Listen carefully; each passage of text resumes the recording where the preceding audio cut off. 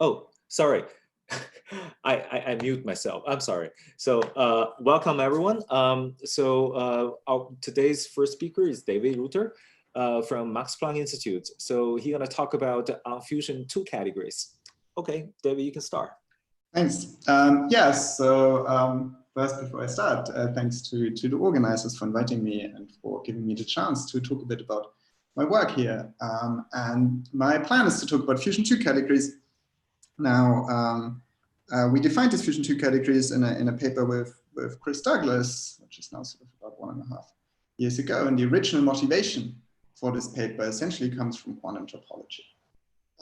So the question, the perspective from quantum topology that I want to advocate here, or that we sort of take in this paper at least, is that it's about constructing linear algebraic manifold invariants via things which you could call state sums. And basically the slogan is, take some appropriate linear algebraic data and contract it, like really tensor contract it according to some finite combinatorial presentation of a manifold. And this finite combinatorial presentation could be a triangulation of the manifold. Can you all hear me, or is there a problem with the audio?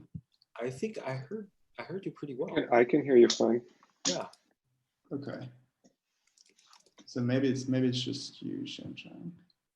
But yeah, if there's a problem with the audio, I think it has happened before that there was a problem with my audio. Please just tell me, then I'll wear my headphones, then it should be better. But it's also a bit uncomfortable. So okay.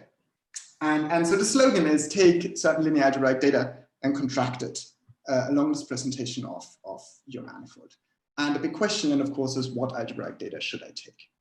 And the situation in 3 dimensions was sort of sorted out in the 90s, basically.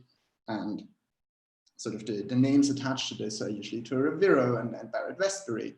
And the idea there is that they can take something which is called a spherical fusion category, and we've seen fusion categories before this week, and turn it into an oriented 3-manifold invariant. And in 4 dimensions, the situation up to this paper was a bit chaotic. And we had sort of several state sum-like constructions, just to name a few, coming from, for example, braided fusion categories or G-cross braided fusion categories, 2 groups, and so on. So there was sort of a variety of constructions. And what we really set out to do is to figure out a good notion of fusion 2 category and a state sum construction for spherical fusion 2 categories, which give me oriented 4-manifold invariants, and which sort of unify and generalize these constructions. So that was sort of the setup, the start. And of course, sort of seeing this topological perspective, we're now seeing fusion 2 categories or variants of these fusion 2 categories, and of course higher fusion categories appearing in the classification of topological orders. And maybe to sort of really flag up is this paper here, which proposes a higher dimensional generalization, and which in dimension 2, I think very likely matches up. It's not, I mean, I don't have a proof at the moment, but it looks sort of, the definitions look similar enough so that it's likely that they actually sort of lead to the same notion of fusion 2 category. Right. What I want to talk about then in the next 45 minutes is maybe not the topological perspective, but really more the algebraic side. So how can we think about fusion 2 categories? How are they similar to fusion 1 categories? How are they different to fusion 1 categories? How to sort of work with them? And for that, let me just sort of go back and tell you how fusion 2 categories are defined and how to work with them. So first of all, in whatever I'm going to talk about now, I fix some field K, and I assume it's algebraically closed and of characteristic 0, so just take it to be the complex numbers if you like. And this is sort of our basic setup. Let's just sort of go back and think about what a fusion category is. Now, a way we've sort of seen fusion categories presented this week is to say, well, we have a finite set of particle types, and we have certain fusion rules, and we have certain F symbols. But to categorify, it's better to go to a sort of basis-independent perspective on these. And that I think we've also seen is that a multi-fusion category is basically the same as a K-linear, finite semisimple, monoidal category with duals. Let me sort of immediately flag up that K-linearity is structure on a category. I really give all the morphism spaces a vector space structure. And the monoidal structure is structure. Finite semisimplicity is a property of K-linear categories, and having duals is a property of a monoidal category. And then being fusion is just the additional restriction that the tensor unit is simple. And so later on, mean, again, this would be sort of an easy additional restriction to go from multi-fusion 2 categories to fusion 2 categories. Okay, now to categorify fusion categories, we should therefore first categorify what finite semi-simplicity means. So k-linear 2 categories, easy, but what is finite semi-simplicity? What's like a good categorification of finite semi-simplicity? And this gives sort of rise to a certain heuristic that I want to sort of very briefly talk about. I don't want to go into too much details, but it sort of motivates the definition that I'm going to give. And the heuristic essentially starts, if you want, from a structure theorem, which tells me that if I have a finite semi-simple k-linear category, well, essentially, it's just a copy of n powers of the category of vector spaces, of finite dimensional vector spaces. So this is my finite set of particle types, which determines the semi-simple structure. And so really, one should think of sort of from this heuristical perspective, one should really think of a finite semi-simple k-linear category as categorifying a finite dimensional vector space. This is sort of analogous to the structure theorem for finite dimensional vector spaces. Every vector space is isomorphic to C to the n. Now, there's of course a much deeper reason why we should think of finite semi-simple k-linear categories as categorifying finite dimensional vector spaces. It's not going to be super important for this talk, but I'll say it for those of you who are sort of from a higher categorical perspective or aware of the cobordism hypothesis. And this is that all proposed candidates for a symmetric monoidal 2 category of all 2 vector spaces. So if I just look at all 2 vector spaces, there are a bunch of candidate definitions of what this could be. For example, something like K algebras and bimodule maps, or K linear categories and bimodule functors between them. And all or most of these proposed candidates have the same fully dualizable subcategories. So if I really want to sort of carve out what it means in them to be finite, I'll end up with the same notion. And this notion is always this particular symmetric monoidal 2 category we're seeing here, which has sort of 2 important different presentations. And one of them is saying it's the 2 category of finite dimensional sim-simple algebras, finite dimensional bimodules and bimodule maps. And the other is to say it's finite semi-simple k-linear categories, k-linear functors, and natural transformations. And to pass from the left side to the right side, I take the category of modules of such a semi-simple algebra. And so then this leads to the following sort of heuristic table. I start with one vector space, it's just a finite dimensional vector space in linear maps. I look at certain algebra objects in them, which gives me the 2 category of finite semi-simple algebras, bimodules and bimodule maps, which I can alternatively think of as finite semi-simple categories, functors, and natural transformations. Now again, to get to multi-fusion categories, what I do is I look at a monoidal category object in there, which has duals, right? Because recall a multi-fusion category is a semi-simple category with a monoidal structure, which is duals, and so on. So this already suggests a sort of approach to sort of continue and to categorify. And so let's go into sort of a bit more detail of what we need to do. I'm sorry, I forgot again. Could you share the PDF? Yeah, give me a second.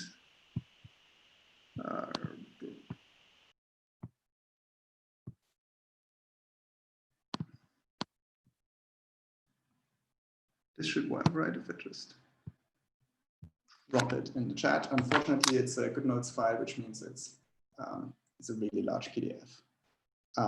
Okay, so let's continue. So let's look a bit more closely at what we're doing here. Basically, what we're seeing here, we take certain appropriate algebra objects, end up here, pass to this other side, and again take algebra objects. So since this is an equivalence, we might have taken algebra objects just sort of on this side. And this is essentially similar to the approach that Theo Johnson-Frade and David Gaiotto take in their condensation paper. But what happens if you sort of take the standard definition of multi-fusion categories, that before you take algebra objects, you sort of pass to this side of the equivalence. Now, of course, sort of categorically, it will lead to the same category of 3 vector spaces, because again, this is an equivalence. But there's a big difference. Namely, let's sort of look at this more closely. Namely, if I would take a monoidal category object in here, what I would end up with is having an algebra A and then a bimodule, which goes from A tensor A to A. So the monoidal structure would suddenly be a bimodule of algebras. And then all of these things become much, much, much harder to work with. So what this equivalence is doing, it essentially tells you or allows you to reinterpret your bimodules as functors. So that then at this end, if I want to build a multi-fusion category, It's actually a monoidal category, and not some sort of a pair of bimodule together with a bimodule, a pair of, sorry, an algebra together with a bimodule from A tends A to A, and so on. So this really gives it sort of a more common, a more categorical perspective. And this is essentially what's known as the Eilenberg-Watts theorem, which tells me functors are represented by bimodules and vice versa. And basically the desiderata to get a notion of what a semi-simple 2 category should be is precisely aiming for such an Eilenberg-Watts theorem. So this is our desiderata. We want to be able to say, well, on the left, I have multi-fusion categories, I have finite semi-simple bimodule categories, bimodule functors natural transformation. I want to be able to say, if I take modules, I end up somewhere which is in semi-simple 2 categories, k-linear functors, natural transformations, modifications. And I want to have some characterization of what it means to be a semi-simple 2 category, what it means to be sort of the form mod of a multi-fusion category. If you want sort of an external characterization of that, without just saying it's mod of a multi-fusion category. And once we have that, we can just say, well, a fusion 2 category or multi-fusion 2 category is essentially just a monoidal 2 category whose underlying 2 category is semi-simple. And then we're sort of in business and have sort of duals. And this is what we're going to do. So this is really the main part, if you want, of this talk. Okay, so let's look at the definition. And again, if you haven't seen the definitions of what a semi-simple, you don't need over here the 2 categories to be linear before you need it to be. Yeah, exactly. Yes. So all my categories that appear in here are linear. So this is a semi-simple k-linear 2 category. Okay. And I'm going to give all of the definitions. So if you haven't seen the definition of what a semi-simple category is, or if you haven't seen the definition of a fusion category in this perspective, I'll structure this talk so that I give the definitions for n equal 1 and n equal 2 in parallel, so that one really sees where these two notions are similar, where they're different, and sort of how they match up, and how sort of certain notions or things appearing on one side sort of appear on the other side.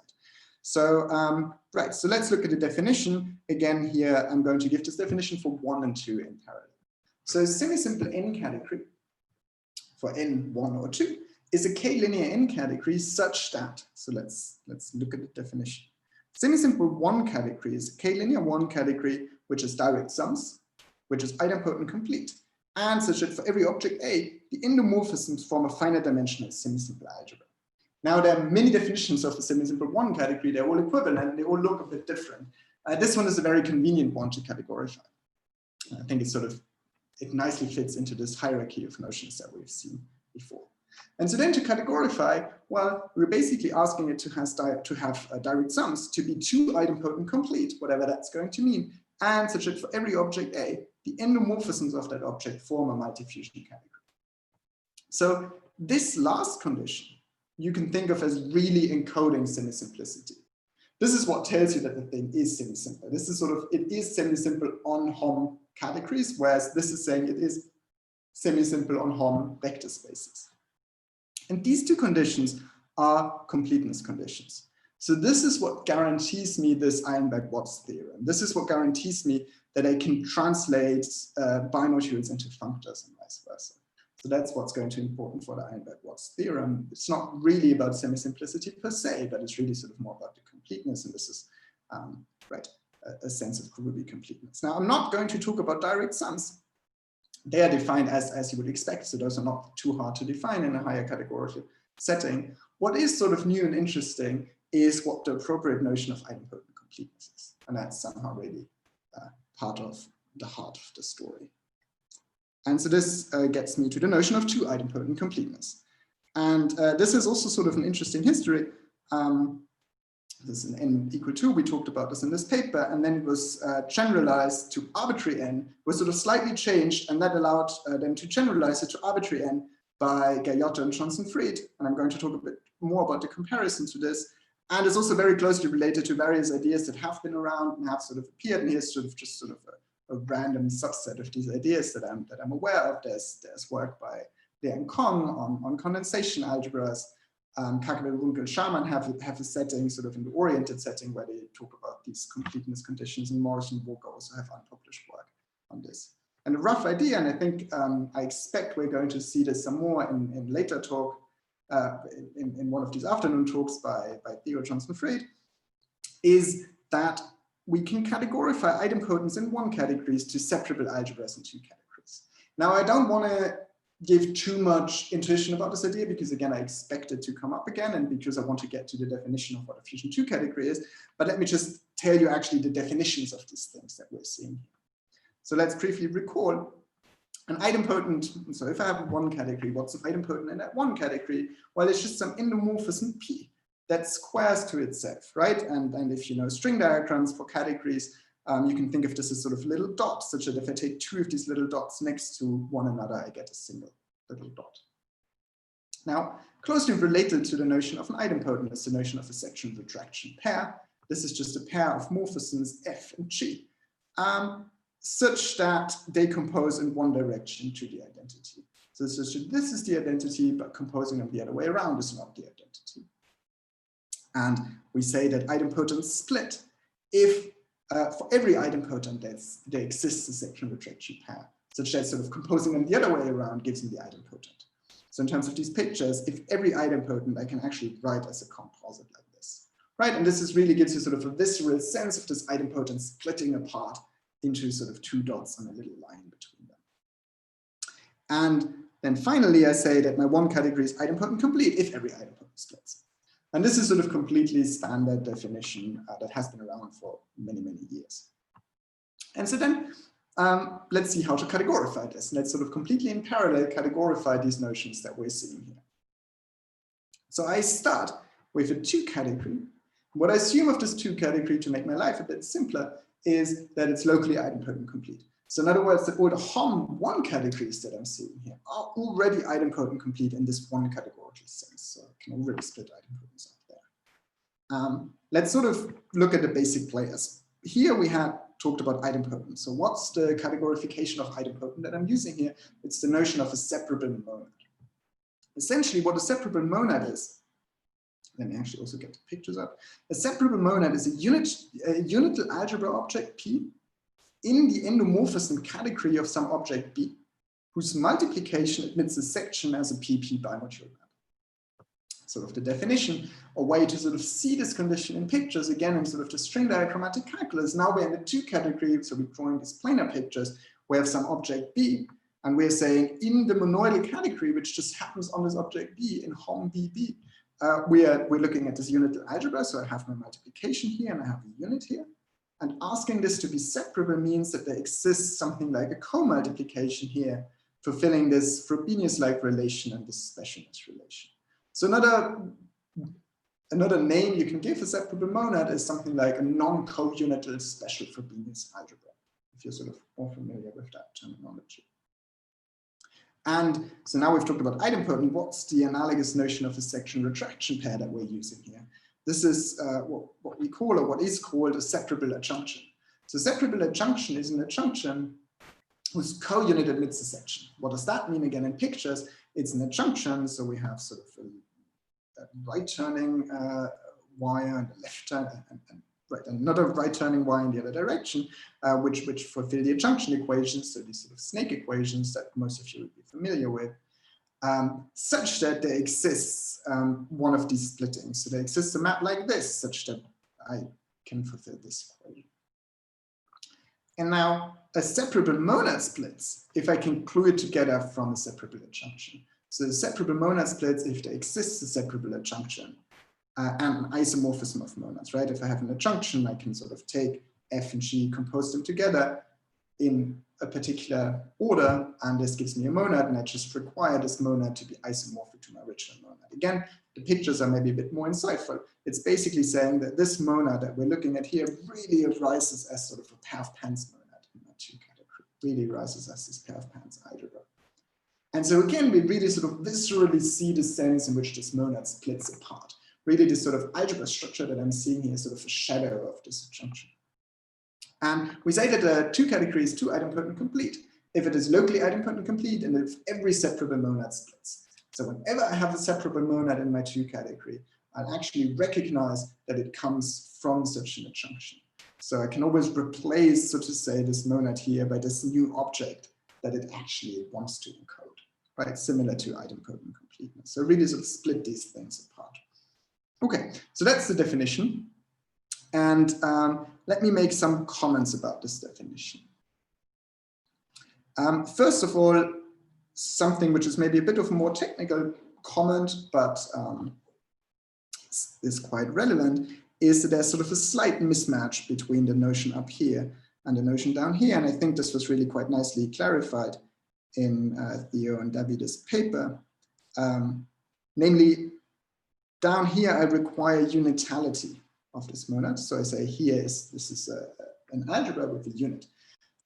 We don't really see something like a unit for this idempotent, right? We have an equality between p squared and p that corresponds to the multiplication map, which goes from p squared to p for the monad. But we don't really have a map from 1 to p, because that would just say, oh, I have an equality between 1 and p.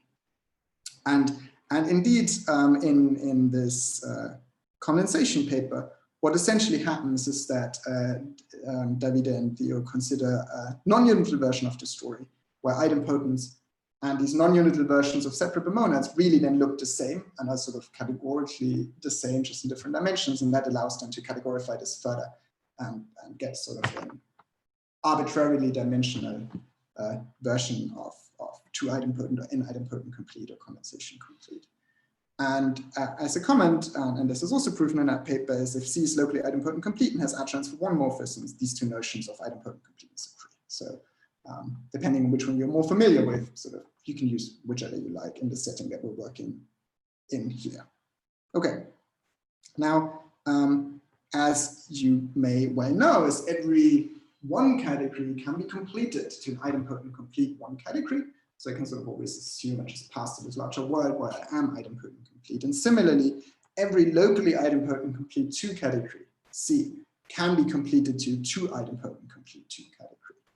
And explicitly what this construction is doing, it takes the 2 category of separable monads in C, bimodules in C, and bimodule maps in C.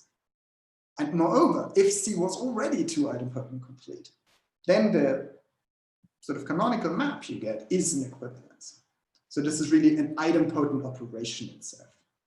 You pass sort of once into idempotent complete, I'll always be 2 idempotent complete. And so really, you should think of this sort of from the outside, really just as a categorification of idempotent completeness, and it really behaves very, very similar.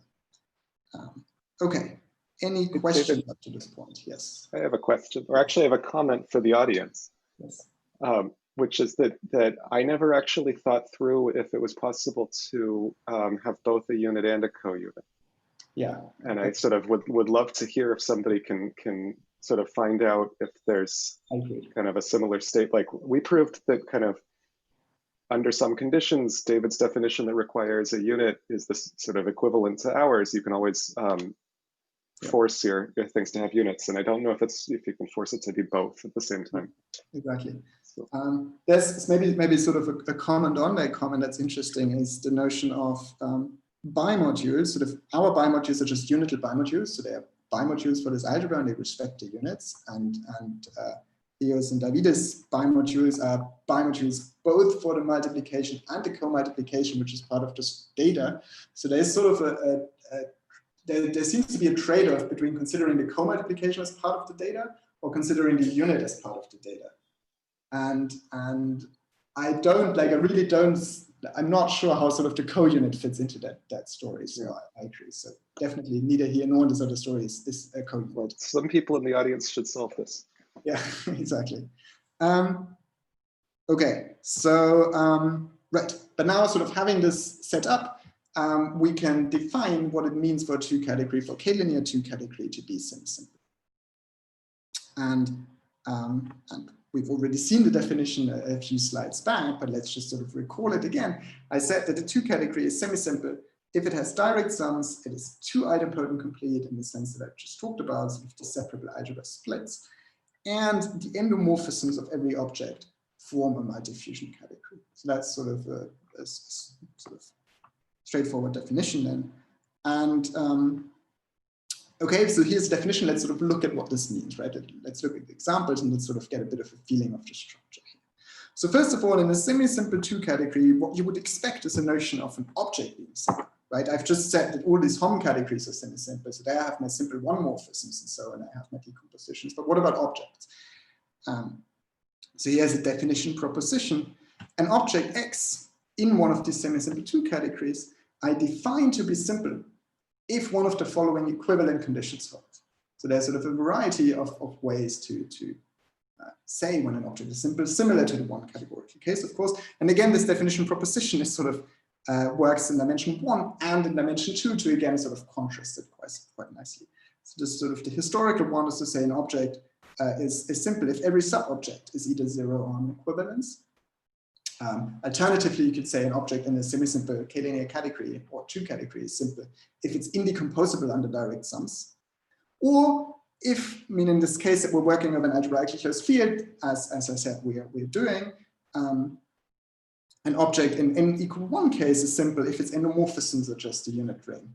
And in our setting, an object is simple if and only if the endomorphisms of the identity 1 morphisms, so the endomorphism 2 morphisms of the identity 1 morphisms, which is now again just an algebra, is the ground field. So this is the notion of simplicity. And then indeed, maybe one sort of final definition is that we say that a semi-simple 2 category is finite if it has finitely many equivalence classes of simple objects. So again, similar to the n=1 setting. Okay, and then maybe as you would expect, every object in a semi-simple 2 category decomposes uniquely up to permutations of summands and equivalences into a direct sum of simple objects. So really, again, the simple objects, similar to the n=1 case, really govern what's going on in these semi-simple 2 categories. Okay, and now sort of it looks like semi-simple 2 categories behave very much like semi-simple 1 categories. And that is only true up to this point. So now we're sort of starting to see these things structurally diverging. Because the next thing you could ask for is there something like a Schur's lemma? Right? In a semi-simple 1 category, if I have 2 simple objects, they're either isomorphic or there's no non-zero morphism between them. So you could ask, is there something like Schur's lemma? And the answer is no, there's no Schur's lemma. And so let's look sort of zoom out a bit and let's look structurally at how this thing looks like. Namely, the closest thing I have to Schur's lemma is that if I look at non-zero 1 morphisms between simples, they have a sort of 2 out of 3 properties. So if 2 out of fg and f composed g are non-zero, then the third is. So sort of non-zeroness is transitive, if you want. And this sort of allows me to come up with the following structural perspective. Whereas in dimension for semi-simple 1 categories, essentially what I'm looking at is sort of a collection of simple objects. All of them have sort of endomorphisms k. So it's really what I'm looking at is just a finite set. What I'm seeing here now is, okay, let's just sort of arrange what we're seeing. We take sort of, I draw a point for every simple object. Now I can ask, if I have 2 simple objects like this and this, is there a non-zero 1 morphism between them or not? Sometimes there is one like here, and sometimes there's none like here. And in fact, this gives me a certain equivalence relation, or sort of coarse graining, if you want, on these simple objects, according to whether they're in the same component, if they have non-zero maps between them or not. And this relation up here is telling me that if I'm in one component, then definitely all of them have a non-zero morphism between them. And if I'm in different components, then none of them will have a non-zero morphism between them. So this is sort of then structurally how the semi-simple 2 categories start to look like. There exists a non-zero morphism between any 2 objects in the same component, and there exists no non-zero morphisms between any 2 objects in different components. So I do have these components, and I can sort of move from one to the other only in one component. And then again, from our conditions that we've been seeing, the simple objects themselves, the endomorphism 1 categories, by definition are first of all a multi-fusion category. But in fact, since this object is simple, this means that the endomorphisms of the identity 1 morphism are one-dimensional. This implies that these endomorphism Hom categories are actually fusion categories. So what we're sort of structurally seeing here is sort of the structure where at every dot there sits a fusion category. Between these dots, we have this Hom category, which is acted on by the left by this fusion category and on the right by this fusion category, just by composition. So this gives me some non-zero indecomposable bimodule category. And so I'm getting sort of these little blocks, which have this interesting behavior, and they don't really talk to each other. So there's a certain sense in which it's similar to a semi-simple 1 category, only that now previously sort of the blocks had a single point in it and no interesting behavior at all. And now the points essentially encode the data, if you want, of a single fusion category. And these are the Morita equivalent fusion categories and how they're sort of connected up. So then if you look at this structure, basically there's something you already can sort of, if you're sort of familiar a bit with multi-fusion categories, you can already see here.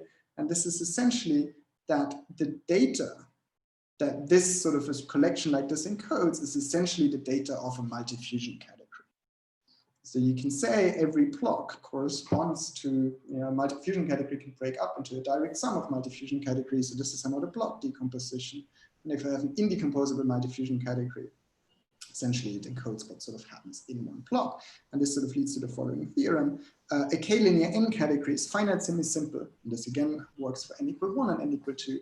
If and only if it is equivalent to an n equal 1 finite dimensional modules of a finite dimensional semi-simple algebra, and an n equal 2 finite semi-simple module categories of a multi-fusion category.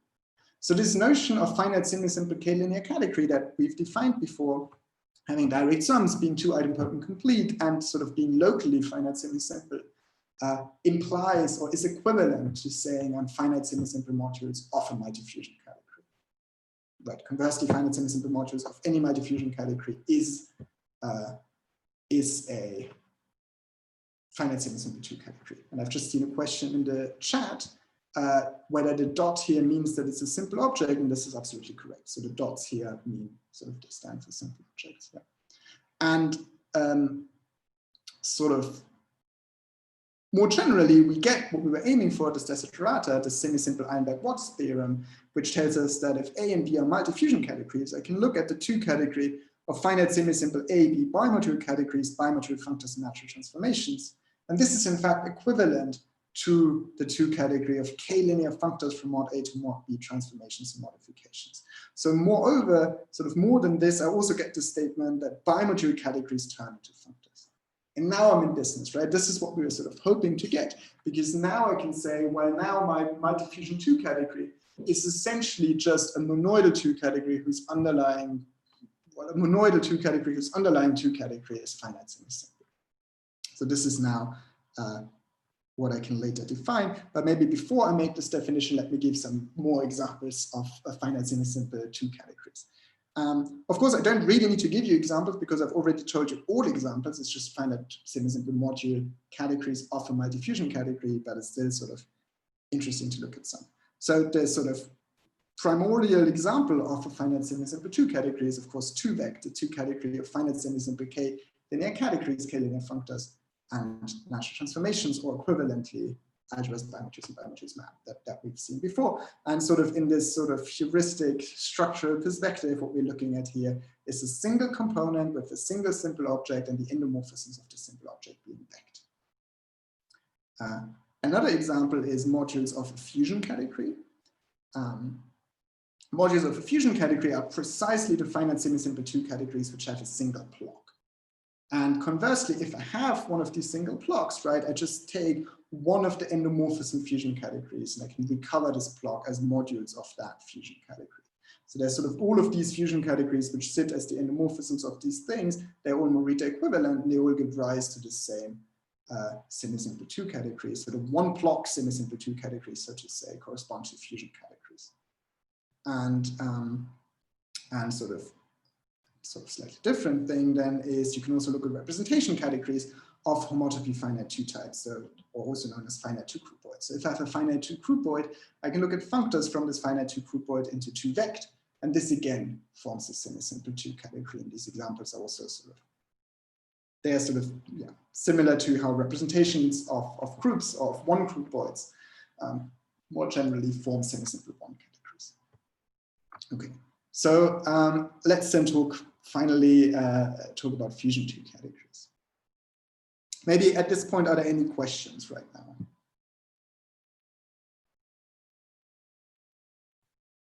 Okay, so as I said before, now that we have this notion of semi-simple 2 category, which fulfills this Einberg-Watts-like theorem, we can define fusion 2 categories or multi-fusion 2 categories just as we sort of would define them, namely for n equal 1 or 2, I define a multi-fusion n category as a monoidal k-linear n category with the property that first the underlying k-linear n category is finite semi-simple in the sense that I defined before.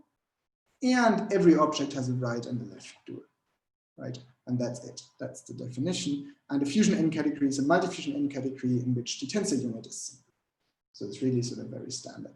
Maybe one comment I should make is that in the notion of what it means to be a semi-simple 2 category, it's already entailed that every one morphism has an adjoint. Because I'm explicitly asking I'm explicitly asking this 2 category to be locally semi-simple, and I'm asking the endomorphisms of every object to be a multi-fusion category. And in a multi-fusion category, you already assume that every object, and in this case, so one morphism has a dual. So everything has adjoints and everything has direct sums in these gadgets. Okay, so that's the definition. Let's look at some more examples. And again, let's look at sort of these examples in parallel between the case n equal 1, which you might be familiar with, and the case n equal 2. So the first sort of simplest example is I can take in n equal 1, I can take the modules, the finite dimensional modules of some commutative semi-simple algebra. So I should say semi-simple algebra here. That is always a multi-fusion category. And it's fusion if and only if the algebra is one-dimensional. So it's a bit boring. Similarly, I can take the modules of some braided multi-fusion category. And this is fusion if and only if this braided multi-fusion category is actually a fusion category. So modules of a braided fusion category form fusion 2 categories. And in fact, we can say a bit more, namely a fusion 2 category has a single component, right? So we've looked at these pictures before, if and only if it's mod of a braided fusion category. Essentially, this comes from take this single component, the tensor unit is going to be in the simple component, in the single component, and you just take the endomorphism fusion category of the tensor unit, which is going to be a braided fusion category, which determines the whole thing. And other examples then to look at is now sort of representation categories and G-graded vector space categories, essentially. So let's do them in order. If I have a finite one groupoid X, I can look at the representations of this finite one groupoid. So in other words, what is this? This is functors from this one groupoid into the category of vector spaces.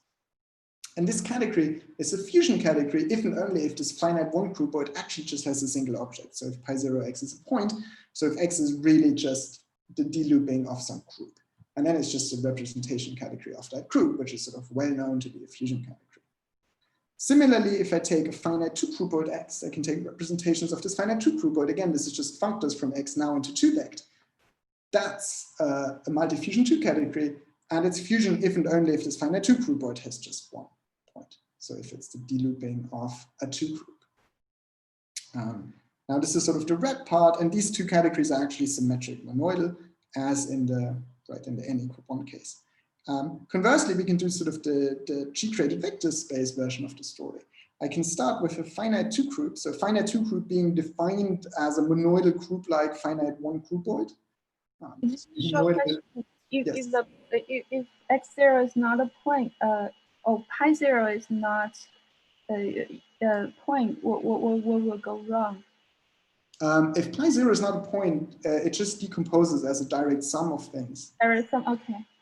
Because there's no, like if pi0 is not a point, then you can just write X as a disjoint union, and this disjoint union structure translates into just a direct sum decomposition of this category, and the direct sum of multi-fusion or fusion categories is never a fusion category, right? Okay. And if I start with a finite, it's still multi-fusion, right? It's just this fusion condition, the simpleness of the unit you don't get. If I start with a finite 2 group, so this is this monoidal group like finite groupoid, or in other words, if you deloop it, you could also define it as a connected 3 type, homotopy 3 type, if you're sort of more familiar with that perspective. Then I can take vec-g, which are again sort of as a semi-simple 2 categories, again defined in the same way. So it's just functions, in this case functors from g into vec k. What I'm doing here is I completely forget the monoidal structure when I'm doing this. I really just take the underlying 1 groupoid of g. And similarly here, I can start with a finite 3 group and take functors from g into 2 vect. And this inherits another monoidal structure, which now comes from g, which now comes from the monoidal structure that I haven't yet used up in g. right? Because to define the semi-simple 2 category, I don't use it. Here I use sort of the full categorical structure of this groupoid to even talk about functors. So this is this additional monoidal structure coming from G. And again, this gives me multifusion 2 categories or multifusion 1 categories, which are in this case fusion. This is fusion if pi 1 of this monoidal group like finite groupoid is trivial. So if this finite groupoid actually doesn't have any morphisms, so if it's just a set. And then again, what we're seeing here is the usual story that this G is just a group. And this is fusion if pi 2 of G is trivial. So it's sort of funny that this is, in some sense, these are flipped over versions of these guys, if you want. One of them requires the highest homotopy group to be trivial, the other one requires the lowest homotopy groups to be trivial to get a sort of fusion structure. And they can be twisted by 3 cocycles here, as you might well know, and similarly, these can be twisted by 4 cocycles, and this really means 4 cocycles in a homotopical sense, that I take this finite 3 groupoid, I can deloop it to give me some 3 type, and then I just really take the 4th cohomology of this 3 type.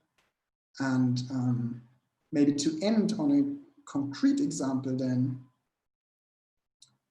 I might actually have enough. Yeah, let's try to end on this example, and then I'll see how much time I have left.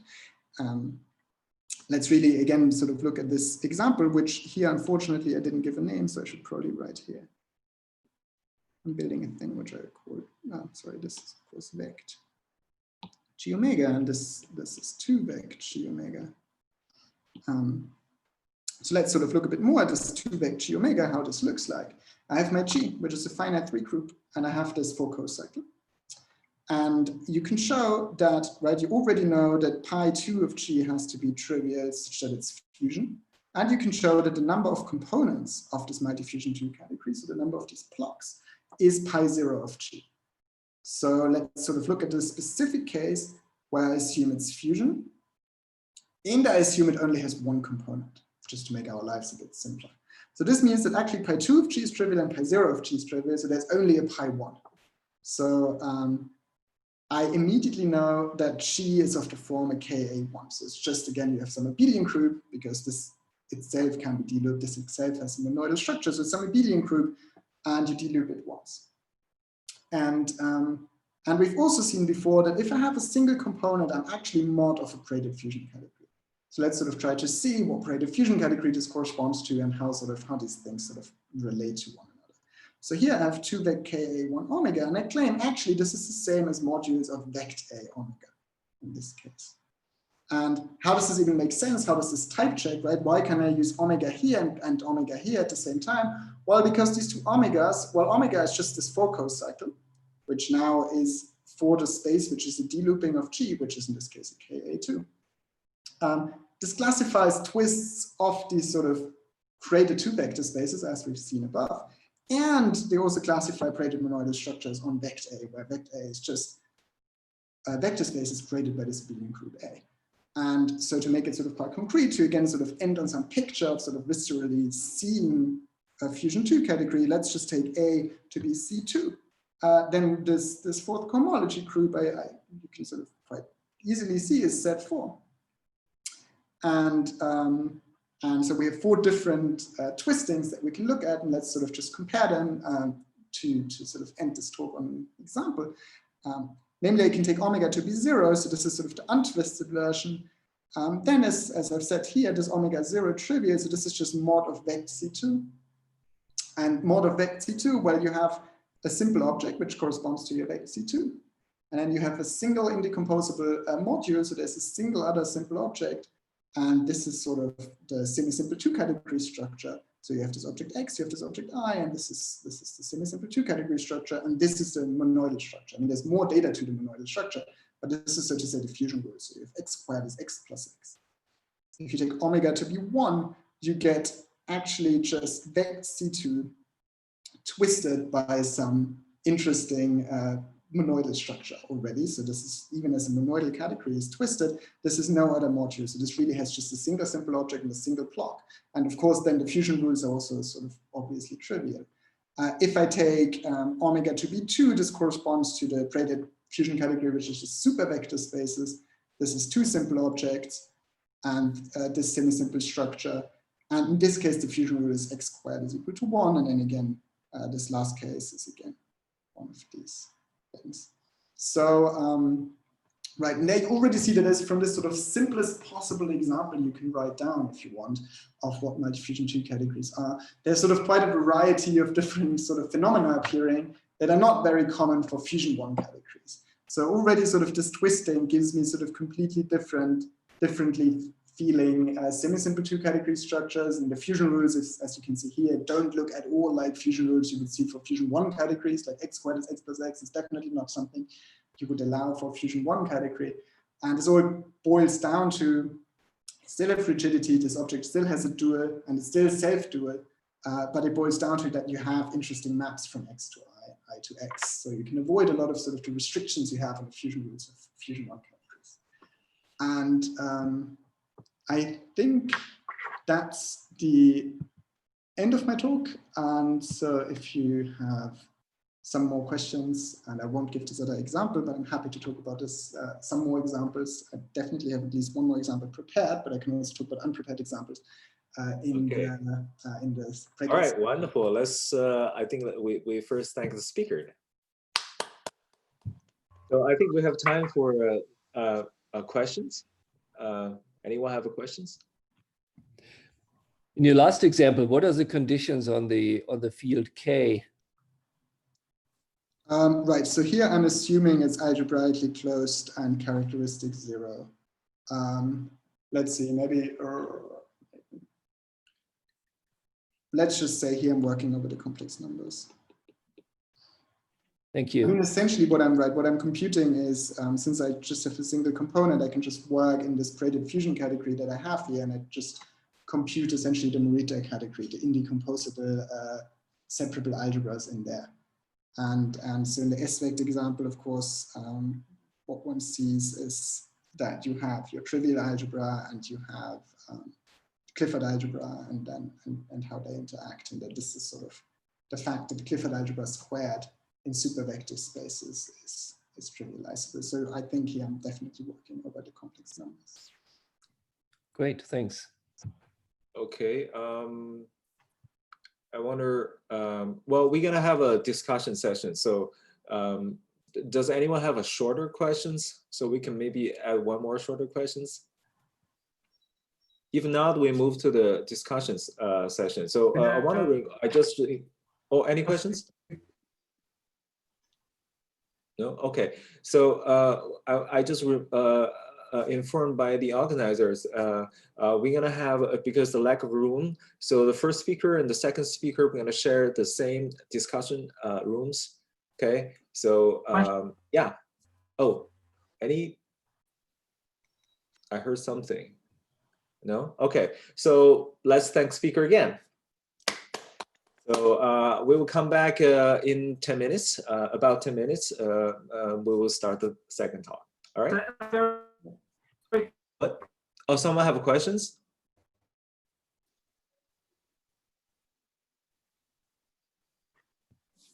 Oh, I can't hear them. Hey, David, that's the nice talk. Yeah, I also like your work. I mean, this is beautiful work. Yeah, yeah, this is awesome, David. So, I mean, maybe they'll let us reorganize the discussion sessions, but and we can discuss more. I think that having looked at your talk, I bet your definition and mine actually are not the same. Oh, interesting. Okay. So I didn't made some changes to the paper just this morning, partly to give you kind of correct my failure to cite you correctly. But also my definition really is only for separable fusion categories. Yes. And so probably in characteristic 0, these are the same, but yes. So your definition seems to include inseparable examples. So my definition definitely only works in characteristic 0 as stated.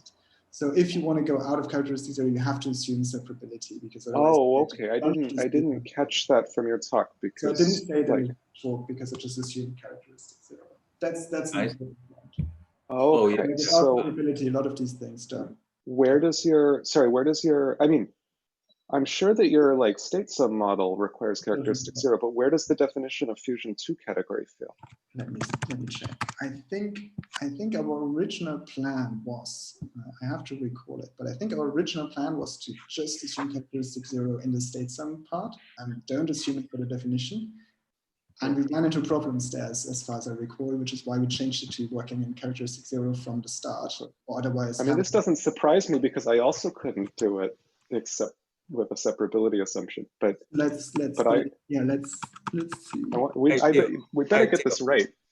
I just want to ask you. You just mentioned that you probably want to rearrange the discussion room. Well, I mean, I think it like. Yeah. I mean, I think that it would be a wonderful discussion for David and me to work this out in more than the 5 minutes that we have. So, so I could talk Chen-Chang to rearrange the discussion room. If you two join the same discussion room, maybe it's a good idea. Maybe I thought. I think Claudia wanted to. I mean, I think like. Actually, I wanted to say that maybe maybe it would be nice to. I would also certainly like to hear that discussion and kind of. Yeah. I think that today's talks are so closely connected that it makes sense to join. Exactly. So so maybe it's a good idea to have a joined discussion session for today. Of course, I'm also going to want to talk to every other speaker today. Yeah. So I'm not the organizer, so I don't know who is is Chen-Chang, are you there? She's probably not. I don't see her. Okay. Yeah. Well, since she hasn't answered, David, you have like 6-7 minutes to figure this out. Yeah, I think probably I need a few hours until the discussion to really see where I'm choosing. By the way, Tianyin, can you share the screen of your file just in case that there's any problems? So we have 8 minutes to. Sometimes it has some problems, so it. I remember first when I chat on Tuesday, it has a lot of problems. Oh, okay. So let me share the file, right? Yeah. So David, well, I'll just ask you over. I'll just ask you over. So can you see the slide? It's not full screen. Can you? I know. But I also have to. I mean, I also have to put it on. I mean, share the file, right? Oh yeah, if you can, because people usually like to go back to old slides to see what's going on. Can you put in the chat? I don't know how to do it myself, but if you open the chat, there's gonna be what is it? File, right? File. Yeah. There's a send in the file. in the bottom. There's a 3 dots. Click 3 dots. There's send file. Oh, 3 dots. Oh, I see. I think there's a send file. Maybe it's different. No, maybe the file. Oh yeah. The file. It's a file. Yeah. Okay. Yeah. Let me. Yeah.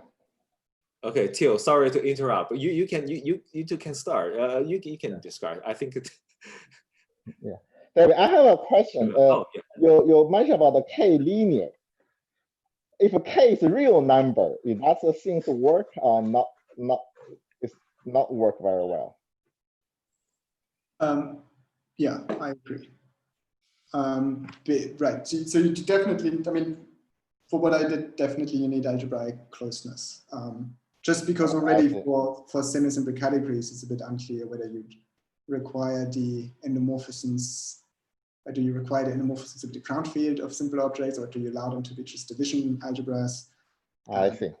I think this is clear. You should allow them to be division algebras. Right. I would also agree with that. So no, I mean, and there's a good reason for that, which is that there's sort of 2 good reasons for it. One is that it's always better when you have a definition that's compatible with Galois descent.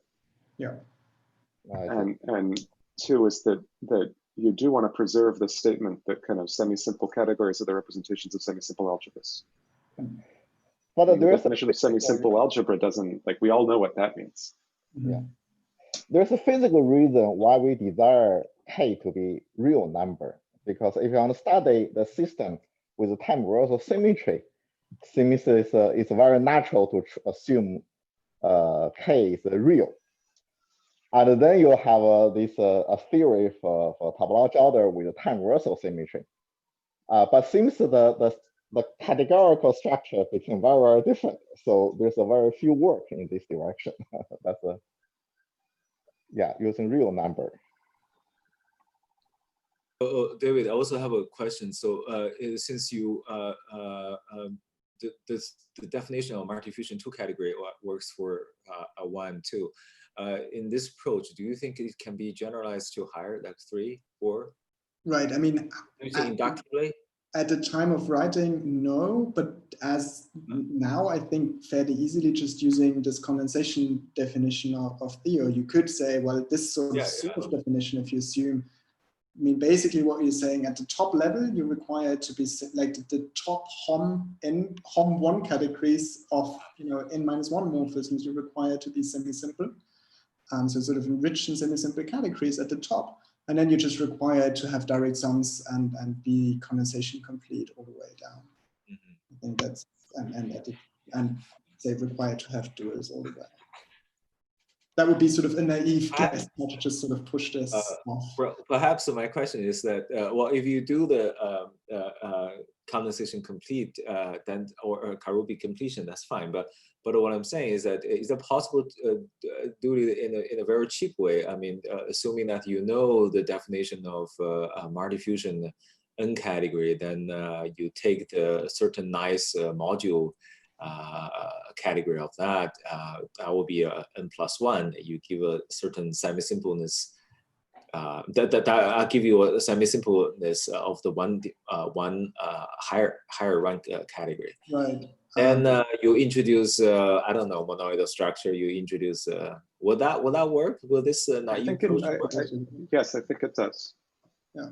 Sorry, I don't, maybe David has more comments, but I mean, I think it follows. I don't think we stated exactly, but I think it follows from some of the theorems in my paper that. Yeah, you told me this before. You told me this before in your when we had the email conversation.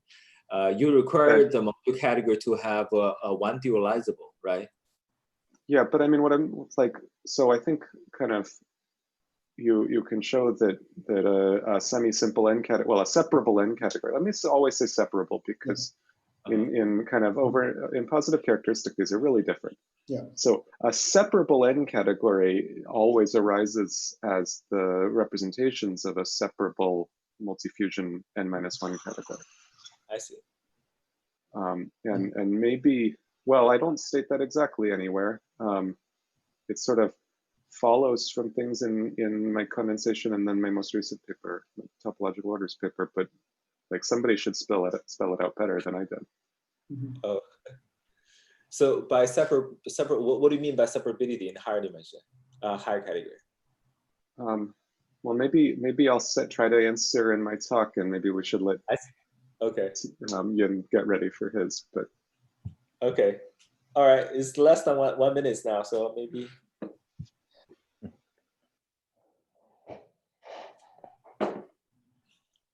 Hi, Liang. Yeah. Is my sound okay? Oh, the slides? Yeah, the sound is okay. Yeah. Okay. Also, the slides goes well. Yeah. Okay. Okay, we'll start in time. Okay.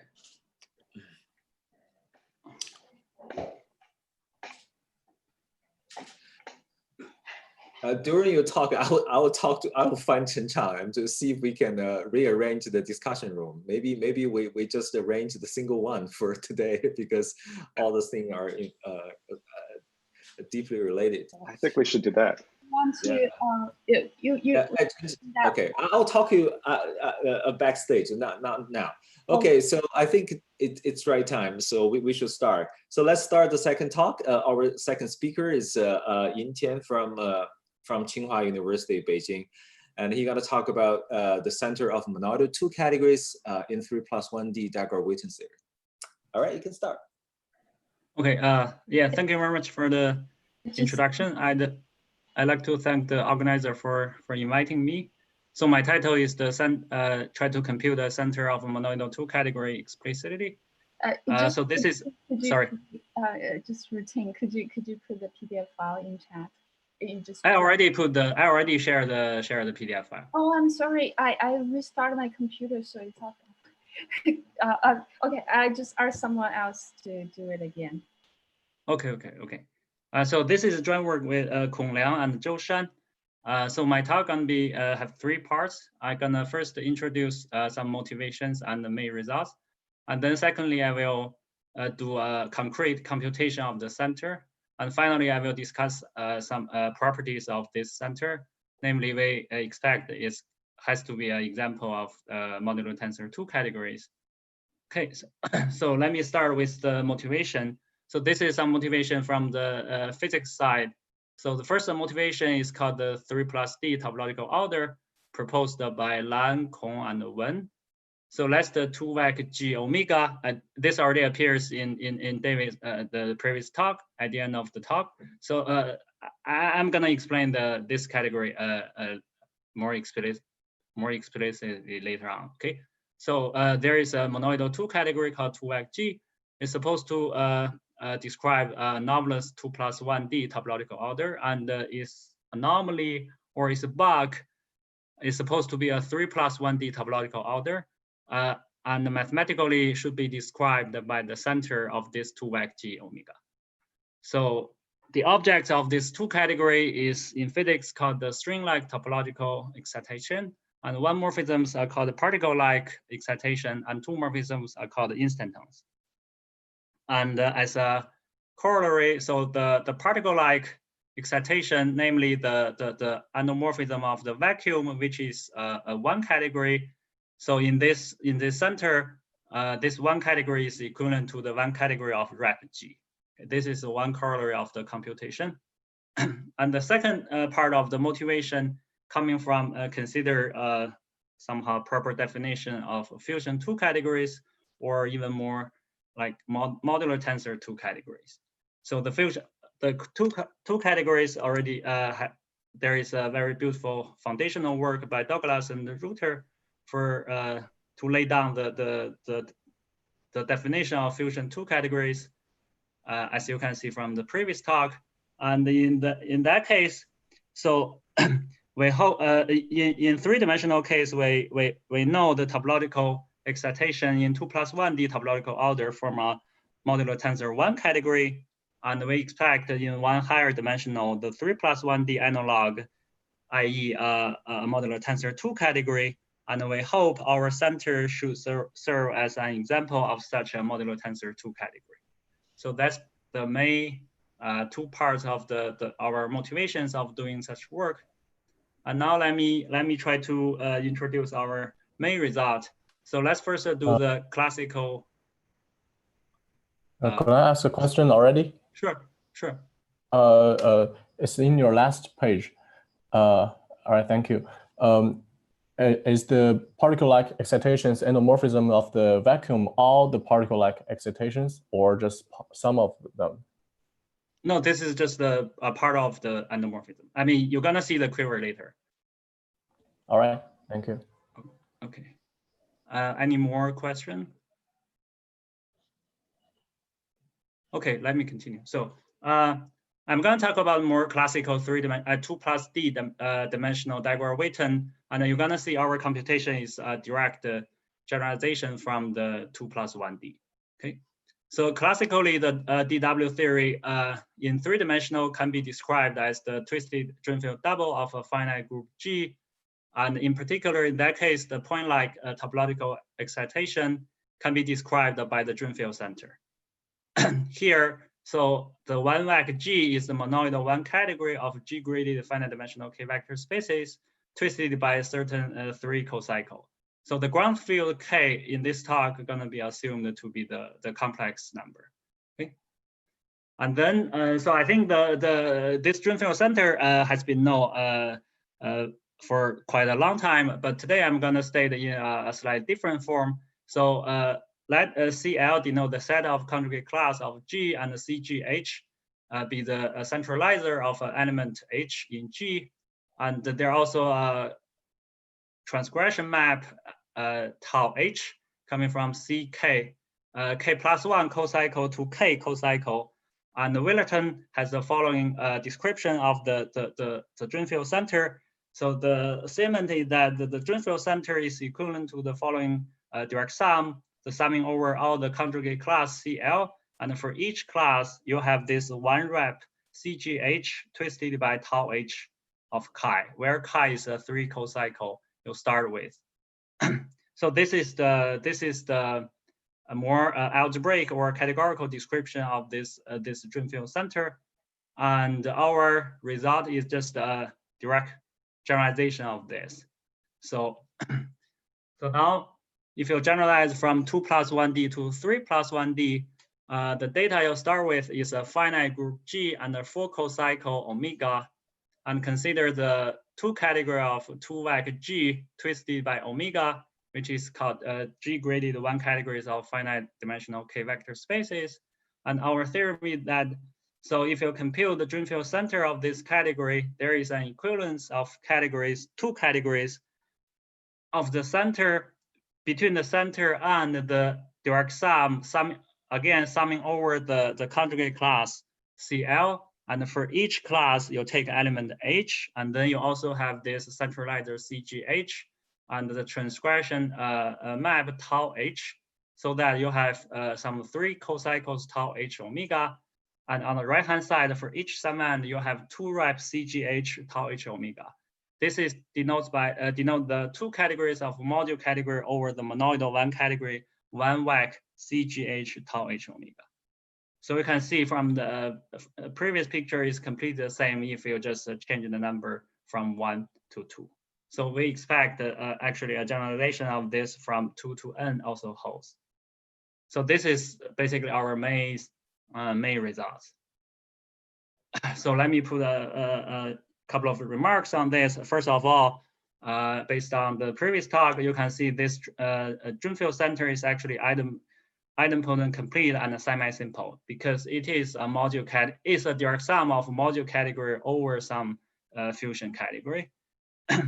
And also this is related to the Bullivant and Decamp's work on the higher tube algebra. So they compute somehow the higher tube algebra of 2-vec G, and the module category over the higher tube algebra is equivalent to this center.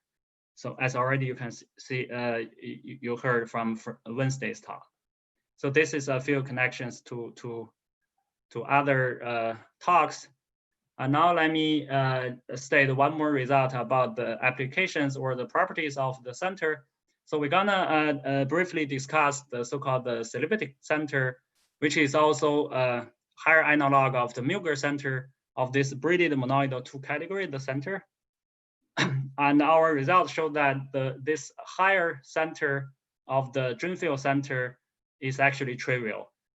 By trivial, I mean it's actually equivalent to the simplest 2 category called 2-vec. So we expect that the dream field center Z 2-vec G should be an example of the modular tensor 2 category. So this is actually one of our main motivation of doing this computation. Is there any questions? Okay, so let me go to the second part. So I'm gonna do a very brief introduction to the 2 category, and then we will start to compute the dream field center.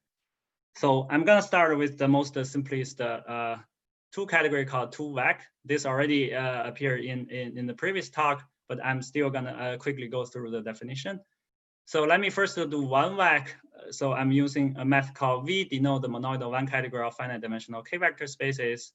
And then the 2-vec is just the module categories over this V. So it's the 2 category of 1 categories of finite dimension, finite semi-simple V module categories. And to see this explicitly, so this 2 category has a unique simple object up to equivalence called V. And the one morphisms in handle of this V is actually isomorphic, equivalent to V itself, because any functors from V to itself is actually determined by the image on the 1-dimensional vector space K. So assuming I have a functor from V to V called U, this U send the 1-dimensional vector space K to U, And again, you can see this U is actually inside the one vec V. And the two morphisms, suppose you have a pair of finite dimensional vector space U and W, and then the two morphisms from U and W is exactly the same as one morphisms in the one vec, the finite dimensional vector space. So the diagrammatic setting is you have this, you have two dots V and V on the left and right as zero object, and one morphism U and W as the one arrow, and from left to right, and then you have the downwards double arrow called F, representing the two morphisms. So to sum up, you have this endomorphism one category of the simple object V is equivalent to V itself as one category. So this category is quite simple. And in general, you could take a formal direct sums of the objects, and the one morphism is supposed to be V module functors, and two morphisms is natural transformation. So this is the most basic setup of two categories. And then we're gonna move one more step to, so the tensor product in this two vec is also a symmetric two category. Namely, you have the canonical tensor product called the Deligne tensor product. So the next step gonna be, we're gonna take the two vec from two vec to two vec G. This is exactly the two category shows up in the Dagger-Witten theory. So the setup is we have the finite group G and the full cocycle omega. And then you have this omega twisted G graded one category of finite dimensional vector spaces. So roughly speaking, you just have G graded version of the two vec and twisted by a certain four cocycles. So let's ignore the four cocycles at this moment. So as a two category, if you just look at the two category structure, this is simply a G copies of two vect. So you have G copies of two vect, and now you have a simple object denoted by delta G, indexed by the element in capital G. And in general, any object is a form of a formal direct sum AG, where A sub G is the G component of this object A, which is an element, which is an object in two vect. So as a two category is quite simple, just G copies of two vect. And then the tensor product is induced by the multiplication structure on G, namely, if you take delta G tensor with delta G prime, then you should have delta GG prime. And the unit object in this category is delta 1, where 1 is the unit of the group, finite group G. And now we come to the non-trivial part of this monoidal category. So this monoidal category, since it is a two category, so it has two levels of associators.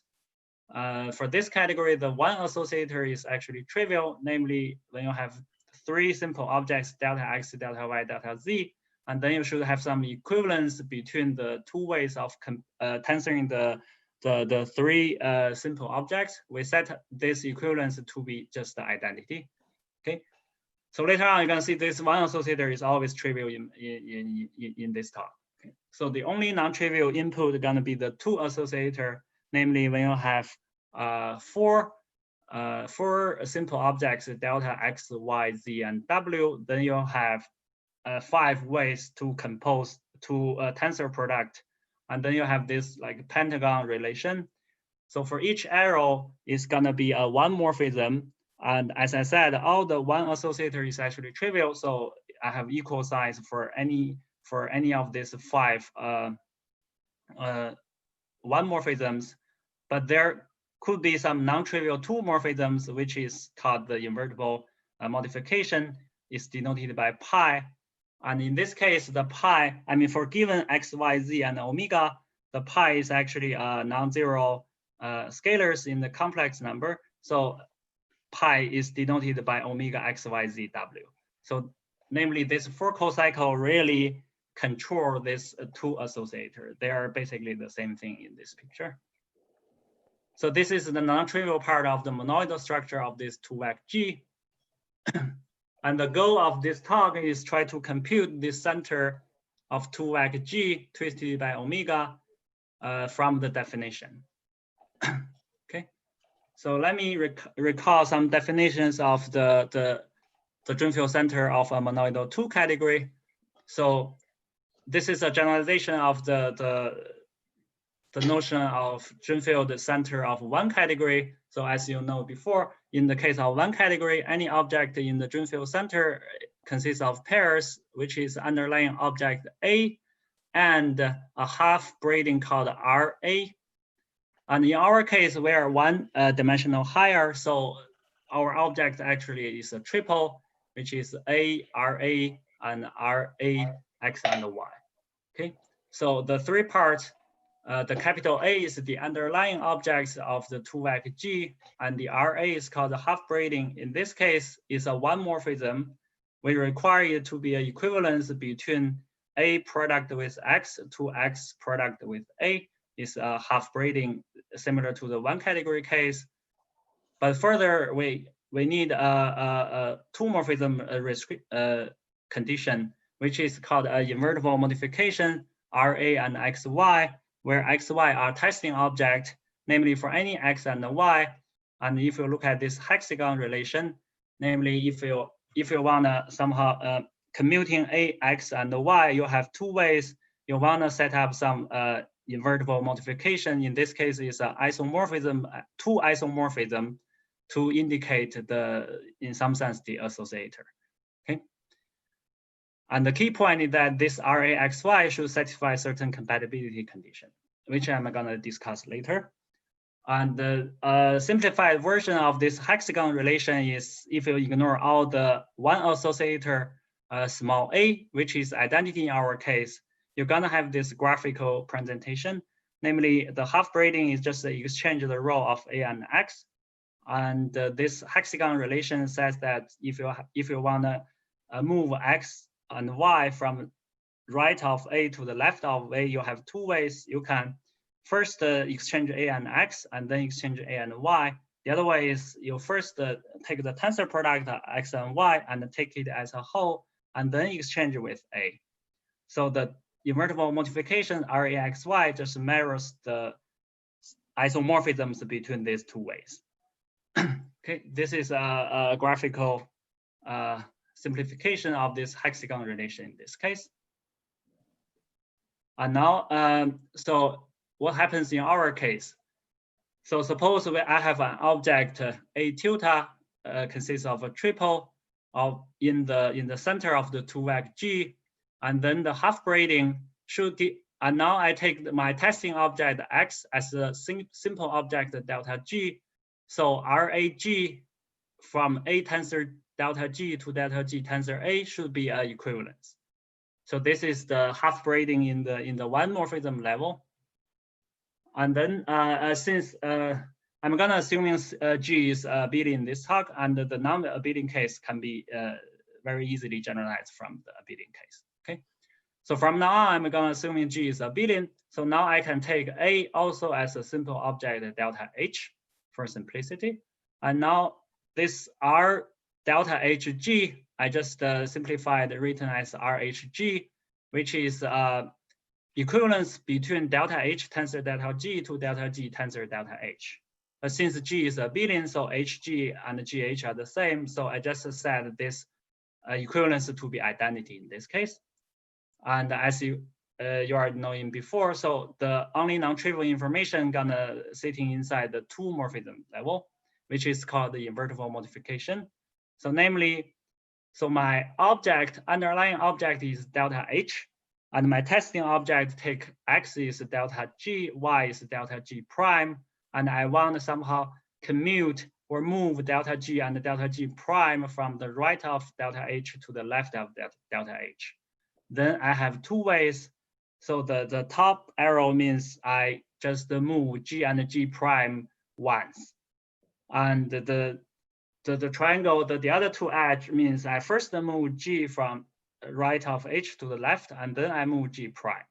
So the difference is mirrored by the invertible modification, which is RHGG prime taking values in non-zero scalars. Okay. And then you can easily see that if I take the collection of delta H of G, where H is fixed and I let G varies in the group capital G, this is gonna give a weak action of the group G on the one category delta H. Okay. And the associator is determined by the modification RHGG prime. And as I said before, these two modifications should satisfy certain compatibility condition. So here is a huge commutative diagram for this two category. And you don't have to read this through. I'm gonna explain a simplified version of this. But the thing you have to remember is that there are certain two isomorphisms, and at least two types of them are interesting. One is called the pi, colored by red, and the other one is the blue, which is RAXYZ. So the R is the invertible modification in the half braiding, and the pi is the full cocycle in the underlying monoidal category 2-vac G omega. Okay, so you just have to remember that there are two types of modifications, and they have to satisfy certain equations. Okay, and then the simplified version of this diagram is if I ignore all the pi's, as I ignore a's before, so then this one can be simplified to. So this the previous equation, the diagram. Just the fact that if I want to move X, Y, Z, 3 testing objects from the right of A to the left of A. So I have 2 ways. The one is I first move Y, Z from right to left, and then I move X. And the other one is I first move X and Y, and then move Z. Okay. So you have 2 ways of do this exchanging, and the difference again is should governed by certain numbers. So this is a general axiom for the center of a monoidal 2 category, and in our case, so we are in 2-vac G. So the picture got this simplified a lot. I just rewrite these diagrams, and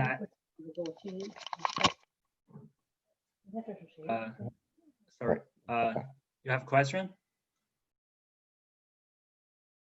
Okay, so are there any questions? Okay, so in our case, again, I take my underlying object is a simple object delta H, and then I take a 3 testing object X, Y, Z to be simple object delta G, G prime, and G double prime. And in the picture, the two associated pi is actually my 4 cocycle omega.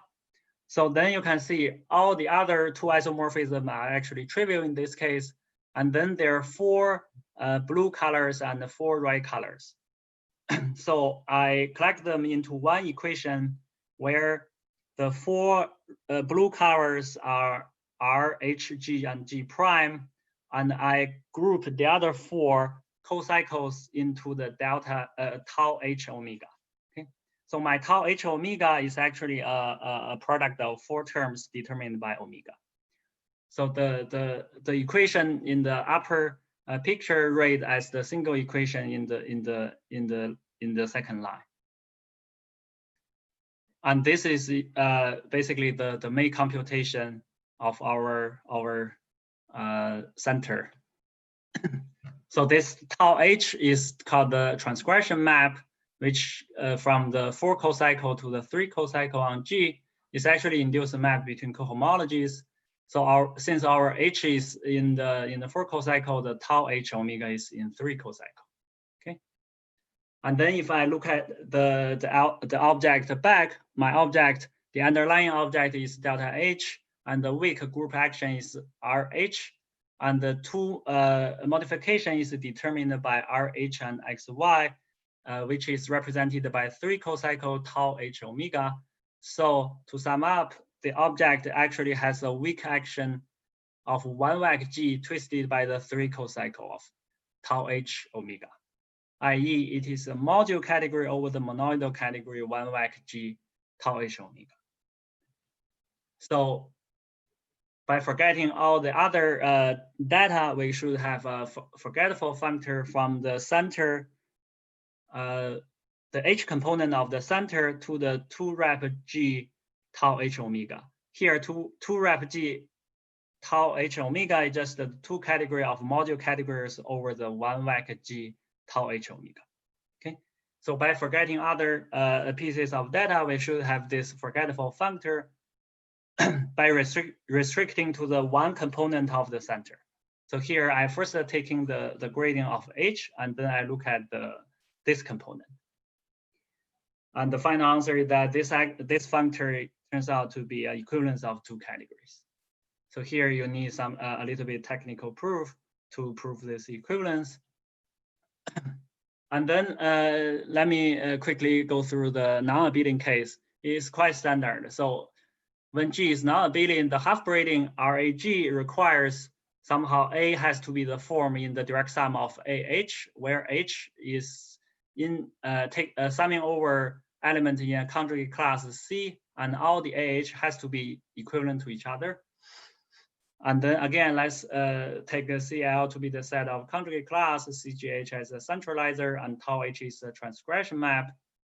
And our main result is that, so for the H component, the center restricting to this component is equivalent to 2 rep CGH tau H omega. By summing over CL, you have our main result. So this is the concrete computation of the center 2x G omega. And I haven't discussed about the monoidal and braiding structure on this 2x G in general, but I'm gonna discuss a more concrete example later. Okay, so the abstract theory tells you this center actually is a braided monoidal 2 category. And then, so one more piece of information is that if you take the special component called unit component, namely I take the conjugate class of the unit, in this case, the centralizer is the group itself, and the transgression co-cycle is trivial for any omega. So then the unit component should be equivalent to 2 rep G, whereby 2 rep G, I mean 2 rep G, where it is the module category over 1 vec G, such that the cycle is trivial. Okay, so 2 rep G is actually a symmetric 2 category. So by restricting to the unit component, we have this inclusion of 2 rep G into the center, no matter your 4 cycle is. Okay, so this is gonna be a model of the so-called modular extension. I'm gonna explain at the end of the talk. Excuse me, I have a question. So sure. Here you have this sum of 2 rep, yes. And so each one of them, that corresponds to an object in this center. You know, this center have object morphism, but whether this each term in the sum corresponds to object, like a string station. I mean, it's basically like, so for each 2 rep G, it forms like kinetic component or a block. And then you take the direct sum, it's just like you take several blocks into a, it's like you group a few like fusion category into multi-fusion category. Yeah, but question is that in this center, there's an object. Can you yes. see each object in the right hand of this equation, whether each term in the sum corresponds to one object or there's some correspondence? I mean, each object on the left-hand side, namely each object on the center, you can see it as a sum into different pieces, and the indecomposable object on the left correspond to the indecomposable on each sum end of the right-hand side. I see. Okay. Yeah. Thank you. Any more questions? Okay, so basically I finished my computation of the center from the definition, at least for the 2 category structure. And now I'm gonna discuss maybe the simplest non-trivial example. I take the finite group G as Z mod 2, and the co-cycle is trivial. And in this case, we have 2 conjugate class, H is 1 and S. And then according to the main result, so the center gonna have 2 components, which is grading by 1 and S. And each of them is actually a 2 rep Z mod 2, because in this case, the omega is trivial, so there is no twisting. So from the theorem, you can see in this case, this center has 2 components, and each of them is 2 rep Z mod 2. Okay, And this 2-rep-Z-mod-2 also in previous David's talk, at the end of the talk, they have this 2-rep-Z-mod-2 and twisted by several co-cycles. But in our case, the co-cycle is trivial, so it's just a 2-rep-Z-mod-2. Okay, so I think it's the first example in David's talk out of the 4 examples. And for each 2-rep-Z-mod-2, I have 2 indecomposable objects. I call the 1 and the t. And I think in David's talk, my t is his x. Okay. And since I have 2 copies of 2-rep-Z-mod-2, then I have 4 indecomposable objects in the center. I label it by I, T, IS, and TS, where the subscript denotes the grading of the object. And then as a 2 category, I draw the following quiver to denote the category. So I have 2 blocks. On the left is I and the T is actually the unit component. And on the right, I have IS and the TS is the other component with grading S. And for each component is a 2-rep-Z-mod-2. So the quiver is already shows up in the previous talk. So the endomorphism of 1 and the T is rep Z2 and 1-vec Z2 respectively, and the harm between each other is 1-vec in this case. And the second copy as a 2 category is exactly the same.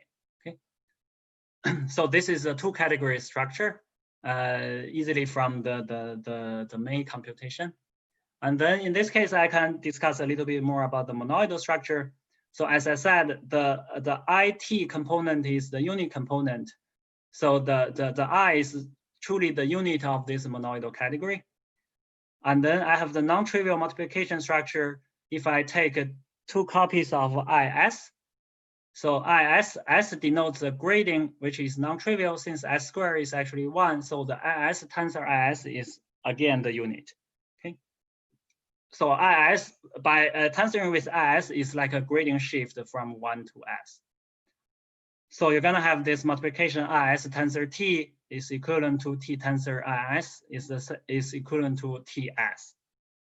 And the last equivalence between objects is if I take the T tensor T, which is equivalent to TS tensor TS, and also equivalent to T plus T.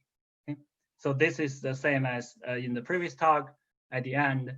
So David pointed out his object X tensor X is 2 copies of X.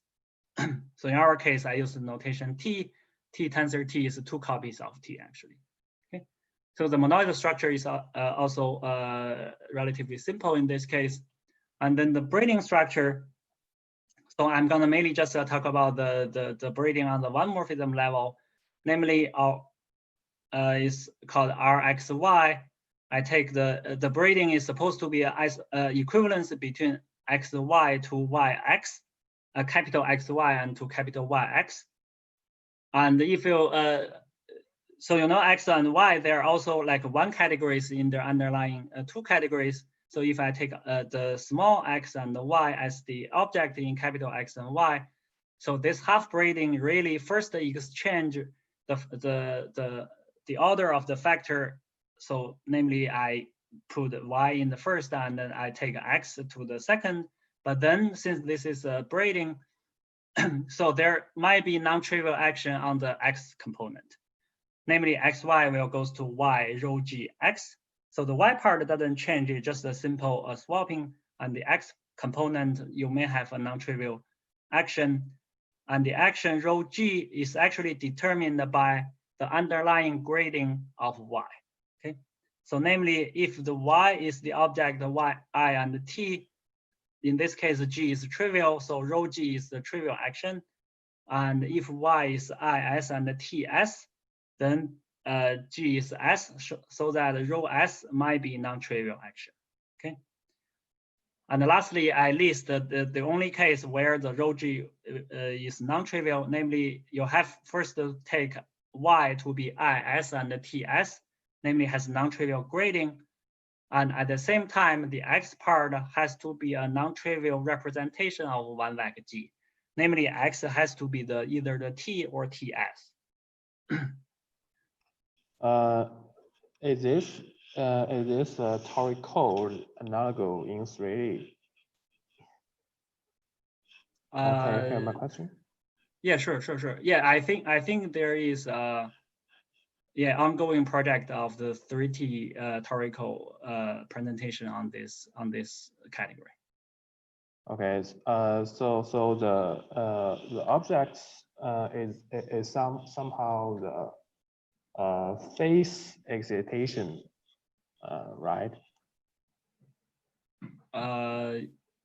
The object is the phase. Yes. How much is one morphism, which is I think the string excitation.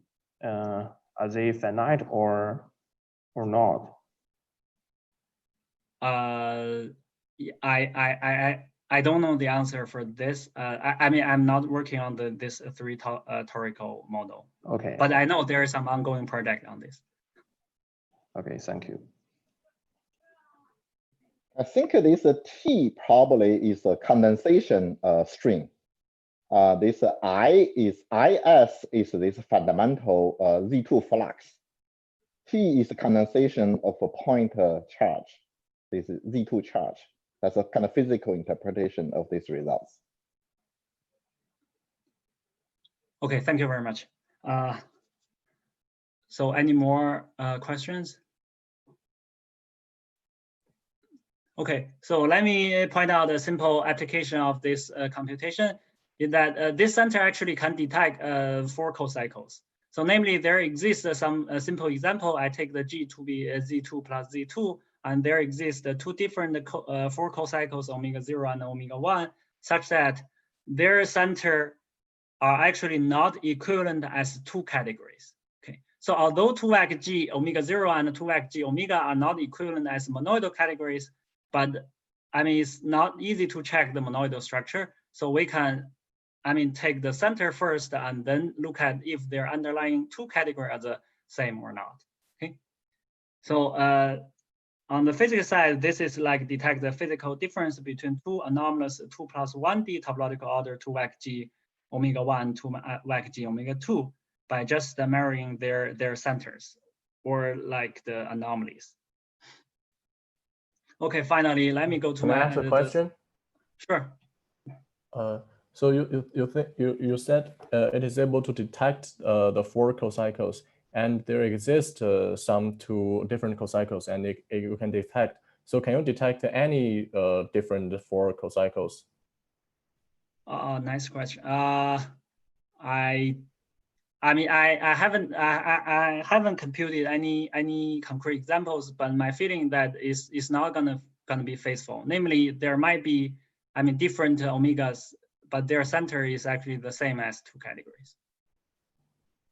Okay, thank you. So physically, may not be detected by your method and to measure their gravitational anomalies if your guess is true, right? Right. I mean, by only look at the underlying 2 categories. By mirroring, I mean the center is a monoidal, is a braided monoidal 2 category. But I'm just the one look at the underlying 2 categories, try to detect the difference. Okay. So if you add more structures, it may still probably, be measured. Yeah. Right. Okay. Thanks. Sure. Okay, so yeah, let me go to my last part. I'm gonna briefly discuss the higher analog of the Milker center, which is called the elliptic center of this braided monoidal 2 category. And so in mathematics, Cranes give a definition of this elliptic center of a braided monoidal 2 category in semi-straight case. We're gonna need the following weak version. We propose the following definition without checking the coherence. Okay. So suppose we start with braided monoidal 2 category method called C, and then we define this elliptic center of C. We just focus on the 2 category structure. Okay, so the object in this 2 category gonna be a pair denoted by A, comma VAX, where A is the underlying object in this braided monoidal 2 category, and the VAX is again an invertible modification from identity of AX to AX and the double braiding from AX to X and then back to AX. So the diagrammatic presentation is from AX to itself, I can have this identity.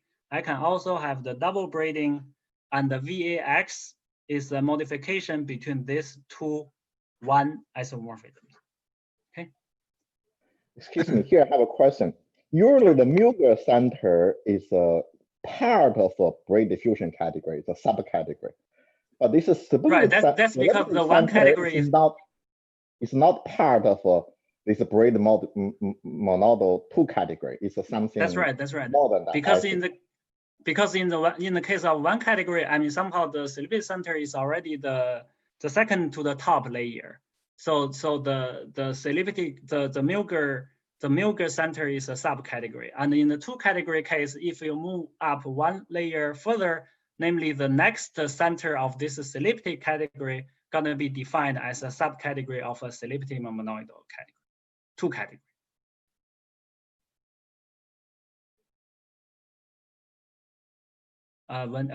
Did I answer your question?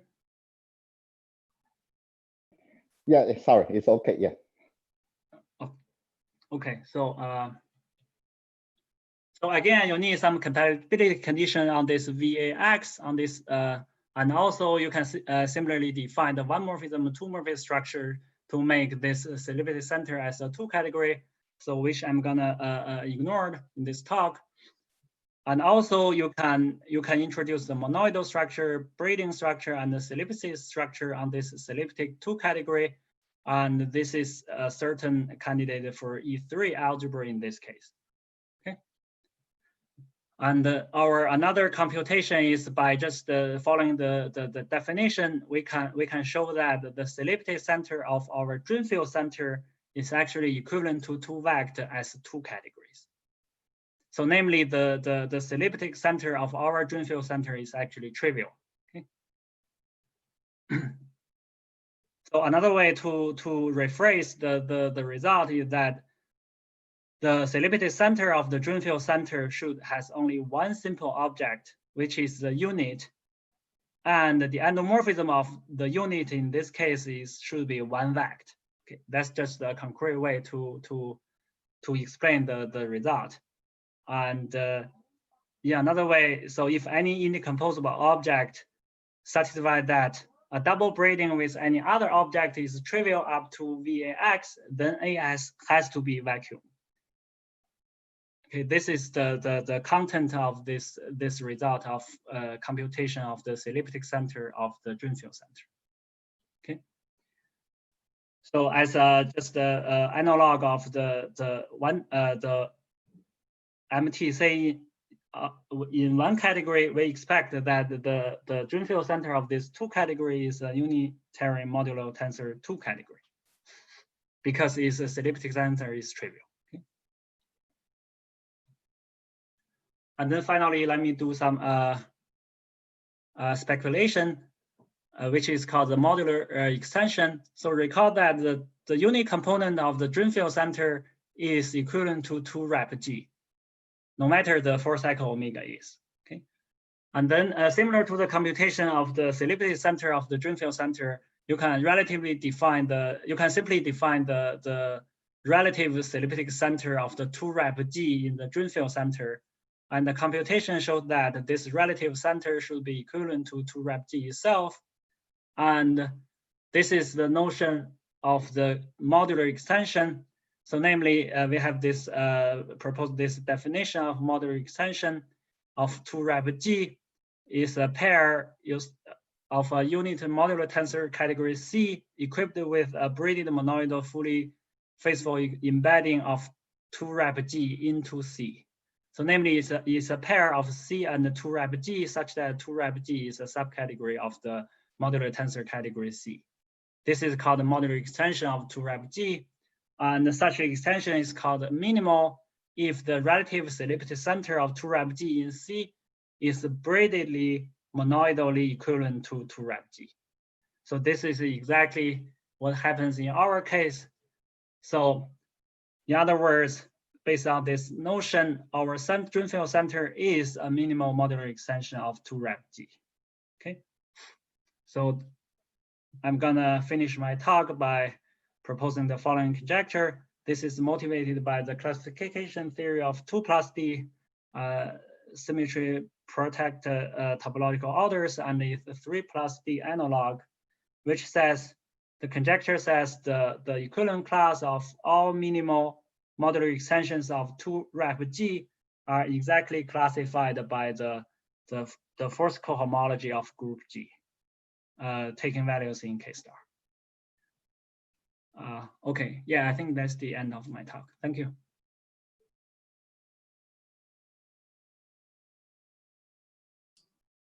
Oh, thank you. Let's thank speakers. Any questions?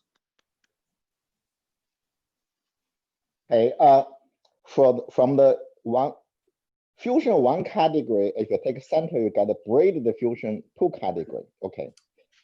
And I wonder, looks like if you take a center of a fusion 2 category, do you have a 3 structure? You have the center have a fusion structure, braiding structure, and this with a sylliptic structure. That's a right way of thinking. So in addition to the braiding, you have some actual thing because one higher dimension. This is in one place. Yeah, this here the E3 algebra. You say there's a monodal fusion, braiding, and the sylliptic structures. I think, but I'm not expert on this. But I think the formal structure is that, so the fusion 2 category, I mean, no matter it's 1 category or 2 category, is still called the E1 structure because you just have one single multiplication structure called a fusion structure, right? Yeah. So the fusion 2 category is still a E1 algebra. And then if you take the dream field center, you're gonna have a E2 structure. Namely, you're gonna end up with a braided monoidal 2 category, which is actually the topic of this talk. Okay. And then the sylliptic center is you have to start from some E2 algebra. Namely, you have to start from the braided monoidal 2 category. Then you can take the sylliptic center. So if you look at the definition, the data you start with should be a braided monoidal 2 category. Then you can do the sylliptic center. Yes. So this is really helpful because then we can, what I can rephrase my question the following. From the fusion 1 category, that's E1, you take a center, you get the braid fusion category, that's E2. Yes. Then you can take a center of a braid fusion category. You get this, the actual one with a split center. So that seems is another way to look at this. You know, we don't do the condensation completion. I just keep taking the center, but you can go from E1, E2, E3, E4, and that is a structure. Yes, I wonder if this is possible.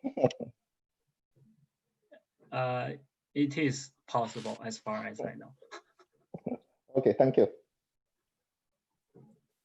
I think that's the way to give you a way to define non-degeneracy. Anyway, okay, any other questions? All right, so let's thank speaker again.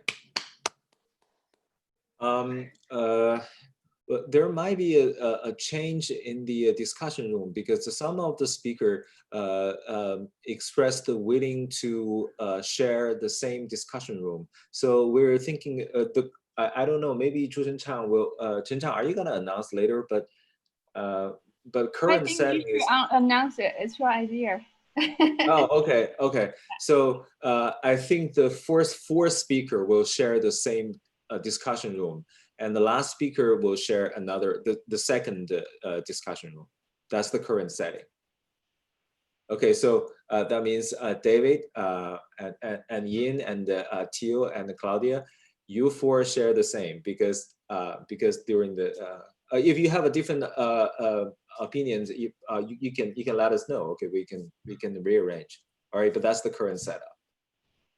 All right, so that's it. We can come back in 10 minutes for next talk. Yes. All right.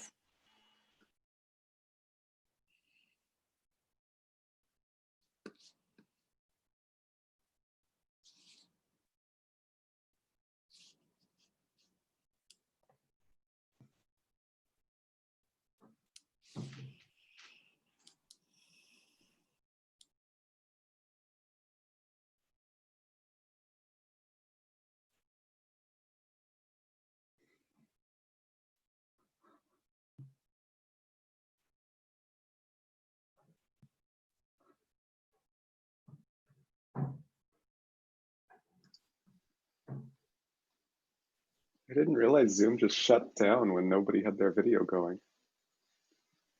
I mean, it didn't completely shut down, but. No, we didn't. So you can actually now put on your slide, things like this. It's never completely shut down. So that's true. So is Claudia next or am I next? I think Claudia's next. What? Claudia's next, right? Yeah, that's true. Claudia is the next. Oh God, where is the speaker? Oh yeah. She's here.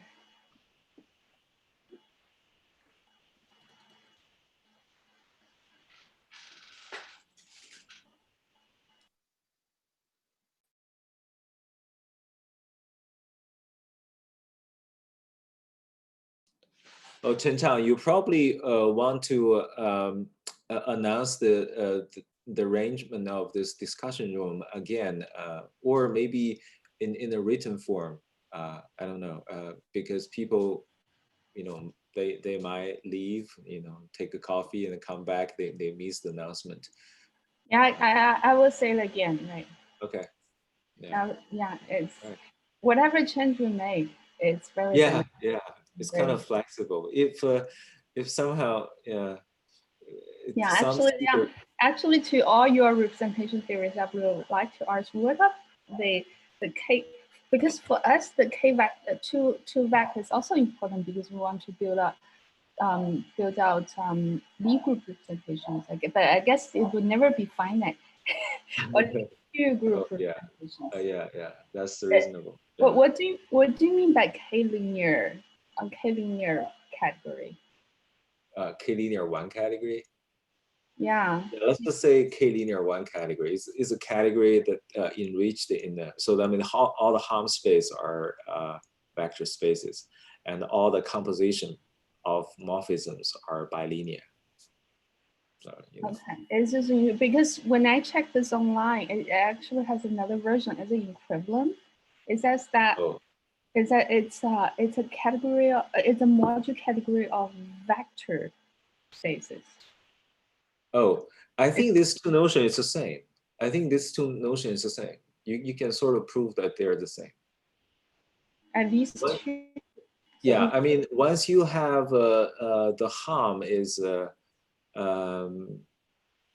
that's essentially the Helms in the vector space. That's the internal Helm. You can sort of, and it's have adjoint, which is the module you're talking about. When you talk about Helm as internal Helm, not Helm. So does it just mean it's a category so that the space of morphism is a vector space? Yeah, space of morphism is a vector space. Yeah. Okay, it's not internal Helm. It's just usual, right? Yeah, it's Euro. Yeah. It's just usual morphisms. Yeah. And in that way, what we consider so-called all these Lie group-wide representation, they actually form a R-linear space. Oh, really? Yeah. Oh, I don't know about that. So we actually, you see there from this side, from the gauge theory side to your representation side, we need to consider representation. Well, for that I can probably tell you more later, so we can discuss in private. I could tell you some lecture notes will clarify things. Okay. Yeah. Anyway. When you literally just need C1 to be vector space, you need C0, right? C0 you need it. I cannot hear you very clearly, so I missed the part of. You don't need the object to also form. No, definitely not. No. That's good, because for us it is not. Okay, yeah, sure. I mean, what I'm saying is, when you have the K-linear structure in the sense of what I talked about, you can sort of show that there is a module structure of the module over the vect. Yeah, you can sort of prove that.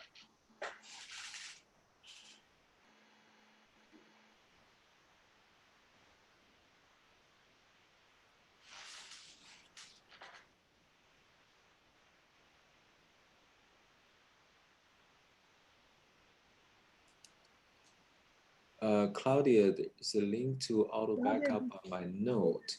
Yes, so I will be writing on my iPad. I will share my screen in a moment. Oh, I see. When I'm writing, we'll just be backups to this link. I see. So, I see. Yeah, that's the. Well, I haven't seen you for a while. Yes. Last time hello. I met you is in Korea, I think, many years ago in Korea. Oh yeah! Oh my God! It's been that long. Yeah. That's amazing. And did we meet at ESI actually as well, like a year earlier? Where? I was wondering if we had met at the Erwin Schrödinger Institute. I was there at two conferences during and I was sure anymore. Yeah, it's been a long time. So I understand the note when you write on it, it will automatically more and more. Yes, exactly. Yeah. So you will see in a moment when I start sharing my screen that there's not much on the screen yet, but I will be writing, and if somebody wants to scroll back up, you can just go on the link. But you do have to refresh the link, so that's just the warning. I'll say it again at the beginning of the talk for everybody, but it's a way that you can actually go back and see what I have written. So it's not perfect. It doesn't, you can't do it live, but it's something. This is very fancy. So it's on a Dropbox. Oh, I see. Yes, it's on my Dropbox. So maybe Liang cannot. It's blocked in China. Yeah, I mean it's blocked in China, so you cannot see this. But I'm so sorry. No, it's okay. No, it's okay. So afterwards, the organizer will collect all these notes, right? So they will. Yeah. Okay. No, I'm perfectly happy to share the PDF afterwards. Everyone, please send me the final version of the note. Sure.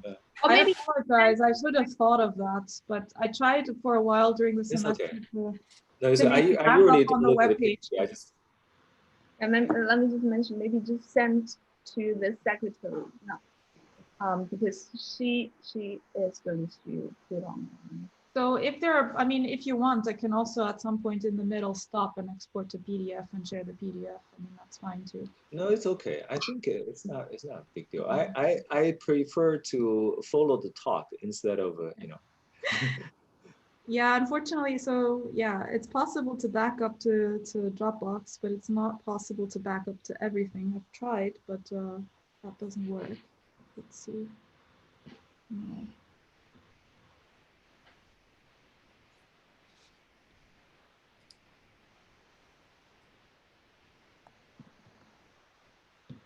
Yeah, sorry about that. I think that I have to do.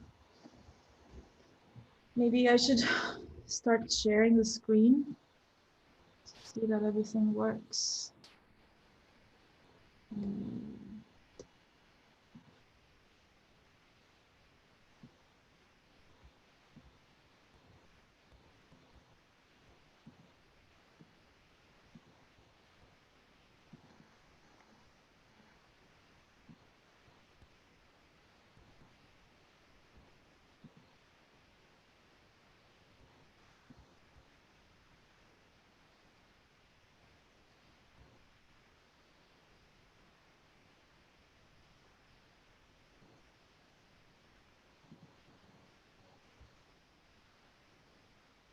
Can you see my screen?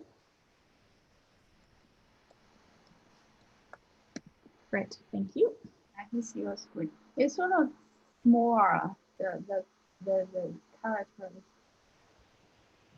for me that I have a laptop maybe for other people.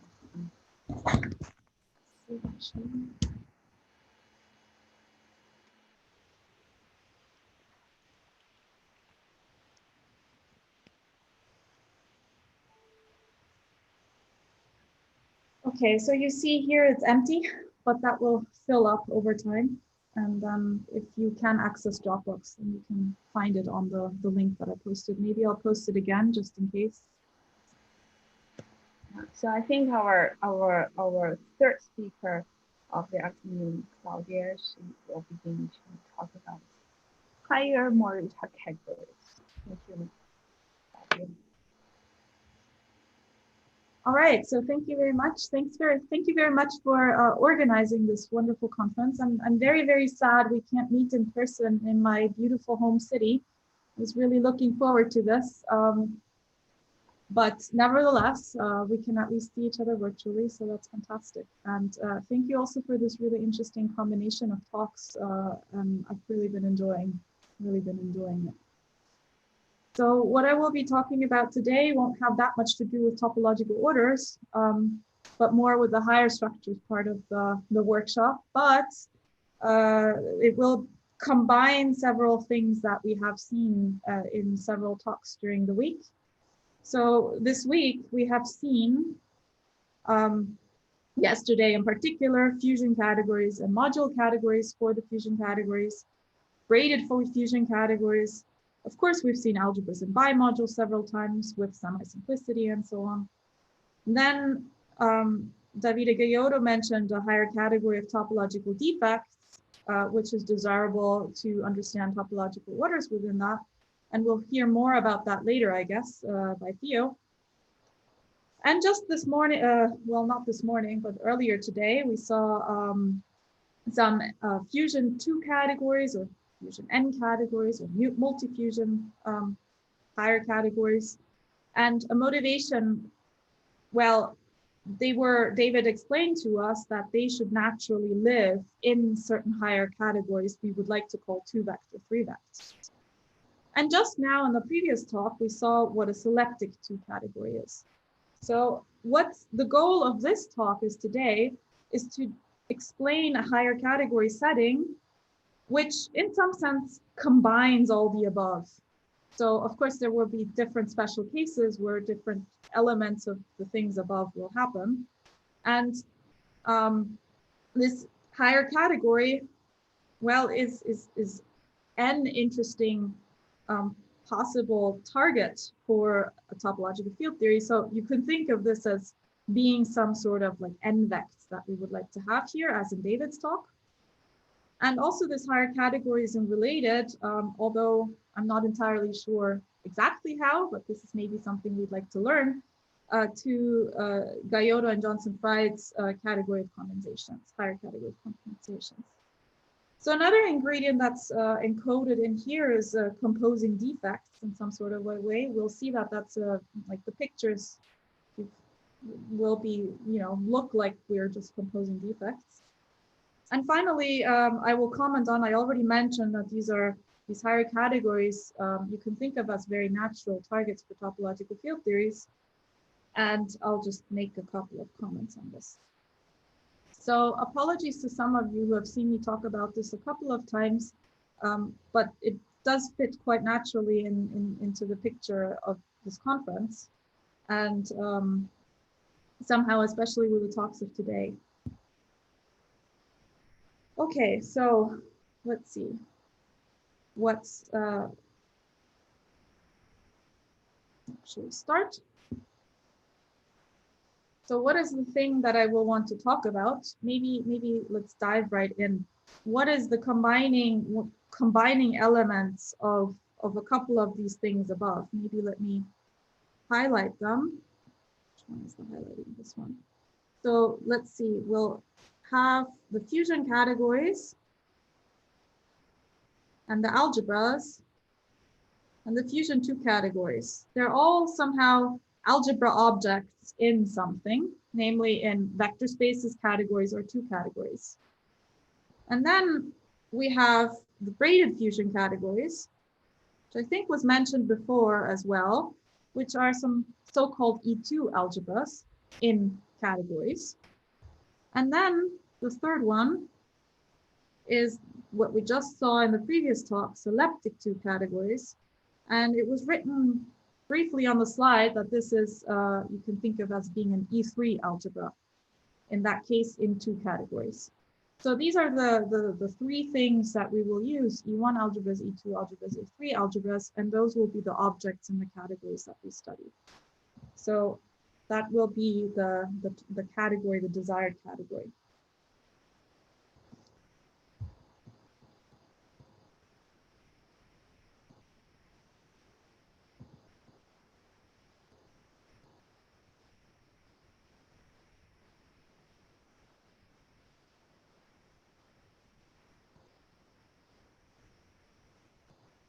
So this could be in vect, cat, well, k-linear categories, or maybe 2 categories, or other things. And I will talk a little bit more about what an EN algebra is later on. And so, first of all, we just have a category. What we need some morphisms. And these morphisms will be bimodules between these EN algebras, and that's also something I will explain. But actually, I said before, we actually want a higher category. So these are 1 morphisms. So we should also have a notion of morphism between morphisms. And since we have seen several examples of higher categories, so just 2 categories before, for example, I guess, unless there's a question, I won't explain this. But as 2 morphisms, what we will use is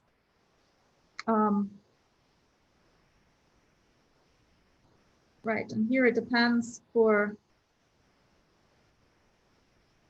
n equals 1. Here we will then use morphisms in vect, cat, 2cat, or whatever category we stick in, or for n equals 2 or higher, then 2 morphisms will be so-called bimodules of bimodules. Again, we will talk about what that could be later on. And then it goes on until n morphisms. And then we stick in even higher stuff. But let's stay with this for now. So Claudia, can I ask a question? So that means your 1 morphism is a bimodule in a different category. Yes. So here we have EN algebras in S. And the bimodules, I will explain precisely what I mean by bimodule. It will actually be which is an EN-1 algebra. So it will be an E-1 algebra, which has a compatible action of the EN algebras that are the source and target. Yeah, that's what I guessed. Okay, thank you. Okay, so let's look at an example because this can be a bit, take n equals 1 and vect. Well, my E1 algebras then are just algebras. And I will stop writing objects, 1 morphisms, 2 morphisms, and just kind of make a list. My morphisms will be bimodules. And my 2 morphisms will be homomorphisms. So this is the thing that we are quite familiar with. And here, we see various particular ones, namely the finite dimensional semi-simple algebras, and then bimodules and homomorphisms. And this here was what David had called a 2-vect. Okay, so this will be my starting game, and all the rest will be a generalization of this. So maybe let's go back to David's talk. So I cheated a little bit, so I have a couple of things prepared here. And he had a really nice diagram here, which was the motivation for him to go up. So here,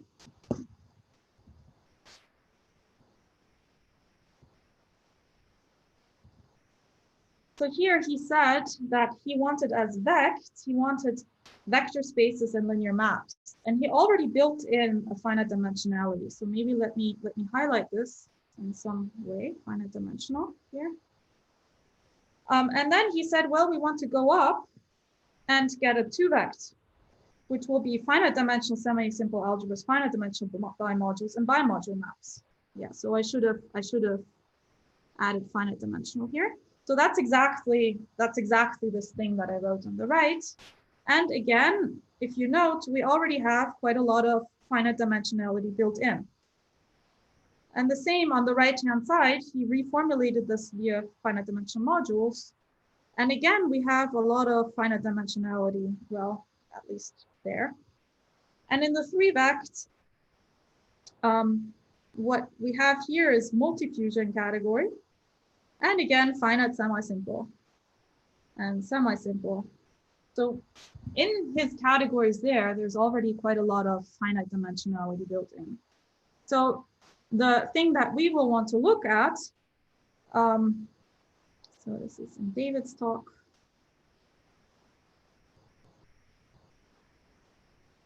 The thing we will want to look at are natural higher categories where this sits inside, okay?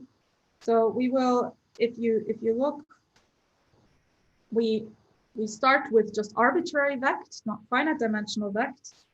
And then our algebras and bimodules do not have any conditions, not the semi-simplicity. And similarly, when we get to the next step, we will also have a version where we have monoidal categories in it, but not necessarily these strong finiteness conditions that are here. So you do need some finiteness conditions, but not in that generality. So S equals cat K. Where here I want to be a little bit agnostic, so there's quite fun, not much needed. One could take presentable categories, for example. Then we have monoidal cats or tensor cats, depending on how you define tensor cats. And then we have bimodule categories. And then we have homomorphisms. So this would be the natural place where this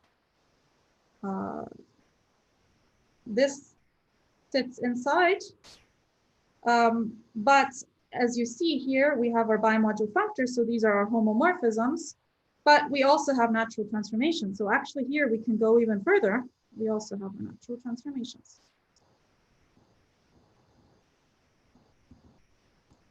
And in here is this 3-vect from David's talk. So the things we will look at are common generalizations of these two cases. Questions so far?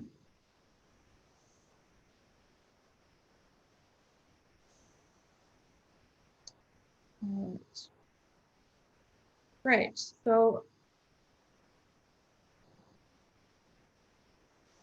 let's go back to the heuristic picture. We had objects will be En algebras, morphisms will be bimodules, and then it depends on whether n equals 1 or higher.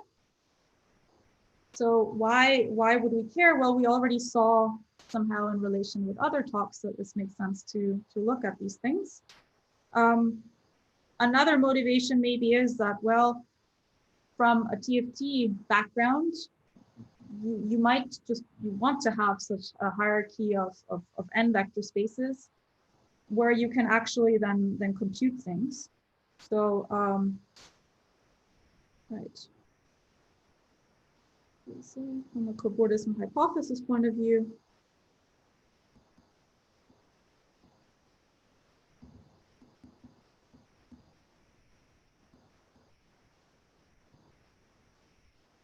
I didn't give this a name yet. I will call these, let me add this here.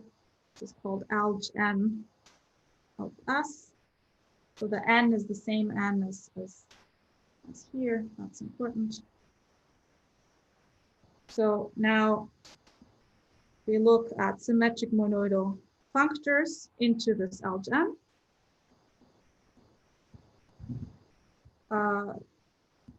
So this is, by the cobordism hypothesis, the same as an n-dualizable object in alg n. And then, and this is basically the main theorem that I will mention today, is that one can show directly that every object, so i.e. every En algebra is n-dualizable in alg n. Of course, this is somehow, so first of all, two remarks. So first of all, this the values of the TFT can be computed by factorization homology.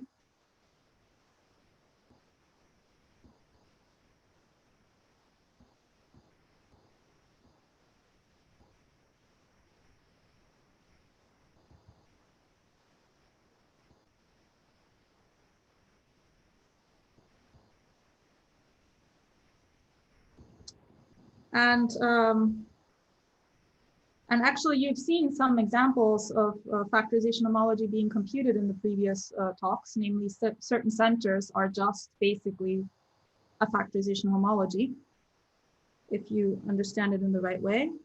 And the second remark is that, of course, let's go back up and look at our alg n. So if you look here, the n was 1, and we were looking at not only a 1 category, but a 2 category. And here, my n was also 1, but we were looking at even a 3 category. So for the purposes of somehow understanding for this right-hand side here, this here, actually is an n plus k. So where this here is a k category. And so this is actually something that Theo Johnson Pride and I proved or constructed some years ago. Okay, so this using previous work, now I'm running out of space. I should have moved this a little bit down, apologize.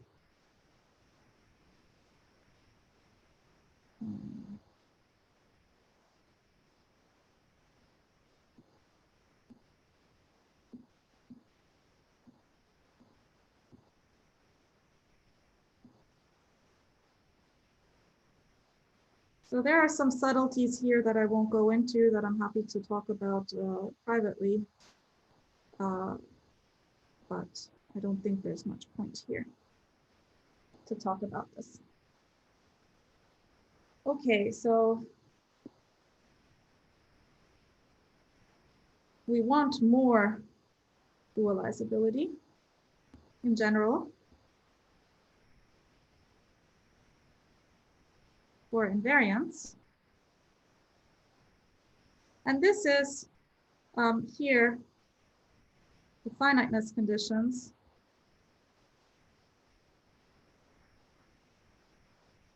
Such as semi-simplicity or fusion up here. At least they become sufficient conditions. For most situations, we actually don't know necessary conditions. All right. So I thought this is, because this is an iPad talk, I can actually use that I can have pretty pictures very easily. So I actually want to get to the part where I get to show you pretty pictures. So maybe the next thing is the full statement of the theorem that I would like to explain to you, and then we'll actually talk about what this algebra is in more detail. So this is just a bit of a stronger version of the theorem from above. So we have an actual higher category. So this is an m plus k category.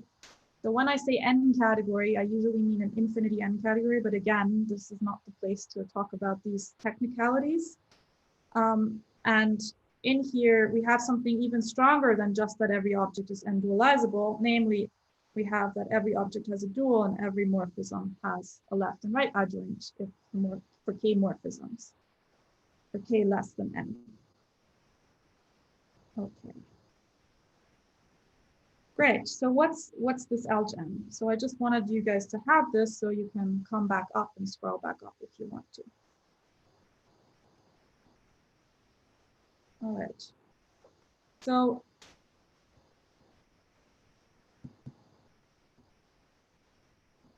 the definition of alg n of S uses factorization algebras.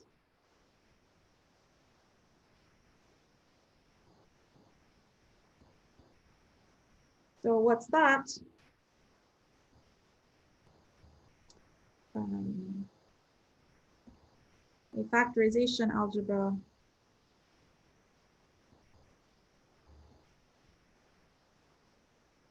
with values in S on, and I will actually make my life a little bit easier. I won't give you the full definition today. I will just give you the definition for Rm. And it doesn't really matter, the definition is the same, but so it is a precocief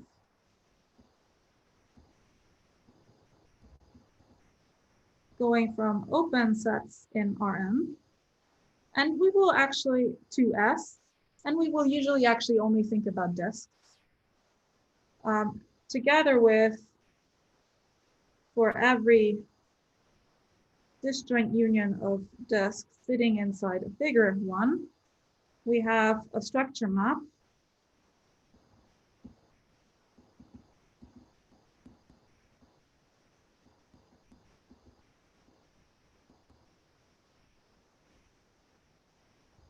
So here we're really using that this should be a symmetric monoidal category. Actually, it will be an infinity category, but again, feel free to ignore that. So think of the category of categories or vector spaces or chain complexes, such that, well, we have a coherence condition. So if I have a big open set and intermediate ones, well, I could also include little ones in here. And whether I include the little ones in the middle one and then the middle one and the big one, or right away, that is the same. Well, it commutes.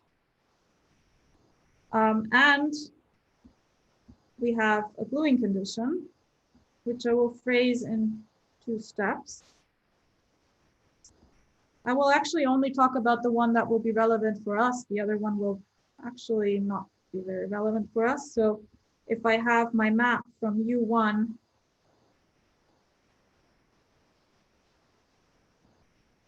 so I will want to take a disjoint union, and this receives a map from the tensor product of the U and V's, and this should be an equivalence.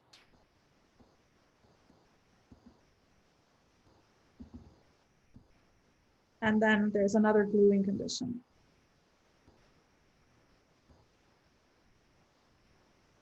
Okay. All right, so this is a long definition. But the point is that we can draw these pretty pictures. So the first example would be to take an algebra, and then I construct, so this will be unital and associative. I construct factorization algebra FA on R, which I will only tell you what it does on intervals, and then you can think about why this is enough. To an interval, I will just assign A. Okay, so if I take another interval here, I will also assign A. And now if I take a big interval, this will also get assigned A. So for later purposes, they should all be the same color, but I just want to be very clear here. So we need to get a map like this, and this will just be the multiplication. So this will be the F for these intervals. So algebras are examples. And similarly, E2 algebras, En algebras are also examples. Wrong color. And indeed, there's actually a very nice proposition by, or theorem by Jacob Lurie, namely that if you take locally constant factorization algebras on Rn, and so let me tell you what that is.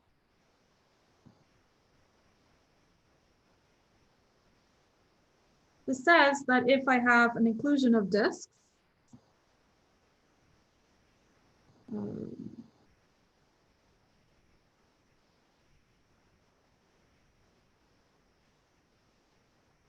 then my structure map is an equivalence. Okay, so that's a usual local constancy condition. And this here is actually equivalent to EN algebras. Okay, so we saw somehow one direction for n equals 1 above. That was this example of the algebra, and this works more generally.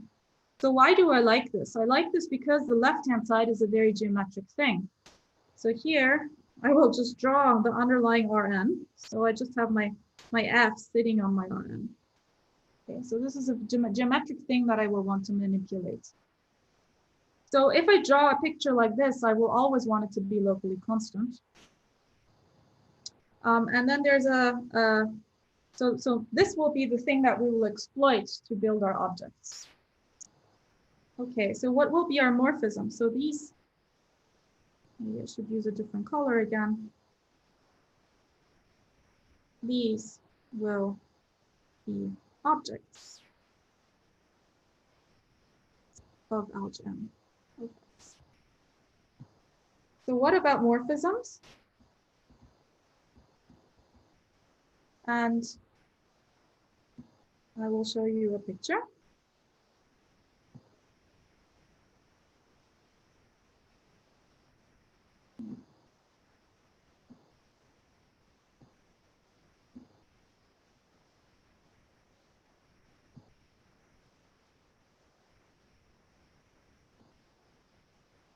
So my morphism, I will depict in a way like this. So this will be a factorization algebra again, factorization algebra on R2. In that case, I mean, I'm drawing R2, of course, now. This is on n in general. But now for n equals 2, such that, and so on. For n equals 2, the picture is below. And so it's not locally constant anymore, but it's still constructible. So what does that mean? So here now, before I was allowing any inclusion of disks in my condition, up here, any inclusion of disks, and I wanted them to be sent to the same thing. Whereas now here, I only allow certain inclusions of disks. So if, for example, if I take these two, then I have a structure map and these should be equivalent. So let me just draw this as a little equivalent here. I don't want to specify too much. On the other side, if I look at this one here, well, this will also be something like this. And maybe this will also be an equivalence. And maybe I also want to show you that, well, if we have inclusions like this, that's where you start seeing the E2 algebra showing up. Those are pictures you might have seen before. Okay, so where's the bimodule? The bimodule will be something like this in the middle. Okay, so this will be the bimodule. And how does something act on this? Well, I just take something on this side and then include it. Oh, that should be black. And I include it into a bigger one like this. So that's how my module action works. And the same for the right-hand side for the red. Okay, so little blue into big blue.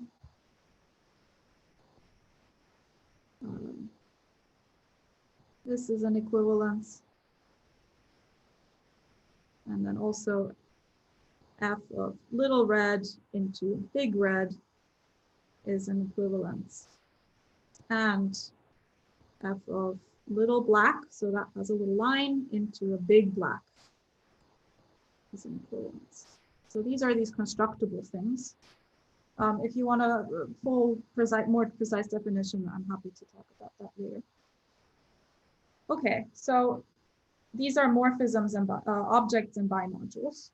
And let me just show you a picture of the next step. Namely, that would be something like this.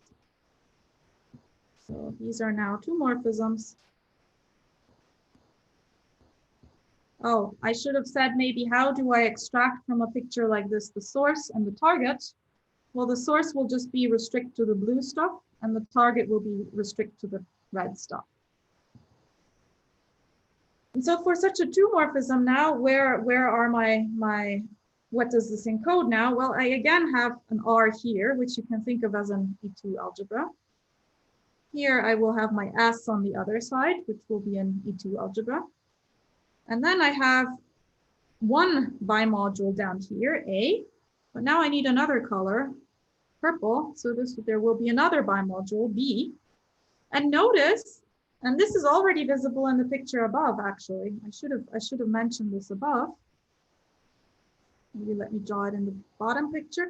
Notice that if you take two little disks, two opens that intersect here and include it into a big one like that, you also have a multiplication. This will also be a multiplicative associative structure. So this will be actually an E1 algebra. The same is true here above as well. I forgot to say that here. Bimodule, which is an E1 algebra. Okay, so our bimodules eat up one direction in some sense. So they eat up this direction, but they still have an E1 algebra structure in the other direction. That's how you should read these pictures. Okay, and then we're left in the middle with something new, namely this will be now the bimodule of bimodules. All right, so these pictures are quite useful. And let me show you very briefly how to compose, because that's something that hopefully will look familiar in terms of defects. So this is how composition works. I will also copy it over.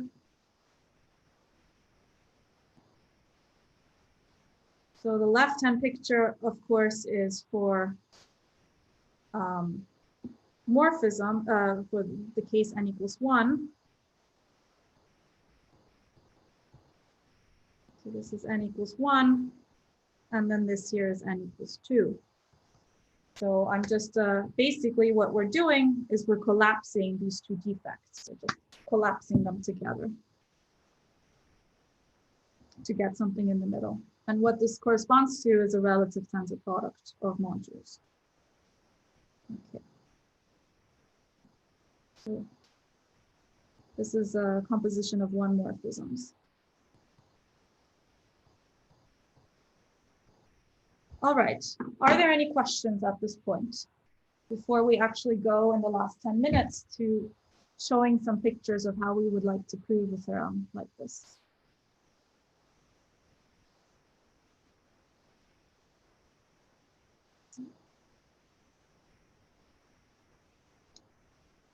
Okay, great. All right, so let's go back. What's the theorem that we want to prove? So this is this bottom part, the object one morphisms up to n morphisms, and I can draw them as pictures. So we would like to show this theorem. Oh, sorry about that.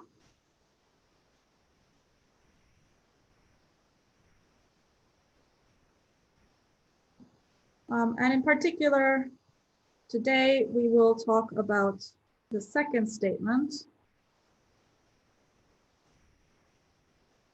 The second statement because those are the pictures that we were drawing before for n equals 2. So then we're only left with k equals 1. So it simplifies quite a bit. Idea of proof. Okay, so why is this picture, this theorem interesting? As we said, we want to get these dualizability conditions, and having a left and a right adjoint. Well, for the dualizability, we only want certain morphisms to have left or right adjoints, but here we actually have it for all of them. So what does it mean? I will just show that a particular one morphism has a left adjoint.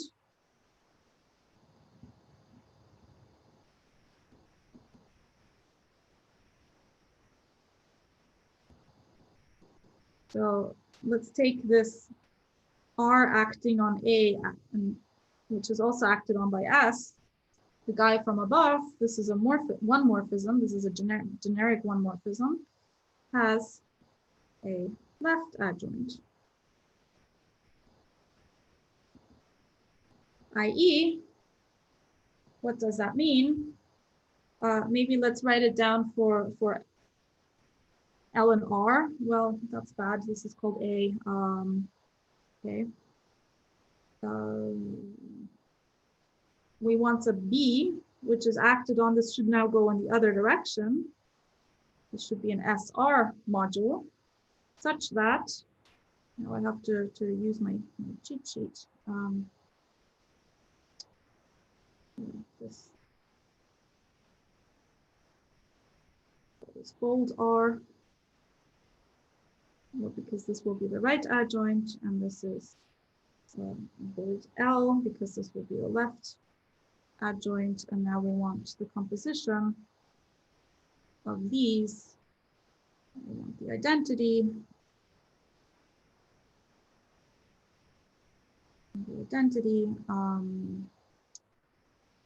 And now I always get the directions wrong because they switch later on. We want this and that. Is that correct, or did I get the directions wrong?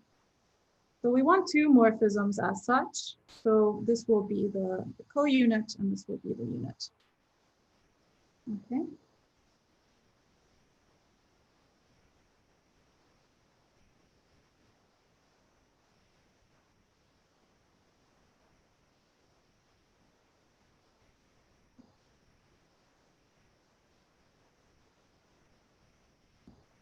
And then there's a certain snake relation, which I don't want to draw out now, because you will see it actually appear in a moment. Okay, so let's go back to our picture here. This was the picture that we started with. And this is the guy that we want to construct an adjoint for. Okay, so this is my R, and I want to construct the left adjoint. So I want to use this thing. So this is a geometric thing. And what I want to do is I want to use a diffeomorphism of the underlying space. So this is an F, a factorization algebra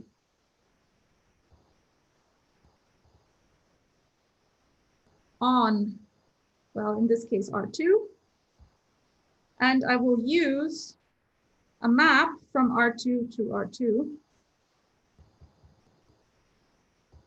And one nice thing about factorization algebras I can do is I can push them forward.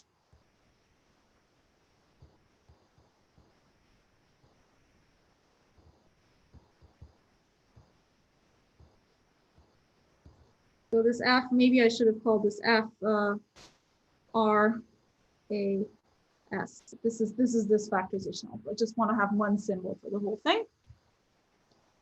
And I want to push forward my F along this. So what I will do is the following thing. I want to deform this top thing. Let me paste this again.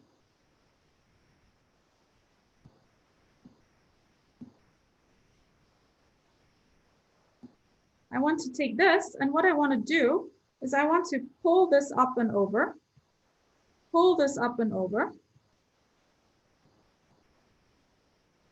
and all the way to the bottom. Okay. So if I had a better illustrating tool, I would show you that, like, I'm pulling it up and down. So this will give me a diffeomorphism of R2 to R2, and the image will be exactly this here.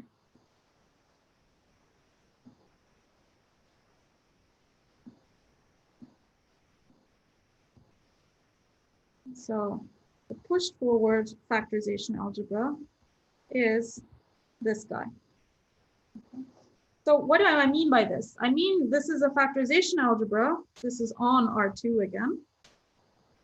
And what I mean is that if I evaluate at something that's in the blue, I will take my R. Everywhere here it evaluates to R.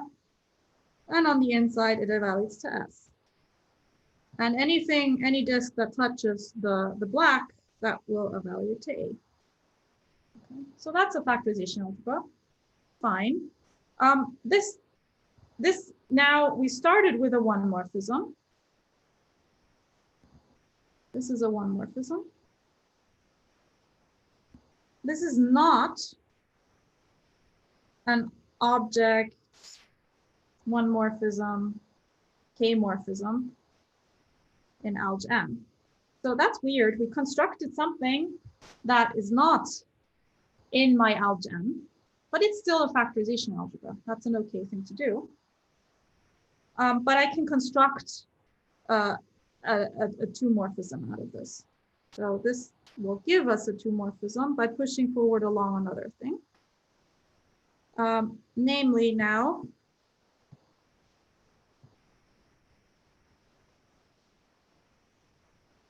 something like this.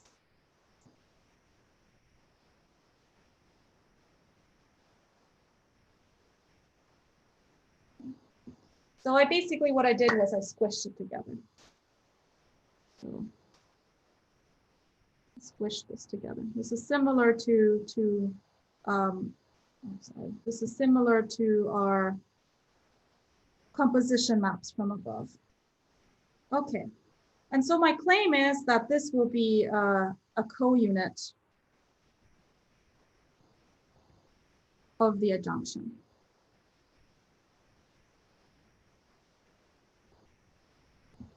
Okay, so let me try to convince you with one picture why this is true.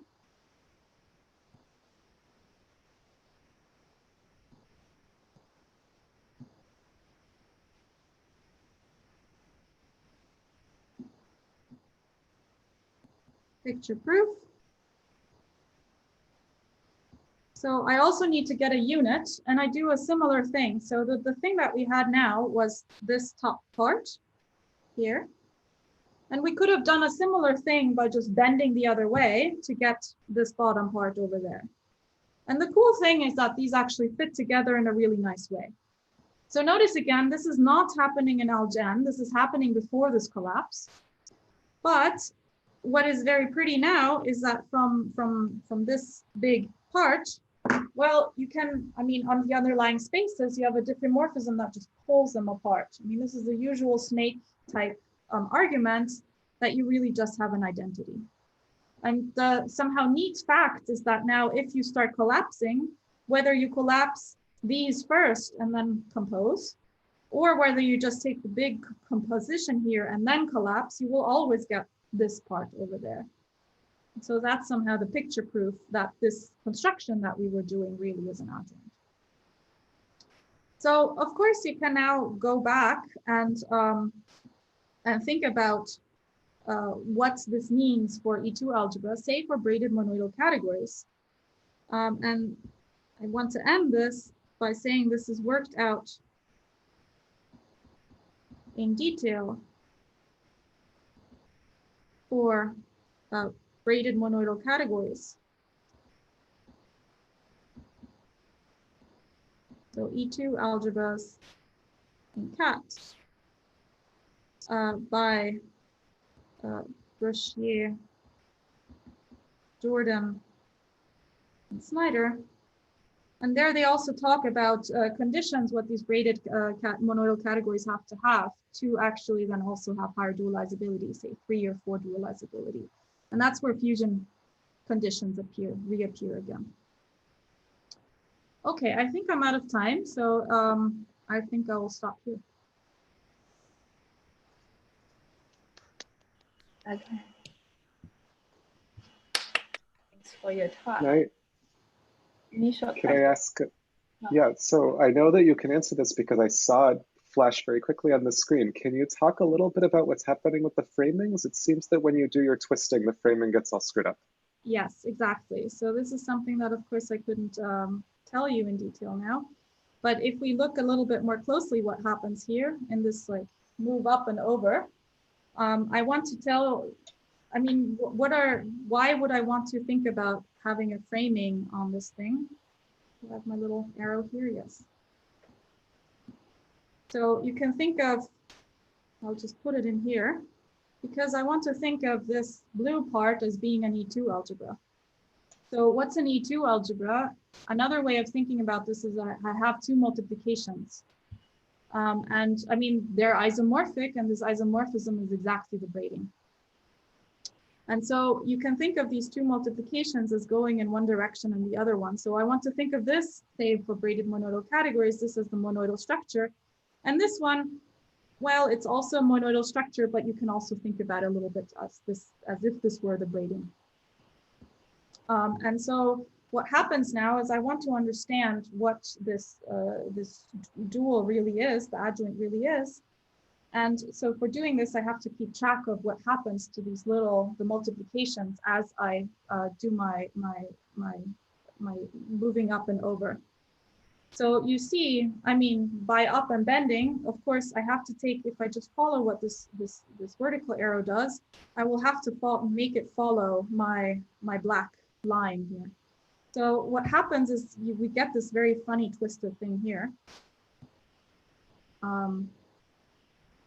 This part here, and that's exactly where you see the adjoint. So this thing that I just outlined in black, that will be the adjoint. So if we think of this left-hand thing as being A as an RS module, what's happening here is that, I mean, I can also draw my arrow on this picture. So what I will actually have here is my A op, the opposite. And then I want to still have this as an S, an R module. But a priori, the opposite would only be acted on by S op. And so what this here is doing is that it allows you to act, but this uses the braiding. And the same here, but this uses the braiding. So that's something you have to be a bit careful about, because you have to remember how it uses the braiding. And whether you turn left or turn right, I mean, makes a difference.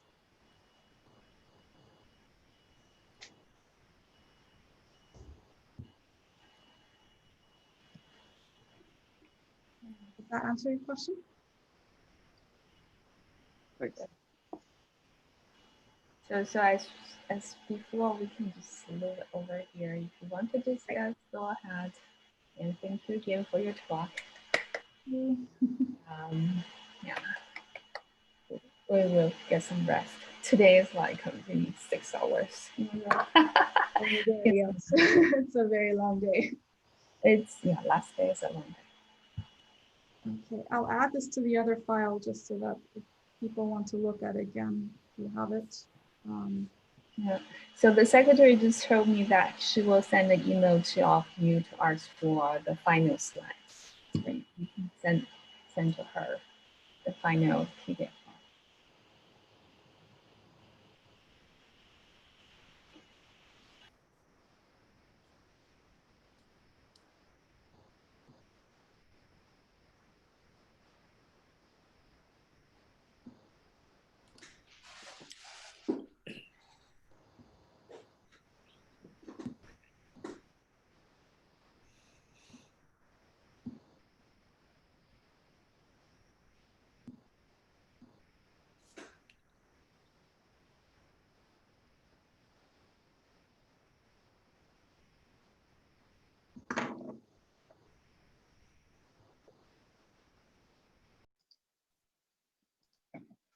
Great talk, Claudia.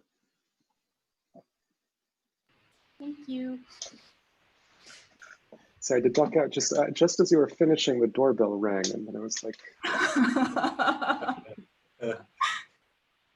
I have to admit, that's a nice result. I think that's a very nice result.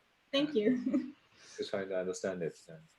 I have to admit, it's fun doing this on the iPad, because you can actually, you know, draw easily. Like on the board, you have to spend a lot of time. You share this PDF file in the chat, so it's easy to download. I can't understand what you're saying. Sorry.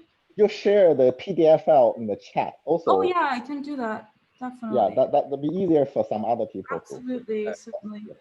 I mean, I couldn't. it right away, right? Because it was only happening, but now I'm now you have a complete file. Yeah. So Claudia, Mhm. I think the category you described can be so the one morphism is En-1 algebra over the En algebra, sort of like that, right? Or En-1 bimodule. But Yeah. for what this guy, I don't know how to pronounce his name, Hauxen? Hauxen, yes. Yeah. So he had a higher span category. Would that be something similar? Yes and no. So the spans, I mean, with the modules, you really have an action, right? So you have like A times M to N. Yeah. So if you would have spans, you would only have something like a map from A to M. Yeah, but in general, you do have it, right, on the two side. If you have the bimodule, they are monoidal, but you always have, right? How you define the bimodule it's a map to the higher center, so you have that, right? Well, that's an alternative way of describing it. Yes, exactly. But the span would just a priori just be less. I mean, one thing one can show is that if your S, the thing that you're putting in, and you take monoidal product as the co-product, then spans are exactly the same as the Morita category, right? But in general, having modules, I mean, you really use the tensor product structure, so it's much more than just spans. Yeah, it's more than the span.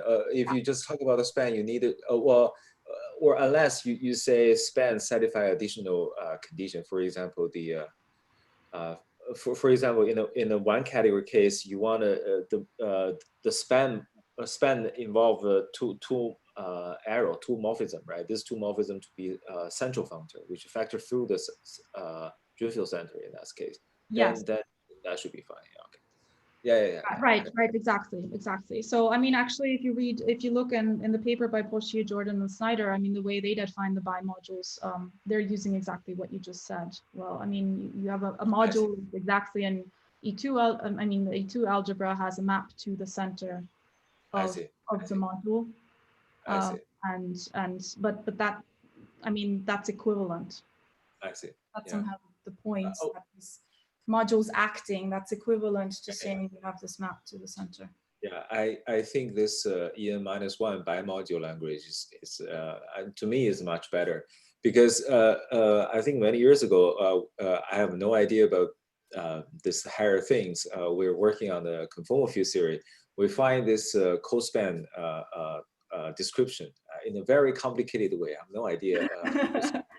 We wrote a very long paper and sent it to some journal, and the referee says, can you tell us what's the relation to Lewis' work? We have no idea. I have to go back and to see it. But then later on, I realized that En-1 bimodule description is much more simpler. Yeah. It's very efficient. Runa's version is actually, I mean, the advantage is that you don't need, I mean, the advantage is you have a very combinatorial way of defining it. So you have like higher operands and things work out nicely. Yeah. The advantage of the factorization algebra picture is that you can do these manipulations, like, I mean, pushing forward along nice maps where you manipulate your space. Yeah. That's to physicists, that's just a dimension reduction. They can play this kind of a game a lot. That's very nice. Yeah, I mean, first of all, share that. Yeah. So the matrix algebra, that's called the E0 algebra or E1 algebra. E1, I think. The matrix is E1. E1, yeah. But the matrix is like a 0 plus 1 dimension. That's the fusion category is a 1 plus 1 dimension. So I'm a little confused. The fusion category is a E1. That's a 1 plus 1 dimension. Yeah, right. But because you get another modification. Yeah. Right. But it's really, I mean, the fusion category really has two directions because there's also the category composition. Yes. Okay. Yes. I see. Yeah. And moreover, it's somehow nice enough, and those are what these strong finiteness conditions are doing for you, that it's automatically already 2 dualizable. I mean, even 3, but I mean, you don't even need the full fusion for that. Yeah, so in that sense, the matrix algebra would correspond to E0 algebra then. No, matrix algebra is E1 algebra because the algebra itself has one direction, but the underlying space has 0 directions. The underlying underlying a matrix algebra is just a vector space. It doesn't have any more directions of categoricity. I see. So what the way to remember the numbering is that the space-time dimension is like the total amount of compositions that you have. Yeah, so that's fusion right. category has multiplication plus composition in the categories. That's 2. Okay, thank you. So yeah, Xiaogang, but that's I think Teo's comment is exactly right. But maybe I should clarify a little bit. For composition morphism in the category, that's really happened on the time direction from condensed matter. I see. So very often when we talk about the EN algebras in topological order, we really just mean the fusion in the spatial dimension. Okay. Oh, I see. So it's n spatial directions plus 1 category direction, you're saying? Yeah, plus 1 category direction. That's the fusion of instant time. Yeah. So. Okay. Right. But that's sort of because you're only working with particle-like excitations. Like, if you want string excitations, then you have 1 less multiplication, you have and 1 more categoricity. Okay.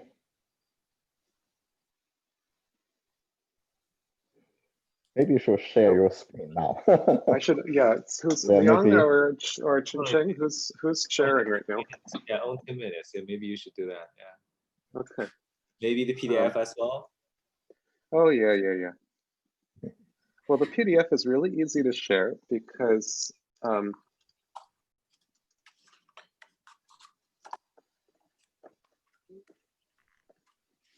is it easy? Okay. The PDF is trivial to share, and I don't even have to upload it. Like, you know, attaching files, like emailing files around is what everybody does because it's kind of convenient, but it's a very inefficient way to transmit files. And putting files in Dropbox or putting them on the web is actually just sort of much more efficient from a bandwidth perspective. Not that anybody cares about bandwidth because this is like the 21st century and there's unlimited bandwidth. But. Well, now that we all have to do these talks over the web, it's not that obvious, right? I mean, like I've had, you know, I mean, not me myself, but my students certainly had connections problems this summer. That's true. That's true. So maybe bandwidth really matters, and then mattering more and more now. Yeah. Right. I mean, I'm waiting for this 5G stuff, and then like everybody can just use your cell phone as your home internet once there's 5G around. Because the whole promise of 5G internet is it'll be fast enough that you can just run your entire house on 5G internet. Well, I think it partially works pretty well here, but the contracts are still pretty expensive. Okay, we don't have it around here yet. So. But certainly with a cell phone, it's fast enough to do Zoom meetings, so that works pretty well by now. What is this categorified net? That's my website. That's my homepage. Website. Okay, Thomas, there. Oh, what happened? Oh, it's not my problem. Okay, okay, time is up. Now we are announcing the next talk. So continue like in this direction. It will be given by Teo about algebraic definition of topological. Well, thank you very much for the chance to speak. And I just realized that I don't have my pen not that I actually really need it. So I'm going to talk about algebraic definition of topological order. And I put the link in the chat, but I can no longer see the chat because of the screen sharing. So the link to the PDF is also on the slides. So I originally thought I'd have to talk about some physics in this talk, but I think all of the physics has already been said, which means I could just get to do some category theory for you. My goal for the talk, Xiaogang in his lectures already mentioned this, that roughly speaking, the idea that I certainly learned from papers of Xiaogang's and Liang's is that we want to define a macroscopic notion of topological order as some sort of fusion n category, and with an extra axiom that I'm going to call, or that they call, remote detectability. So what I want to do for the talk is to kind of give you an outline of a complete mathematical definition of this. Because in 45 minutes, I mean, I'm not going to be able to give you sort of every single nut and bolt, but I want to give you a complete outline so that you could then go and fill in the details. So I've divided my talk into a bunch of little sections, and don't worry that I have 6 sections on the plan for the talk, because each section has like 3 slides. So I'll very briefly talk about weak n categories in general, and then I'll very briefly say something about our categorical condensations. Davide also mentioned condensations, and so did David this morning.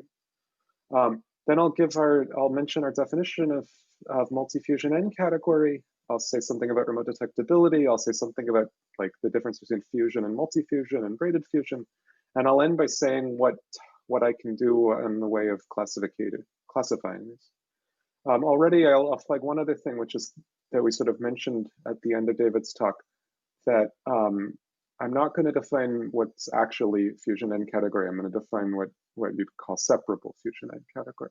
And I think that as we get more into the physics, the separability assumption is sort of natural there. Okay, so I want to tell you what a weak n category is, except I'm going to do this horrible thing, which is I'm going to give you a definition. I'm going to give it way too fast. So if you already know the definition, this will be a review, and you'll be like, oh yeah, I know that, and I didn't learn anything. If you don't know the definition, you're not going to learn anything because it's too fast. My point of giving this is just so that you can kind of believe that this can be done mathematically rigorously.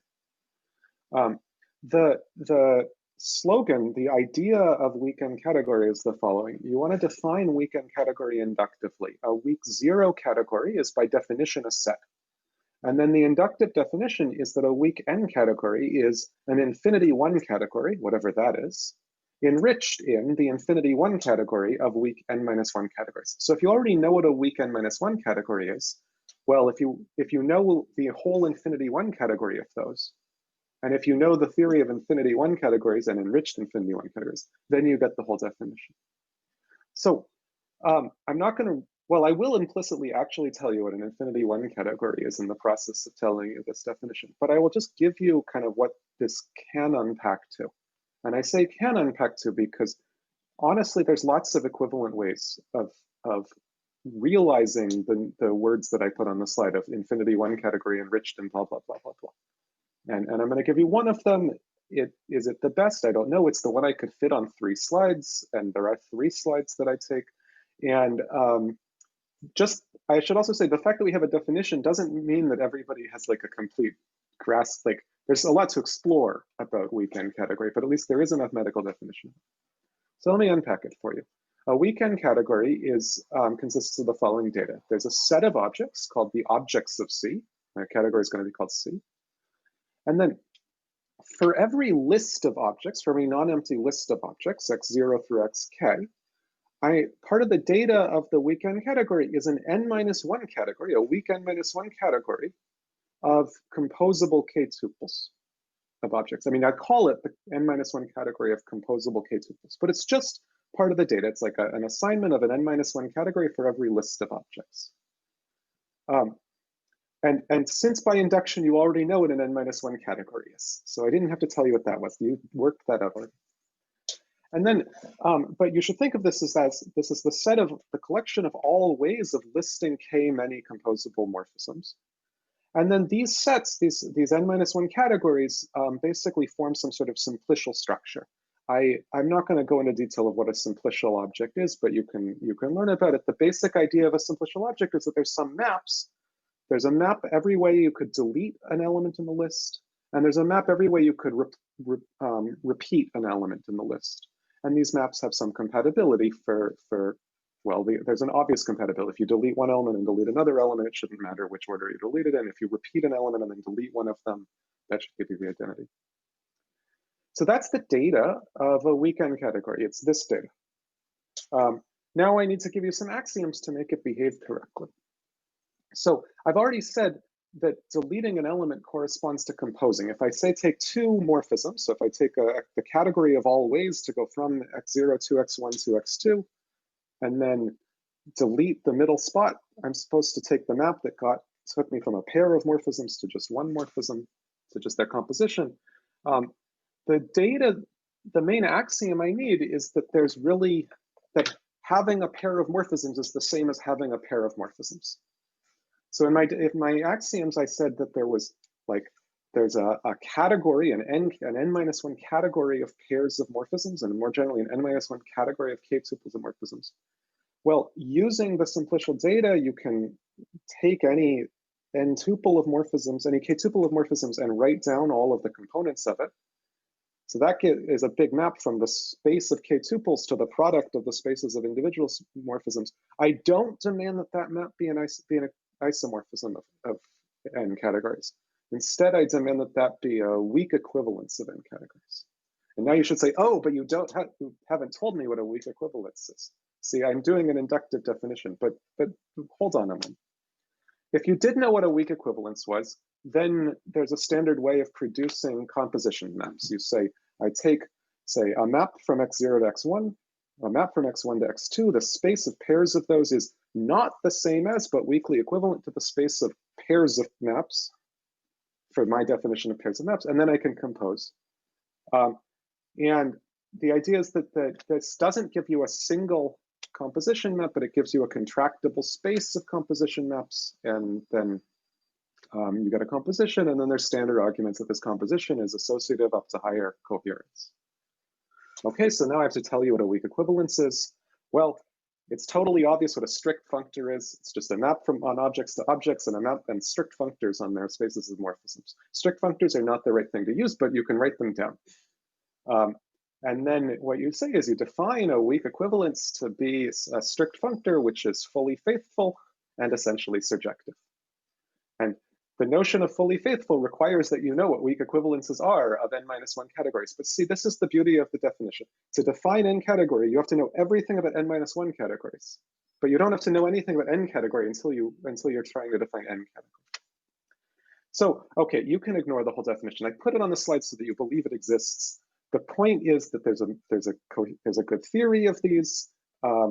If you like these things, you can build a model category. If you don't like these things, it doesn't matter what a model category is. Model categories are just some tool that people like Claudia use to know that everything is actually going to work correctly and smoothly. For most people, some people care about n categories, and that's great. That's like the computer programmers of category theory. And the computer users of category theory just have to know that a weak n category is something with morphisms in dimensions 0 through n. The n morphisms are form sets, and their composition is strict. And in all dimensions less than n, the compositions are not strict. They're strict up to higher coherence. You can just as easily define C linear weak n category by making the spaces of n morphisms into C vector spaces. Okay, that's the definition. Now you should forget it. So now I'll get to the first thing in my actual talk. So the reason you should forget that whole definition is because honestly, most of the time you can ignore all of it. Honestly, most of the time when you work with higher categories, or not most of the time, some of the time you really have to care about higher coherence. And some of the time you can completely ignore all this like associator and homotopy stuff. One of the times you can completely ignore it pretty much is when you're working with structures that are parameterized by what are called Gaunt n computets. It doesn't really matter what Gaunt n computet is. It means that the structure itself never uses is a really kind of very easy object. And an example of this is our notion of condensation, which is what I really want to tell you about. So David already said basically what this was this morning, so I will say it really quickly. So a condensation from, in an n category, again, I'll define it inductively. It's a condensation is it's our higher categorical version of split surjection or of retract. These are like the projections onto direct summits. And so what I want is a condensation is a map from x to y, another map from y to x, which is the splitting, And then if you were in a 1 category, you would say that, well, going down and back up is no. If you were in a 1 category, to say it with a split surjection, you'd say that going up and back down was the identity. Instead, I said that going up and back down condenses to the identity. And if you made it to the first kind of the Monday of the conference, Davide also explained why we invented this. So this is a notion that we invented, that Davide Gallardo and I invented, but David Reiter and Chris Douglas had invented the 2-category version for it. I want to use this as a chance to advocate a notation that we like, which is an arrow with a little hook on it. There's no, the literature, split surjections and retracts appear like throughout the category literature, and we need a universal notation for it. And so I came up with one, and I want you to use it. But so that's what a split surjection is. You can explore it in detail, and I've spent whole hour-long lectures exploring it. But that's not what I want to focus on. As I said, David already explored it a little bit this morning. As soon as you know what a split surjection or a condensation is, well, in 1 category theory, if you know what a split surjection is, then you also know what an idempotent is. An idempotent is something that squares to itself. And going through the same logic lets you take the notion of condensation and produce a categorified version of idempotent. David told you this morning what it was. It's basically a separable monad, or rather a non-unital separable monad is the best description. So it's an endomorphism, which instead of squaring to itself, its square should condense to itself, and that should have some associativity. There's a natural notion of splitting. And this is how we define the Karoubi completeness of higher categories. And you know, again, I'm not going to focus on this in my talk. I just wanted to say it so that you believe that everything can be done kind of completely rigorously. Our theorem with Davide, and again, everything was done by Chris Douglas and David Reiter when it is to, is that our notion of Karoubi completeness is the right one. That's sort of the takeaway of our theorem. That first of all, the notion, if all of these are supposed to generalize statements, you know, in 1 categories. So if a condensation monad splits, if an idempotent splits, the splitting is unique up to unique isomorphism.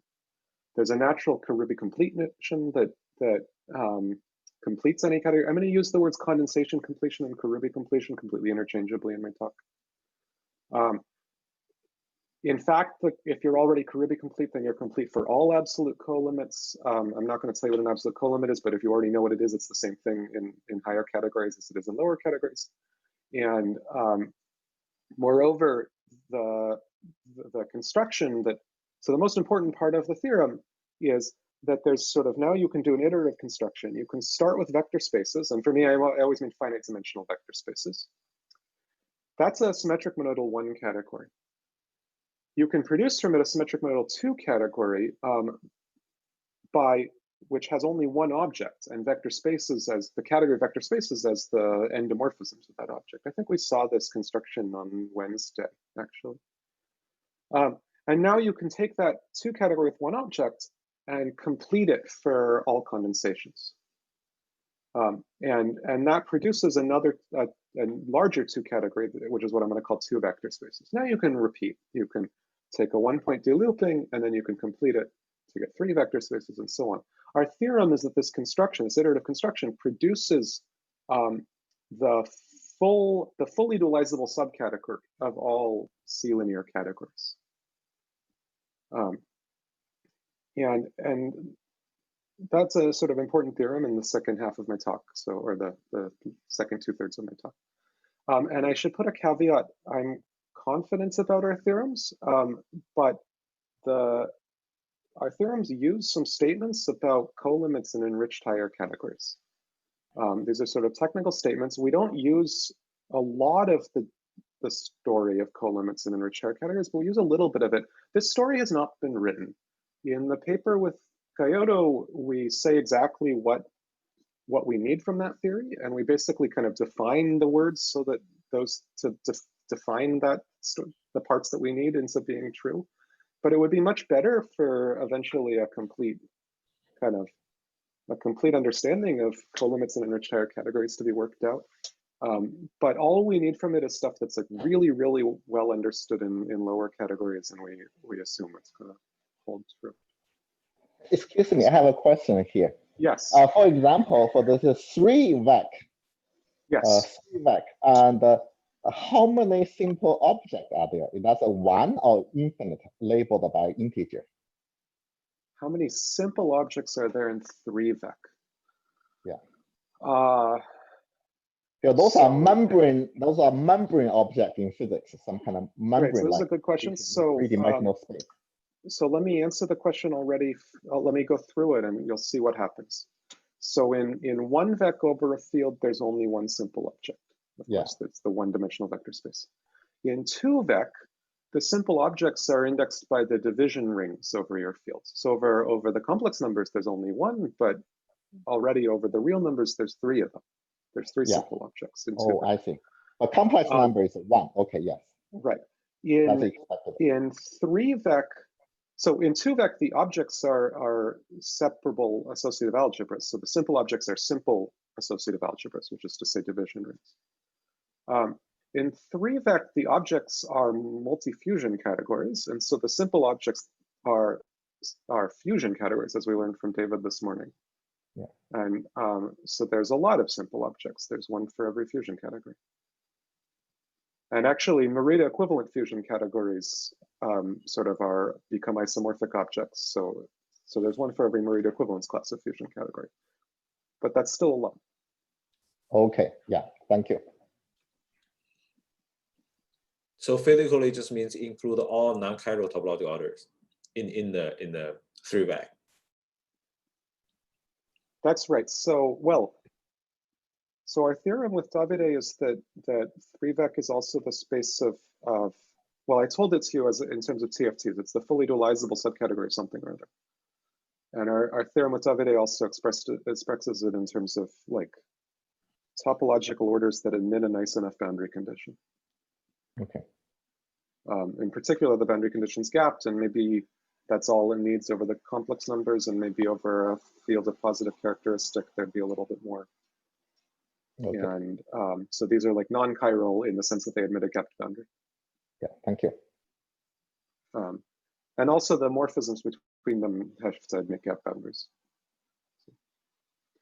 Okay, so now I get to tell you what I actually want to tell you about in the talk, having sort of flashed those definitions way too quickly. So I'll slow down a little bit. So David this morning already told you what a multi-fusion 2 category was over the complex numbers, and I'll review a little bit of the logic and also tell you more generally what a multi-fusion n category is. And this is like the first ingredient in giving a definition to the words that Liang and Xiaogang have asked for about kind of fusion n categories with remote detectability. So I want to motivate the definition. So let me remind you what you already know about 1 categories. A multi-fusion 1 category is a definition of multi-fusion 1 categories. A multi-fusion 1 category is any monoidal C-linear Caribi complete category, which has 2 important properties. One is that it's semi-simple with finitely many simples. So that's just something about the underlying category of the fusion category, of the multi-fusion category. And then the second property is that as a monoidal category, it's rigid, meaning that every object has a dual. So property 1 only sees the underlying category of your monoidal category. Property 2 uses the monoidal structure. So now I want to tell you a generalization of these two axioms to higher categories. So to do that, I need to rewrite them slightly. So in a sort of way that doesn't reference so much the fact that I'm in a 1 category. So the first rewriting uses by now old results of Ulrike Tillmans from her paper on Chern-Simons theory.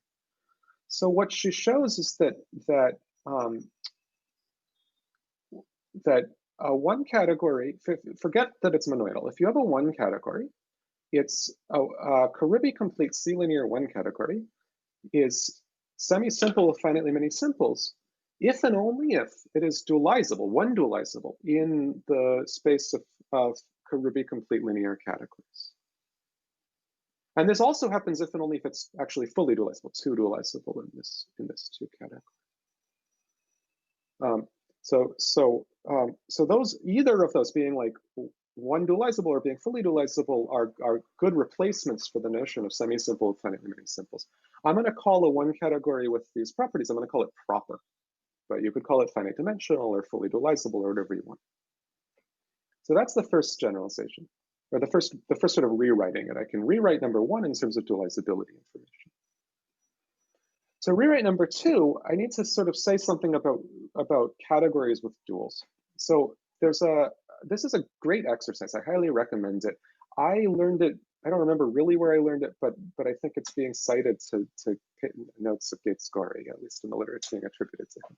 Maybe it's due to him. Which is that if you have a monoidal category, saying that that every object has a dual is essentially the same, and there's like some footnotes in what I'm saying, but it's basically the same as saying that it is the same for the categories I'm carrying for these sort of semi-simple finite many simples categories. Saying that every object has a dual, well, see, I want to go through the argument a little bit. So I have the multiplication map. I have the tensor structure from A times A to A. The fact that it's associative, one of the ways to say that a multiplication map is associative is to say that the map multiplication from A times A to A is actually a map of bimodules. It's an A bilinear. Now, because my underlying category is semi-simple finite many simples, this functor automatically has an adjoint at the level of a functor. What Dennis shows is that your category has duals if and only if the adjoint functor, which I'm going to call delta, is actually an A bilinear functor. So it's a map of bimodules. And I call it delta because it's like having a you should think of it as like the co-multiplication in a Frobenius algebra. So just to repeat, I know I said this already and it's on the slide. One of the ways to say that a category has duals is to say that the multiplication functor has an adjoint which is A bilinear, an adjoint in the category among A bimodules. And I'm not going to use the fact that it an adjoint. I'm just going to use the fact that that there's a co-unit of this adjunction, and that the co-unit of the adjunction is A bilinear. So now I need to generalize one more time, or use one more sort of actually kind of hard theorem, which was something we discussed a little in the break after David's talk this morning. Using that I'm in characteristic 0, this doesn't hold in positive characteristic, but in characteristic 0, you can show a little bit more. In characteristic 0, you can show that the co-unit of this adjunction, this map eta that I've written down, can be split. So what you can show, the way David would say it this morning, is that this adjunction is actually a separable adjunction. And so fusion category for which this adjunction is a separable adjunction, that's called a separable fusion category. It's equivalent to a separable fusion category. As far as I can tell, it was Douglas, Schomer, Priest, and Snyder who gave the complete proof that every fusion category in characteristic 0 was separable. And so to summarize, at the end of the day, a separable, I'll also use the word smooth, I'll use those words interchangeably. To summarize, separable multifusion, one category, is a monoidal C-linear 1 category, which is Caribe complete, which has a kind of underlying the category is dualizable, and also the multiplication map is an A bilinear condensation, an A bilinear separable adjunction. So that's the definition. That's a definition of separable fusion 1 category. And this is a definition that generalizes very well to higher categories. So now I'll tell you, so just to repeat the definition, but now I'll change all the numbers 1 to n. So a separable multifusion n category for me is going to be a monoidal C-linear Caribe complete n category, which has two properties. It should be proper, meaning that the underlying n category of my like forgetting the monoidal structure should be one dualizable among Caribe complete n categories. And my theorem with mine with David Kyoto is that actually it's automatically fully dualizable. It's automatically n+1 dualizable. So So that's like a version of Tillman's statement that one dualizable implies two dualizable. And then the other axiom I want is that it be smooth, meaning that the multiplication map is not just an A bilinear map, but actually extends to an A bilinear condensation. So I'm defining a multifusion N category as a smooth and proper monoidal Caribe complete linear category. For you, Theo, about yes. You're saying extends to an A bilinear condensation. Is that just a property, or is that extra data that needs to be provided? It's just a property. Okay. But and the reason it's just a property is because the extension is unique in a sort of suitable sense. Okay, great. Thank you. Like there's a natural category of possible extensions, and that category is contractible or empty. I mean, you have to say it correctly, but thanks. Yeah, that's sort of section 3 of my paper with Davide. Is that uniqueness. So anyway, then our theorem, something that I'm sure that many of you probably have heard sometime, at least if many of you are Claudia, is that an associative algebra is fully dualizable if and only if it's smooth and proper. And my theorem is that in this world of Caribe complete N categories, the same is true. That a monoidal C-linear Caribe complete N category is two dualizable if and only if it's smooth and proper. And it's also fully dualizable if and only if it's smooth and proper, namely it's N plus 2 dualizable. And what I'm calling more 1 is what Claudia called alg1, except that what I'm calling more 1 is the unpointed version, and that matters only to Claudia. And I should say this fact that two dualizable implies fully dualizable, this is kind of peculiar to the fact that I'm using C-linear Caribe complete and no further completeness. If you dualizability questions depend a lot on how complete your categories are. The more you complete a category, the easier it is to write down co-units of adjunctions because you get more and more objects. And the harder it is to write down units of adjunctions. And so, maybe I have this backwards. The more complete you are, the easier it is to write down the unit of the adjunction, the harder it is to write down the co-unit of the adjunction. And so, being able to jump all the way from 2 to fully is because I'm in this sort of barely complete, just Caribe complete, no further completeness. Claudia conjectured in personal correspondence that that the fully dualizable objects of any reasonable N category is always the same and depends only on N, but the two dualizable objects are different. What did I conjecture?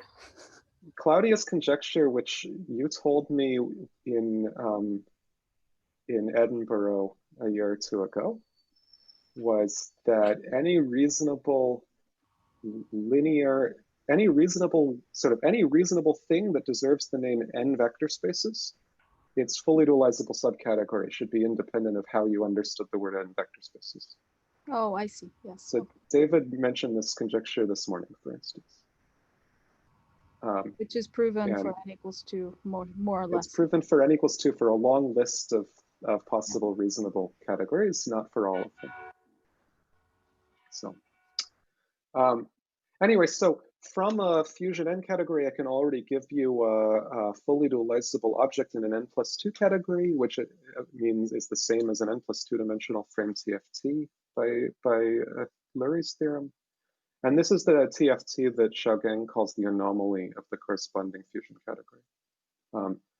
That use of the word anomaly doesn't quite match what people who grew up learning math from Dan Fried use, but it's Xiaogang's name for it. So, okay. I'm going to go on, but feel free to interrupt me. So I want to say something about remote detectors. Can I ask a question? Yes. Hi. So I have a question about the word rigid in the previous slide.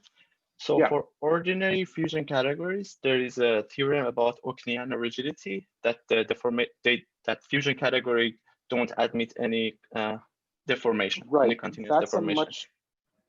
that's a much deeper use of the word rigid. This word rigid, I think, is sort of the Australian school's notion of, it just means having all duals. I'm not sure why it's called rigid. So does that criterion of that they don't admit any continuous deformation also applies to your definition of higher, like two fusion categories? That's a great question. I haven't considered it. I have no idea. My understanding is Ockniana rigidity is a sort of subtle, deep thing, and so I wouldn't be able to answer it off the top of my head. But if you made me bet money, my bet would be that for n, say 3 or less, it's still rigid, and that for n large enough, probably it's not. I see. Thank you. But I'm not willing to put very much money on that, and I feel like I'm being recorded, and maybe I should be careful about making wild speculations. So it's a great question. Okay. So there's one more ingredient that Xiaogang and Liang ask for in their definition of n+1 dimensional topological order, which is that they ask for a remote detectability hypothesis. And the physics of this is that, as Xiaogang explained on maybe Monday or Tuesday, is that any excitation. So okay, what's going on? One of my fusion n categories. This is organizing all of the operators, all the excitations in an n+1 dimensional topological order, including all the extended operators of any dimension. So suppose you have some system, you insert some operator. Now we're doing physics. You should be able to tell by doing some experiment that you did that insertion. Well, the only way you could tell it is by inserting some other operator and testing against it. And so when you try to kind of work through that logic, you would say, well, so that's this remote detectability. I should be able to detect any operator insertion with some sort of remote probing by inserting some other topological operator. And one of the ways to try to say this mathematically is to say that the Drinfeld center of my fusion n category should be trivial. The Drinfeld center is not a hard thing to write down. It's if you have any monoidal n category, whether it's fusion or not, if you have any monoidal n category, its Drinfeld center is by definition the n category of a bimodule endomorphisms of your object. This is just automatically C linear and Kurubi complete. It sort of automatically has all completeness that your original category had, just because you can write it down as a limit. And so I have this sort of for any monoidal n category, in particular for a multi-fusion n category, I have a Drinfeld center, and my axiom is going to be that I would like to request. I'll say that I have remote detectability if this center is trivial in the way it can be, which is to say it is only the n category of n vector spaces. As we were discussing with Xiaogang already, when n is 3, that n category has lots and lots of simple objects. So it's not really trivial. It has a lot of things in it, but they're things that you would automatically universally have. So my theorem is then the following. My theorem is that a multi-fusion n category, under this multi-fusion hypothesis, under this dualizability hypothesis, being a multi-fusion n category, so having trivial center, is the same as being not just dualizable in the n+2 category that Claudia explained to us this morning. And this should say Kurubi complete categories. Sorry, I left that off the slide. Not just that you're dualizable, but actually that you're invertible in this n+2 category of this Merida n+2 category. And the invertibility of the anomaly, so is what when Dan Fried says that something has an anomaly, he means that there's sort of an inverted, that you're not just relative to something, but you have an invertible thing. And so a corollary of this invertibility hypothesis, of this theorem, is that actually my definition of algebraic topological order matches the space of well, not the space of n+1 dimensional TFTs, but rather the space of anomalous TFTs, in the sense that they're not fully extended objects in and of themselves, but they have some invertible, there's like an invertible n plus 2-dimensional theory, and that these are attached to this. Okay. So that completes the definition of that Xiaogang and Liang and their collaborators have asked for of multi-fusion n category with remote detectability. And now I want to talk about some more what I think are actually sort of more interesting results that I was able to prove. So the first thing I want to talk about is going from multi-fusion to fusion. So if you ask what is the physics of a multi-fusion n category, well, let me say what the okay, I'm going to say things that aren't quite in the order of the slide, and I apologize. Xiaogang emphasized at the beginning of the week that he doesn't really want multi-fusion categories. He wants fusion categories. And the reason for this is the following. If you have a topological order, at least if you're over the complex numbers, which I'm going to be. So if you don't have any, like, you're not protecting by time reversal symmetry or something like that, then you might have thought that you had a. So what I want to say is the following: there's in high energy we'd call it the space. There's a sort of space of local vacua, or a set of local vacua that you can write down for one of these. And I'll give the math in a moment. But as soon as you have multiple local vacua, this is what a high energy theorist would call a local vacuum, is what Anton in the beginning of the week would call the space of ground states in infinite volume Rn. If you have multiple local vacua, then your theory is sort of unstable against deformations.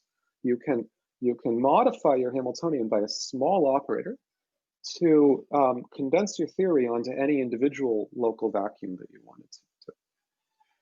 So the mathematics here is the following. If I have a multi-fusion n category A, I'm going to write omega A, the loop space of A, for the endomorphisms of the unit object. That's automatically a multi-fusion n-1 category.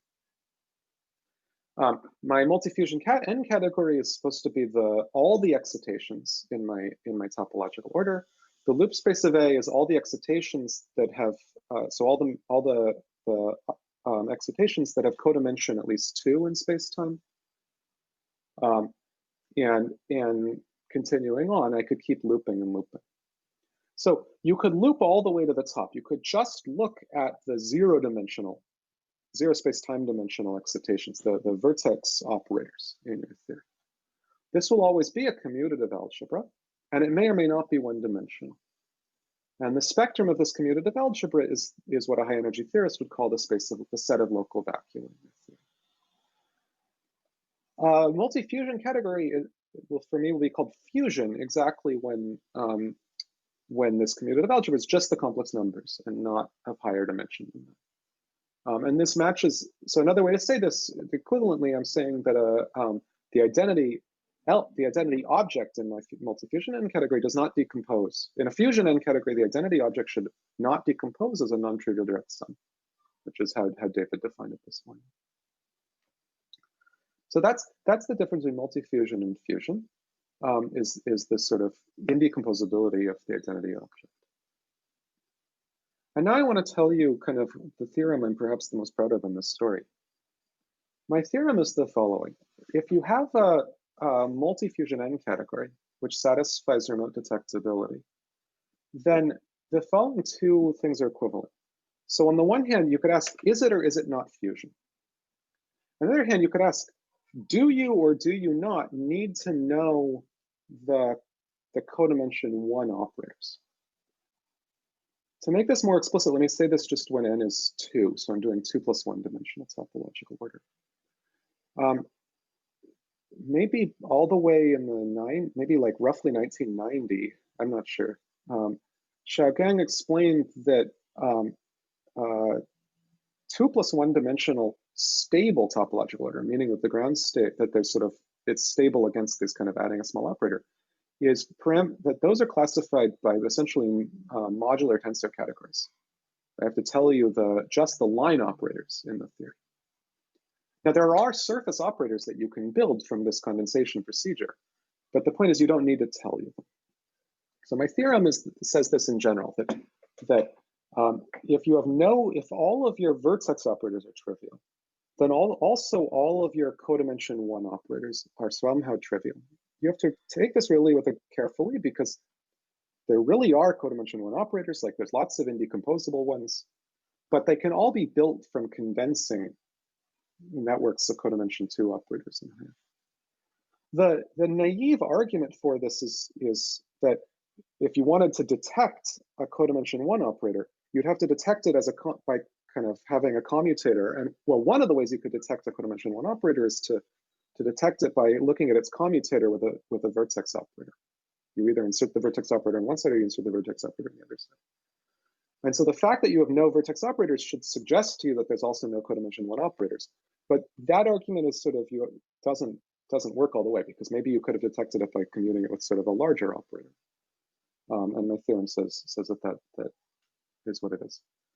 The main step in the proof is a more general result that is somehow well known in the 1 category literature, and I showed it for n categories, which is that the functor from the center of your algebra from the center of your fusion category to your fusion category is always dominant, meaning that every element in my fusion category is the condensation of things in the image of the center.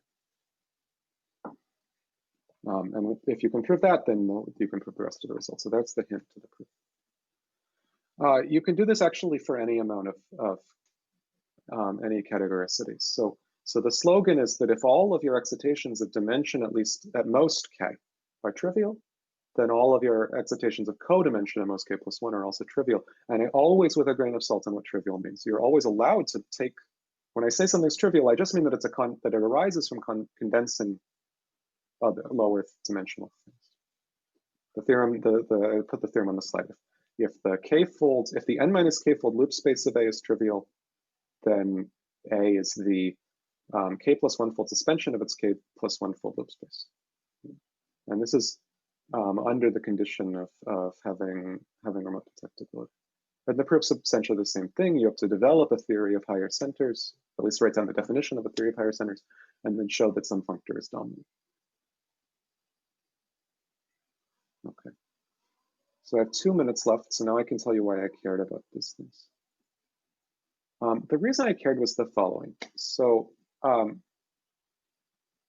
again, I'm going to say this, well, okay, I'll say this in the order of the slide. So again, I'll repeat the slogan.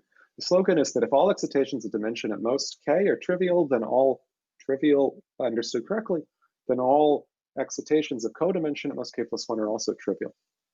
So let's take n now to be 3. Let's look at 3 plus 1 dimensional topological orders. And I want to take k to be whatever it is, 1. So what I'm saying is that if you have a 3 plus 1 dimensional topological order with no line operators, or at least no non-trivial line operators, of course there's the identity line, there's sums of the identity line, then also it has no surface operators. And I don't mean no surface operators, I mean no non-trivial surface operators. No surface operators that you can't build from condensing the vacuum line. And this statement is the one kind of, I think, hole in a really inspirational series of papers by Lan Kong and Wen and by Lan and Wen that I spent a couple of years really thinking hard about. And it's what why I was really trying to do this. So their theorem was a classification of 3 plus 1 dimensional topological orders. And they said with a fair amount of fine print that every 3 plus 1 dimensional topological order is canonically a topological sigma model. And I sort of was very dubious of this. I think a lot of us were very dubious of this announcement when it came out, and we all sort of tried to study it. And what it sort of, I think the one gap in the proof was this statement about that they sort of used this sort of naive idea that if there were no line operators, then there were also no surface operators. And this was the one thing that really needed to be proven. And I put some small prints on the page that I don't have time to tell you about what exactly I mean by anomalous topological sigma model and about fermionic versus bosonic theories. And I'm out of time, so let me just say that, let me say very quickly that kind of I can push this type of logic of theirs to some higher dimensions. So let me just quickly run through what my definition means in all dimensions. In 0 plus 1D, as we were saying, we're talking about matrix algebras. Really, we're talking about central simple algebras, which are the same as matrix algebras up to kind of a U1 ambiguity. As Xiaogang told us on Monday or Tuesday, I don't remember, in 1 plus 1D, all topological orders are unstable. You can always collapse your theory onto a single local vacuum. Fermionically, there's still a little bit of data if you have a 1 plus 1D unstable theory, that if you might have two local vacua and they could either have the same relative Arf invariant or a different relative Arf invariant. In 2 plus 1D, we're looking at basically multi-fusion, modular tensor categories. The classification of modular tensor categories is wild. I don't think we're ever going to do it. In 3 plus 1D, we just have topological sigma models with one groupoids as targets. It's kind of classification is only as hard as the problem of classifying finite groups, which of course is wild, but it's much easier than say all modular tensor categories. In 4 plus 1D, I'm working with a PhD student at Perimeter named Matthew Yu to classify theories. I think I know what the answer is. I think it has to do with symplectic finite abelian groups. In 5 plus 1D, the Lancong-Wen proof basically goes through as soon as you can do two categorical Tanakian duality, which I think I know how to do with my Kopkins. In 6 plus 1D, I don't know. I think it has something to do with the classical Witt group. And in 7 plus 1D, you would need a three categorical Tanakian duality. I should have said, the other main step in the Lancong-Wen proof is some Tanakian duality arguments about existence of fiber functors. And these, I think, work in 5 plus 1D and definitely don't work in 7 plus 1D. And that's the end of my talk. I'm sorry for going over. Thank you. Thank you very much. And any quick questions? Otherwise, I guess we. I just have a short question. Sure. So in 3 plus 1D, in your classification, include this case with the fermionic charge, or it's still possible? So the cleanest way to state the classification, so as I said, there were these pair of papers that were really inspirational, and then I spent some time trying to kind of clean them up. And the cleanest, well, the mathematically cleanest way to state it, maybe not the physically cleanest way to say it, is to give the classification first for fermionic topological orders. And the statement there is that a fermionic 3 plus 1D topological order, completely canonically, what you can do with any fermionic topological order is, so this was the small print I skipped over. If you have a fermionic 3 plus 1D topological order, what you can do is you can look at its category. So this omega 2 of A is the line operators in your theory. That's automatically a symmetric monadal fusion category. And then what you can do is you can study what I'm going to call the spectrum of this fusion, symmetric monadal fusion category. It's not, because I'm fermionic, it's a superfusion category. And so the spectrum is, well, the spectrum of an algebra is, and I really should call this like the C, anyway. A kind of poor person's definition of spectrum of an algebra is that it's the set of maps from the algebra to the complex numbers. And a poor person's definition of the spectrum of a fusion category is it's the groupoid of maps from your symmetric fusion category to supervector spaces. And the actual understanding, if you really sort of think very carefully about Tanakian duality, what Tanakian duality tells you is that this groupoid is a kind of complete invariant of your symmetric fusion category.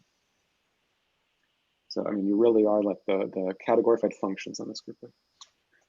So that's part of the data of the classification is this groupoid. It will become the target of the sigma model. And then the action of the sigma model is a supercohomology class on this groupoid. And it's not really a supercohomology class, it's really a reduced supercohomology class because of this issue with anomalies. Every reduced supercohomology class in this can enhance to a supercohomology class, but not quite canonically. And I need to be using reduced cohomology to make the classification canonical. So that's the classification for fermionic theories. For bosonic theories, there's a little bit more information, and the kind of mathematically clean way to say this is to say it in terms of descent data for fermion parity flip. And then you have to invent kind of twisted equivariant reduced supercohomology. And when you kind of, that basically at the end of the day kind of packages the classification from these papers by Lan, Kong, and Wen about whether or not they're emergent fermions. But if you know those papers, they had a kind of complicated classification that's like, well, you do this if there's no emergent fermions, and you do this if there are emergent fermions, and you do this if something else. And this is a kind of way of packaging it in categorical mumbo jumbo. So, so in terms of physical language, can I say it's just like a gauged SPT phase, or there's something beyond that? Well, I don't know. It depends on how much just like means just like. The fact that I'm using supercohomology means that I really do have to think about, like, it used to be when people said SPT, maybe they thought that SPT phases were classified by just ordinary cohomology. And that's just not true. Yeah, SPT phases. Yeah, for Fermat, you need this supercohomology. Right. So for fermionic theories, we know you need supercohomology, and more generally, I mean, this is because supercohomology is a kind of an approximation in this dimension to cobordism. Right. And so, but as long as you're willing to kind of take that understanding when you say SPT, then it kind of goes through, except for the fact that these are reduced classes and not honest cohomology classes. And that really doesn't matter if you're fermionic that much, but for the bosonic theory, it matters a little bit. So what's going on is that, okay, this is something I haven't finished a proof of, but I think every condensed matter theorist will tell you that there are, so for instance, you can ask, what are all of the, so here's the place where you can see the difference. You can say, what are all of the 3+1D topological orders whose line operators consist of the vacuum line and a fermion? So these look like they're supposed to be Z2 gauge theories, except that in a Z2 gauge theory, the electrically charged particle is a boson. And now I'm asking for sort of something like a Z2 gauge theory, except the electrically charged particle is a fermion. And I believe I can prove that there are exactly two of these, one of which is not anomalous and one of which has a, so these are bosonic theories where the Z2 gauge, where the electrically charged particle is an emergent fermion. And I believe that I can prove that there's exactly two of these, and one of them has an anomaly, and that's like basically a 5-dimensional Stiefel-Whitney class. It's like W2 times W3, I think is the anomaly. You mean the point charge is fermion? That's anomalous? Yeah, that's so. I want a bosonic theory for which the charged particle is an emergent fermion. Anyway, when you try to set that number in this string-net construction in 3+1D, it's kind of related to symmetrical category, right? So you can make the torical the charge to be fermion. Yes. So the point is that there are in fact exactly 3 theories where there's one charged particle for a Z2 field. One of them is the sort of straightforward toric code in 3+1D, where the electron is a boson. One of them is kind of string-net model where the electron is a fermion, but it's still not an anomalous theory. You could still write it down as a kind of totally in 3+1D as a commuting projector Hamiltonian model. And then there's a third one which has an anomaly. So it does not really live as a true 3+1D model, but rather it lives as a boundary condition for a 5D invertible phase. I see. And all of this stuff about reduced blah blah blah is to catch that last example. Okay, thank you. Was there a question by Shutdown or Shutdown lower the hand again? Okay. Anyway, I guess. Yeah, I'm fine. I'm fine. Thank you. So Cecile, I just have one thing to confirm. Yeah. I think your theorem that remote detectability implies fusion, it doesn't hold in one dimension, right? So it doesn't hold for fusion one categories. So because there are really multi-fusion one categories with trivial center. So sorry, let me say the theorem correctly. The theorem is that if you have remote detectability, then you are fusion if and only if you are what I would call the suspension of your loop space. So let me unpack this in 1+1D. So in 1+1D, I'm talking about multi-fusion categories with trivial center. There are plenty of multi-fusion categories with trivial center. Now the loop category of a multi-fusion one category is just the endomorphisms of the unit object. That's just a commutative algebra. And the suspension of that commutative algebra doesn't see the whole multi-fusion category. Okay. It just sees like. So the second one is not satisfying. That's right. Okay, I see.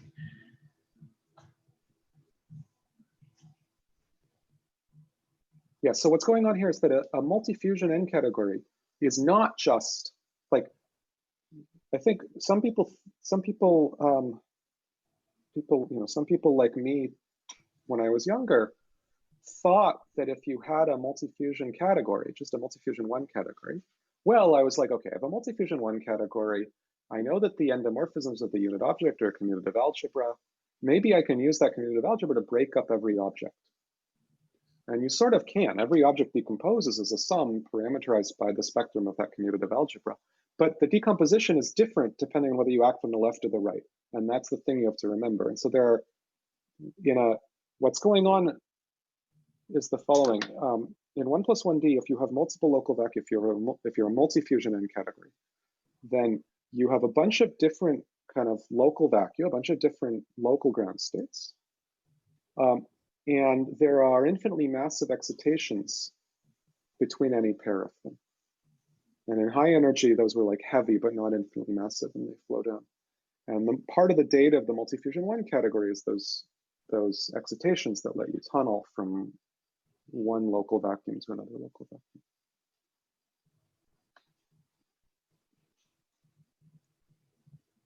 Okay. Thank you. And now I'm going to stop sharing my slides because I think Tian needs to set up his.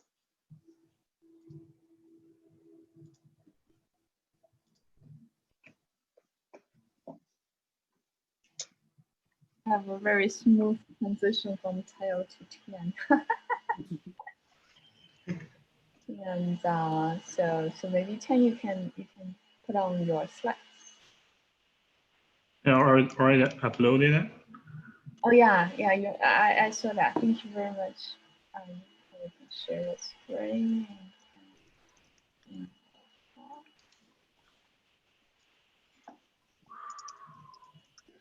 So our last talk of the conference is in the physics direction, and will be given by Tian Wang, and from Institute for Quantum Computation in University of Waterloo. Thank you. Thank you. So can start, right?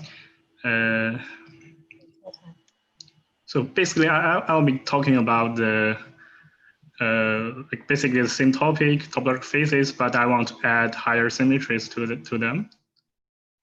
And my talk will be based on the recent two works with collaborators Wen, Kong, Zheng, and Zhang.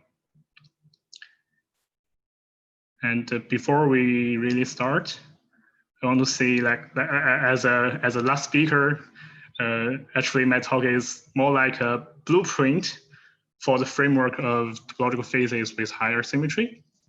And from a mathematical point of view, many contents should be regarded as conjectures. And the main idea is actually similar to that has been mentioned many times in the previous talks. We want to describe topological phases by here fusion categories with trivial center. But now, since we have symmetry, this trivial is not completely trivial. This is trivial relative to some given higher symmetry.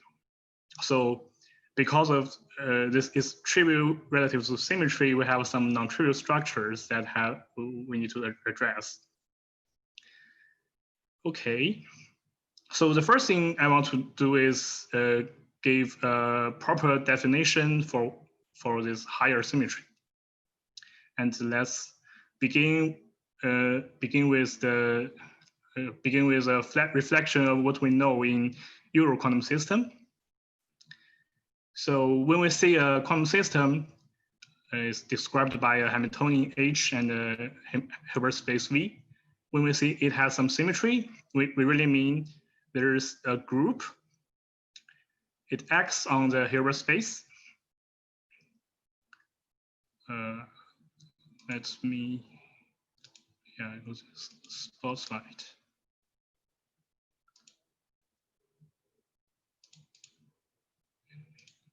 Okay, so the group acts on the Hilbert space. And the action commutes with the Hamiltonian of the system. But this is just slide is not updated on the screen, on my screen at least. Still the title page. Maybe my connection is not very good. Is it okay now? No, it's still title page. Yeah, it's still the first page. Oh yeah, now it Okay. comes. Yes. Okay. I'm sorry.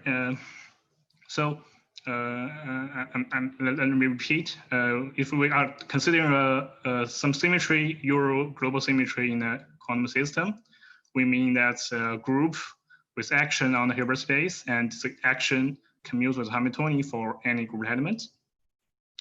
So this is just a roughly speaking what is symmetry, but in physical application, Euro physics really not mean some specific quantum system with some specific Hamiltonian.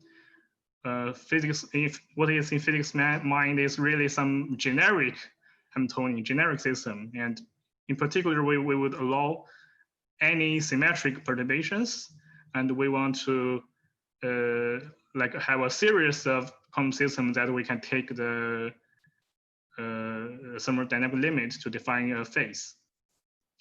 So more precisely speaking, we should consider a class of Hilbert space with the group action and all possible Hamiltonians that commutes with the J action. So we can just make things easier. This just means we are really working in the category of group representations. So we just take all the group representations and consider our quantum theory inside this category, whose objects are this vector space with action, and morphism are the intertwiners or symmetric operators that commute with J action. So basically, we can see if there is no symmetry, we just work in the category of vector space. That's where quantum mechanics lives in. And if there is symmetry, we upgrade the category we are working from vector space to group representations. And there is a famous duality, is a Tanaka duality, that relates the group to the categorical description. So basically, the categorical description is the group representations or symmetry charges or conserved quantities. There are some invariants, physical macroscopic observables. And if you supply a fiber functor here, in this case, just Gato functor from RepG to VAC, then you can reconstruct the symmetry group by taking the automorphism of the fiber functor. And these two, they are just equivalent descriptions of symmetry. And the communication relation between the group actions and the symmetric operators, such as Hamiltonian, is naturally encoded in the definition of the natural transformation.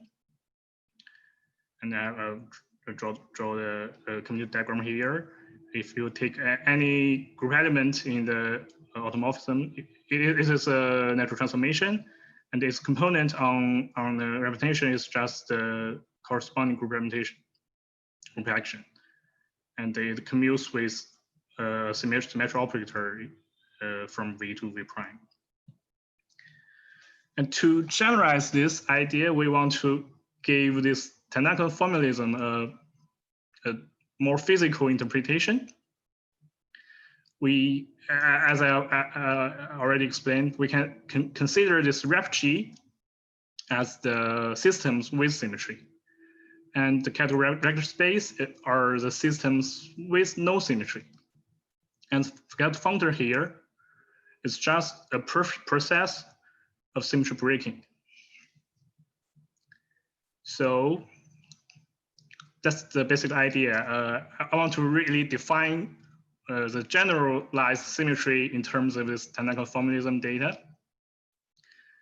but maybe in some different category, in some different category of physical series that we're interested. But the interpretation is the same.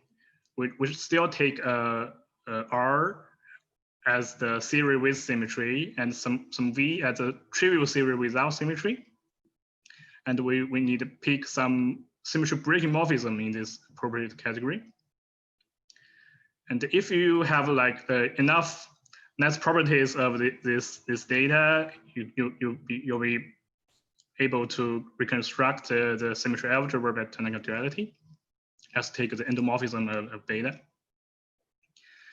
Okay, so the category we are interested in now is a category for topological phases. And I think after this workshop, this many talks, we should almost agree a good choice would be the category of fusion in categories. So then we arrived at this definition of higher symmetry. We need to pick some V for V is a fusion category, and it is physically the so-called the elementary excitations. And for example, it can be boson fermions, but I will explain this in more detail later. So our definition for a higher symmetry is basically a fusion in category, denoted R, together with a monoidal functor from beta to the V of your choice. And this beta, we want it to be surjective, and it is an injective on the endomorphism or the operators. And in our paper, we call this structure a V local fusion in category. And in this talk, I will just refer to this data R, beta, and V as a higher symmetry. Okay, so the examples. So V, as I already mentioned, it is the fusion in category of elementary local excitations. And so the trivial example of V, you can take V to be the vector spaces, maybe iterated defined by this de looping and continuous completion. So this is for boson system. And there are two typical examples. One is the nref G. It's already appeared in the previous talks. It means the symmetry charges of a group G and all the higher dimensional condensation defects from the symmetry charges. And for this case, we take beta to be the functor that forgets the group action. So this is basically how we describe zero or global symmetry in this generalized definition. And also another example is the category of G-graded vector spaces. And physically, it is the symmetry domain walls in a spontaneous G-symmetry breaking phase. And it should be the dual symmetry as appeared in the Xiaogang's mini course. So it is the like G superscript n-1 that due to G. And in this case, beta just gets grading. This is referred to by Xiaogang as the algebraic Hamming symmetry, because if you really apply technical duality here, you will get some kind of higher Hopf algebra that is not a higher group. And this for boson system, and there are of course possibly other examples. For fermion system, we should take V to be the higher supervector space. And similarly, we can define zero fermionic symmetry and also others.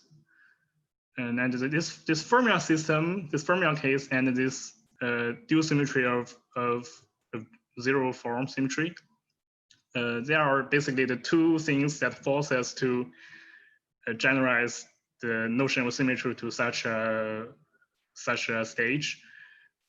But after we're doing this, actually we can consider something more exotic. You can take some more exotic V that is neither vector space or supervector space, and possibly they mean you have a system that fundamentally built with anyons or strings or other higher excitations.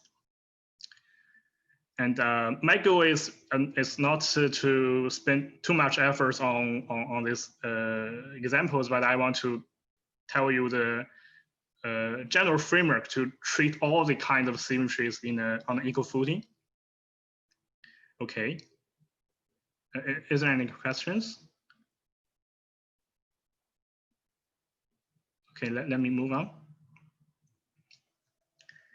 So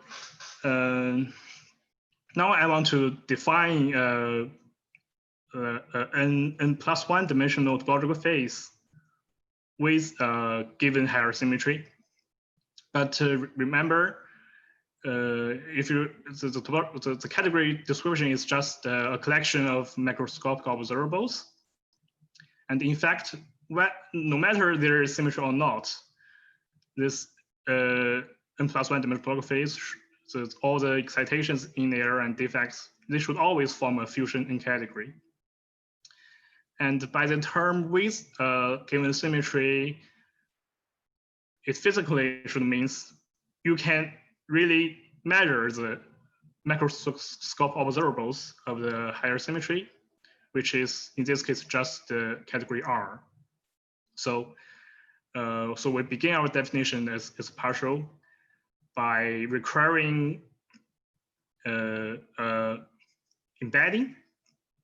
So here, first you want to have a fusion category C that for the observables in this topological phase, and then you want to have an embedding from the given symmetry to the category of the topological phase. And here embedding we mean something that's equivalent to this image, but because higher thing is hard to define in precisely. Okay.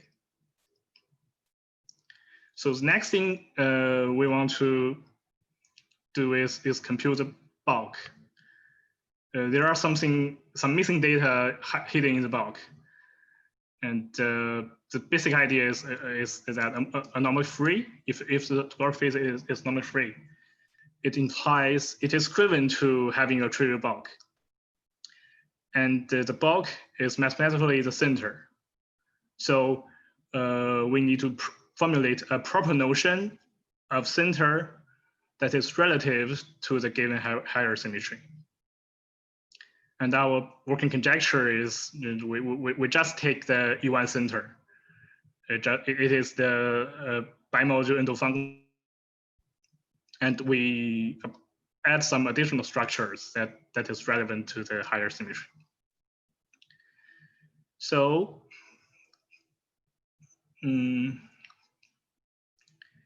So to begin with, we consider the trivial phase. What is a trivial bulk? It must be the bulk of the trivial phase, and the trivial phase should be, so at least this embedding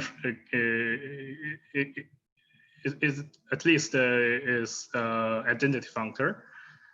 So for trivial phase, we have C equals to R, and then the bulk of R should be somehow trivial. Then comes the question. So the bulk of R, ZR, we see it is trivial, but it's not completely trivial. So when we see some higher SD phase, its center is the same as the trivial phase, the trivial bulk, we need to characterize in the higher structures. And in this talk, I will mainly discuss this top level equivalence braided n functor from the center of R to the center of C. And higher structures are basically open problems, but I will touch them a little bit. And besides this equivalence, the structure, the data, we also need some conditions. We need to formulate how the additional structure of symmetry is preserved by this equivalence. Okay, so let's first look at the special case. We assume for the moment that our higher symmetry, this R, is a symmetric fusion category, or what we call a braided fusion category. In this case, we have a canonical embedding that we can embed R into its bulk. It's braided embedding. So basically, you use the braiding of R, and it just put them as the braiding in the half braiding in the dream field center. So we think this data, this canonical embedding, is additional data of the symmetry. It describes a trivial phase, a trivial bulk with symmetry. And if R is actually symmetric, this is already mentioned in the, I think, in Tian's talk. This VR is just a minimum optimization of R. It is trivial in the sense it's described the trivial topological phase, trivial phase with symmetry, or trivial SPE phase. So besides this canonical embedding, we also have this canonical Fagactal functor from the center to C itself, from boundary to from bulk to boundary. So we immediately arrive at a very natural formulation. We just put things together. So this definition for symmetric R. If R is symmetric, then a normally free and plus one dimensional higher SD phase with this R symmetry is characterized by the following three data. First, fusion category C of the observables, macroscopic observables, embedding that embeds the symmetry into C, and also a braided equivalence between the bulk. And if you first lift R into the bulk and apply this equivalence and forget, it should coincide with the embedding in this second data. Okay, so that's basically the definition, and spent a slides to briefly discuss the higher structures. It can be very complicated, and I just illustrated like the first level. If you have like an equivalent SET, and I use this C prime, so the inner square is our definition in the previous slide, and the larger square with everything with prime is something equivalent to C. So if you want to really connect them, you need, for example, a monoidal equivalence between C and C prime, and this monoidal equivalence lift to the center. It induces a braided equivalence in the center. And also, you should feel like these two cells with some natural isomorphisms.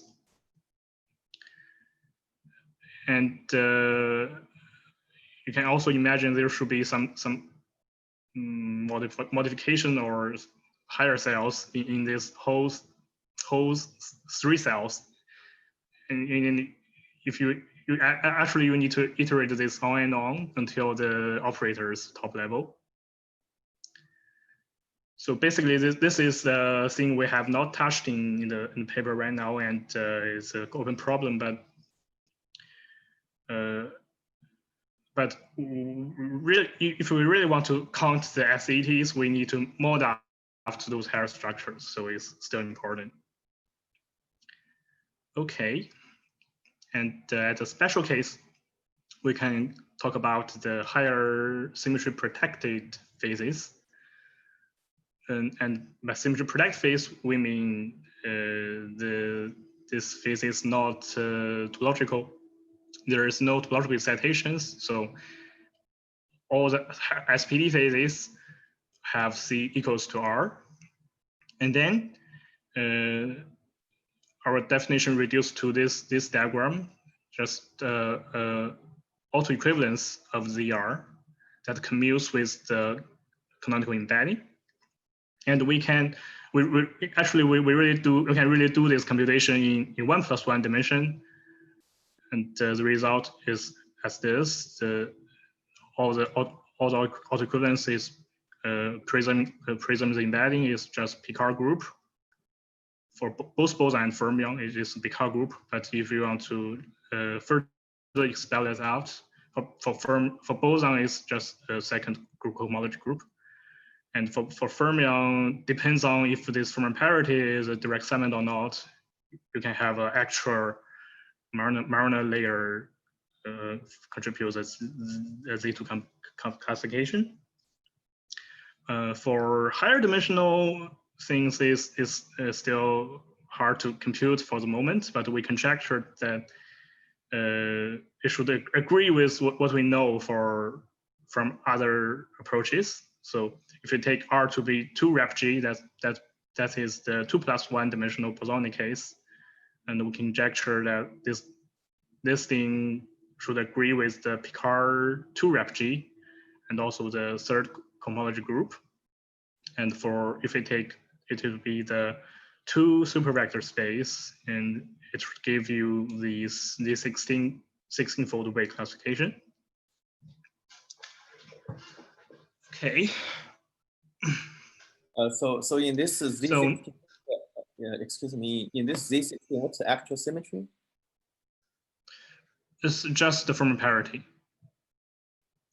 Just the fermion parity, I see. Yeah.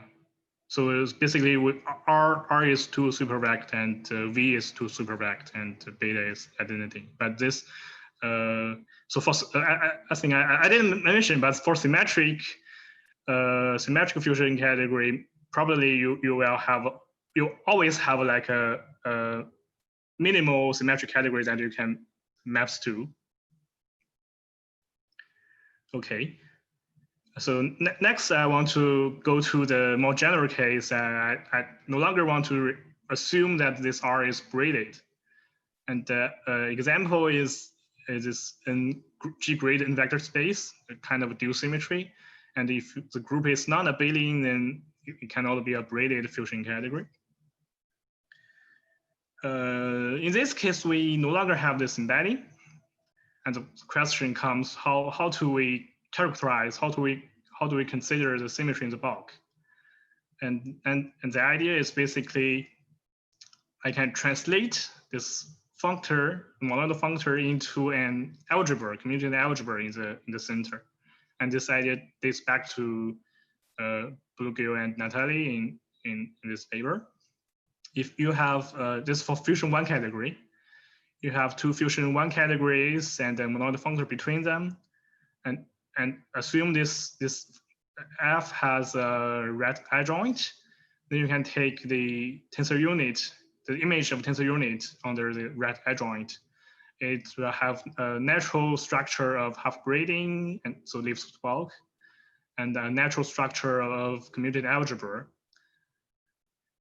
Also, if you also this D can be reconstructed, it's equivalent to the category of A modules in C.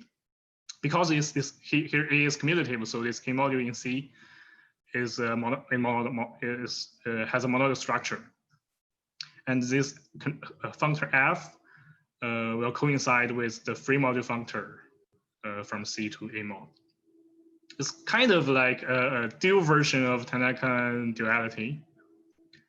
And what we want to generalize this idea to higher dimension as well. So just of course, just a conjecture.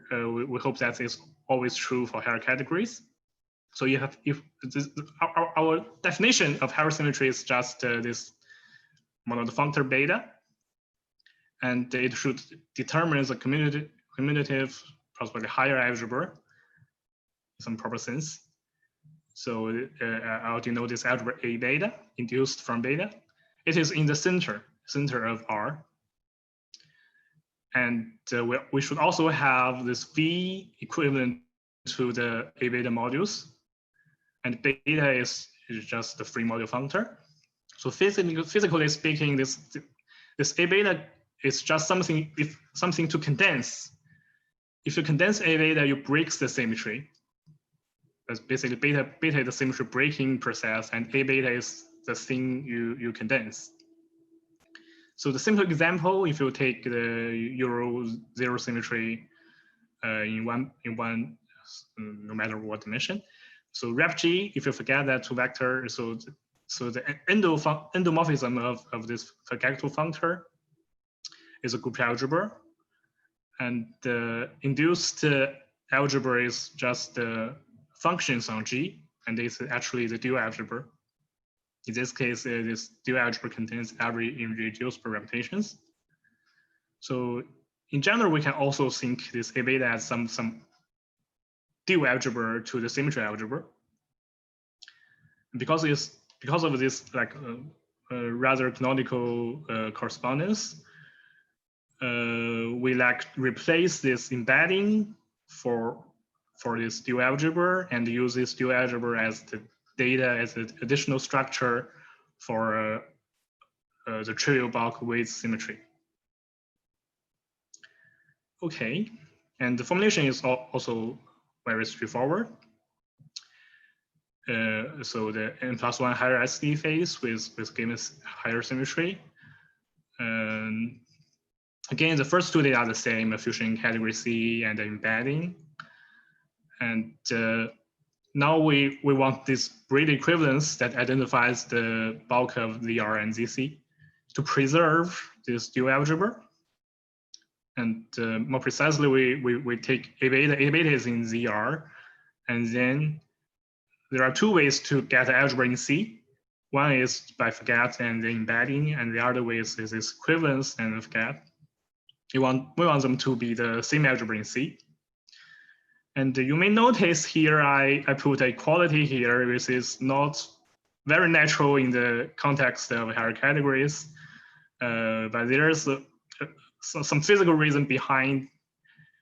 So generally saying, we should allow some algebra isomorphism or higher isomorphism here between the algebras. But for the symmetry is kind of different. So this A beta, it is kind of the characterizes the higher symmetry, and iota is embedding. So it is the macroscopic observable of the symmetry in the higher SED phase C. And if the difference, I mean the isomorphism here, if it is too non-trivial, and it leads to some observable results in the physical world, we would regard that these two things as kind of different symmetry. So for example, if you consider like a Z2 symmetry, and the two Z2 charges may mean different things physically. Maybe one is the rotation, and the other one is spin flip, and you cannot, although algebraically they are isomorphic group, but physically you cannot permute these two symmetries. So we really want some almost at identity isomorphisms here. And of course, there are algebra isomorphisms that can be induced from higher structures such as natural isomorphisms, and we surely allow them. But after quotient out these things from higher structures, we would like this algebra isomorphism to be almost equality. But at the moment, it's hard for us to state this criterion in a very precisely, because we don't really understand this higher structure very well. But remember that the thing is this algebra isomorphism should, at least for now, we don't regard as some additional data. Okay. So that basically completes our definition for higher symmetry and higher SED. There is immediately some applications or results or conjectures. So the first thing we can formulate the symmetry breaking in the higher SED phase. And the way we do it, just consider the push out in the category fusion categories. So we can push out and get a fusion category C0, and we also push out beta along this embedding. So it's easy to imagine that this push out of beta, this delta star beta, it describes the symmetry breaking in the higher SEDC. And the resulting C0 is some topological phase without the symmetry. And also we can describe this thing in terms of algebras.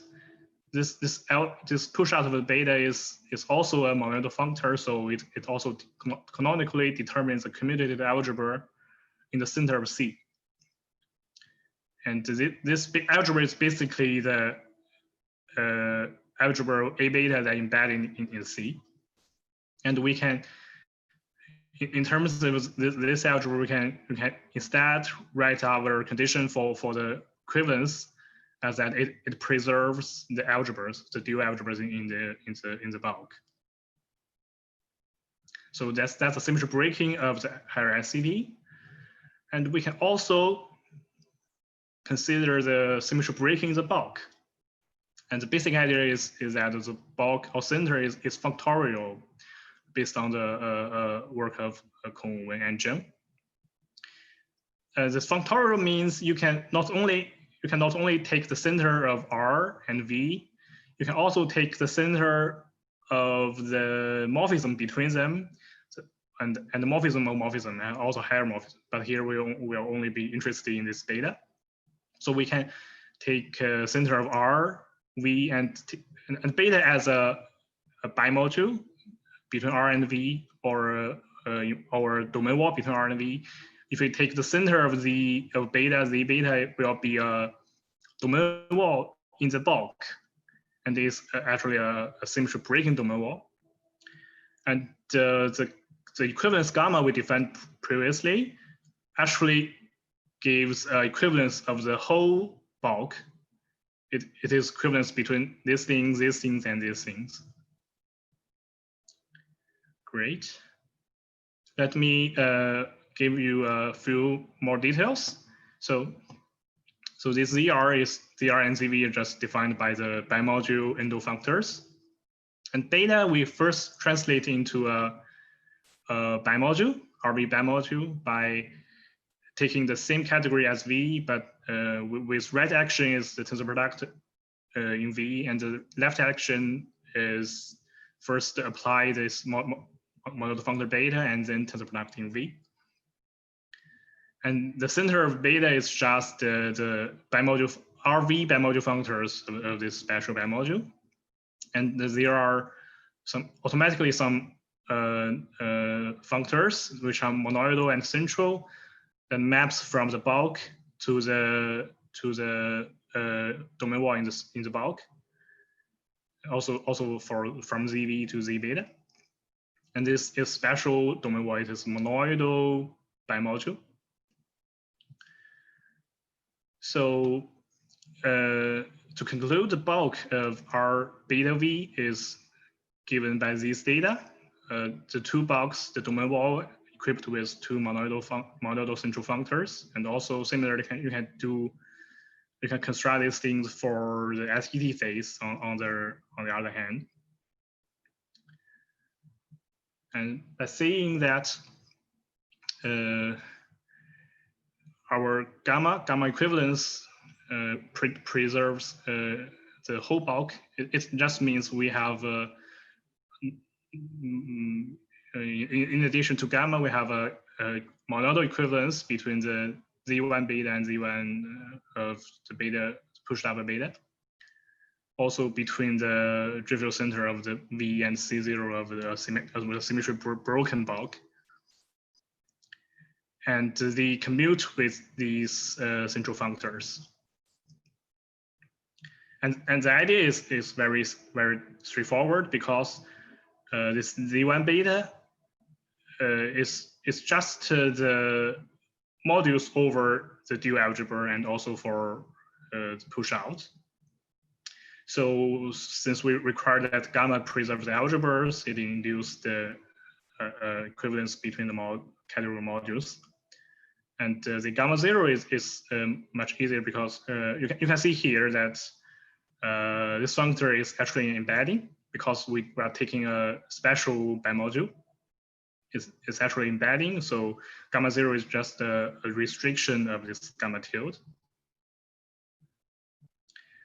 Okay, so that's the second application, the symmetry breaking of the bulk. And maybe the final thing I want to say is about categorical gauging. So after realizing that we should use some equivalence functor of the bulk to describe the higher ST, and then we immediately get this picture of gauging.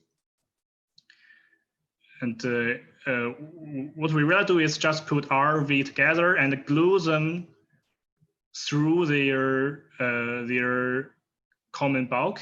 But we do need this gamma functor as an intermediate. Intermediate is a transparent domain wall here. And we just put them together and we squeeze this sandwich. We got something in the same dimension as R and C.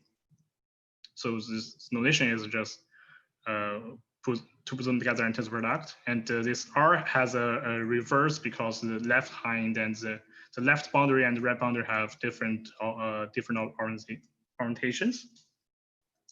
And the result will be a fusion in category, and possibly multi-fusion category, but we only know these examples in n equals to 1. So possibly this this gauging will be something unstable, but I conjecture that in higher dimensional it should always be stable. So it's basically it's a new way of categorical gauging we are proposing in our paper. The resulting thing will be a topological phase without symmetry, and it should be the theory that after you gauge this higher symmetry R. And we can compare it to the old way of categorical gauging by either G-crossed extension or minimal modular extension. So our conjecture is that the two ways should be equivalent. So for example, for this minimal modular extension, that means R is rep G, or in rep G it's symmetric. And we conjecture if we do this categorical gauging glue along this gamma functor, it should produce a minimal modular extension of C. Of course, at delooping to make them braided fusion -1 category. And moreover, we conjecture that this should be a bijection that's between these minimal extensions of a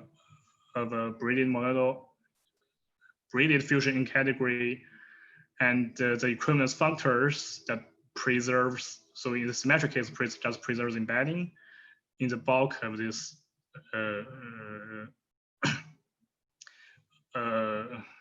in the bulk of the SED. Okay. I think this already a very high, very non-trivial conjecture. And that basically finished my talk. And I would like thanks to your attentions. And I left there last slides some open problems. And one thing is the higher structures I already mentioned. And maybe also we want to study the boundary theory of what have defined. There should be anomalous higher SDs and also maybe other exciting things. Yeah, thanks. Thank you very much. You actually finished the talk before the time. Okay, so any questions? Can I have a question?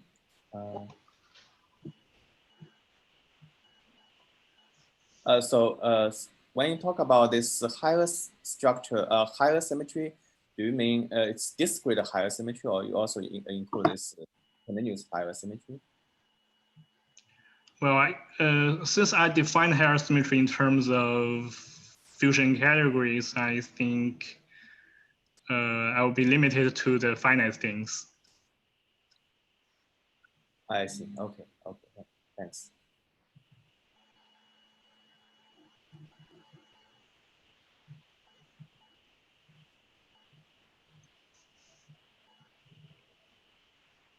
Okay. So maybe let me remind everybody that for today the section is a discussion section is a little bit different because as Liang asked the speaker, for the 5 speakers, some of them want to share a discussion room. So the first, second, third, fourth speaker go to the first room, and the 5th speaker, so 10, go to the second room. Is that okay? So that was the feedback from the speaker this morning. Okay. So if that is the case, so before, the question. Well, before people, I think it looks like you were about to end the session. And before people disperse, because I bet some people won't come to discussions anyway, can we all please applaud Chen Cheng for putting together a fantastic conference? Thank you very much. Thank you very much.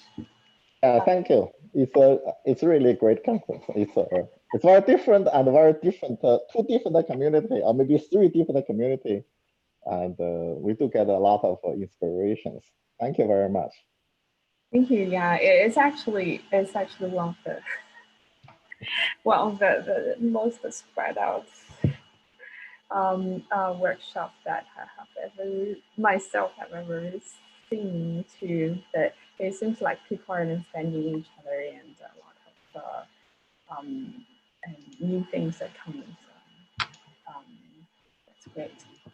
Okay, so we do like this, and I don't have any. I think then the secretary will send you an email to remind you to send the final PDF to her, and she will put it on the website. And for the moment now, we have this uncut YouTube for people who want to watch the video immediately. And ESI Should Ministry, they will edit the video already and put on their official website already. And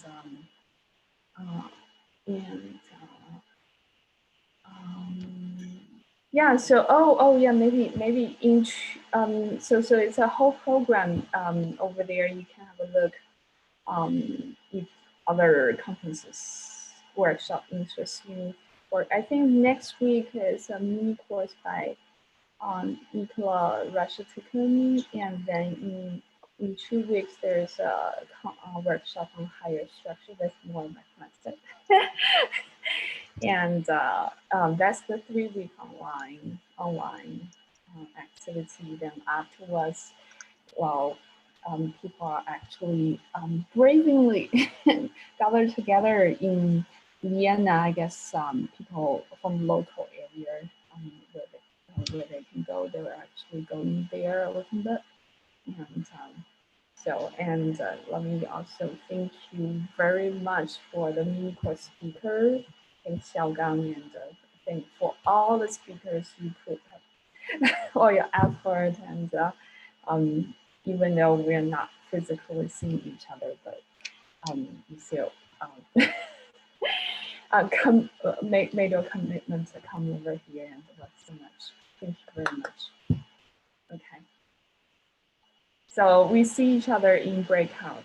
Okay. Bye. Thank you, Tian. Let's talk. Yes. Great talk, Tian. Okay. Bye.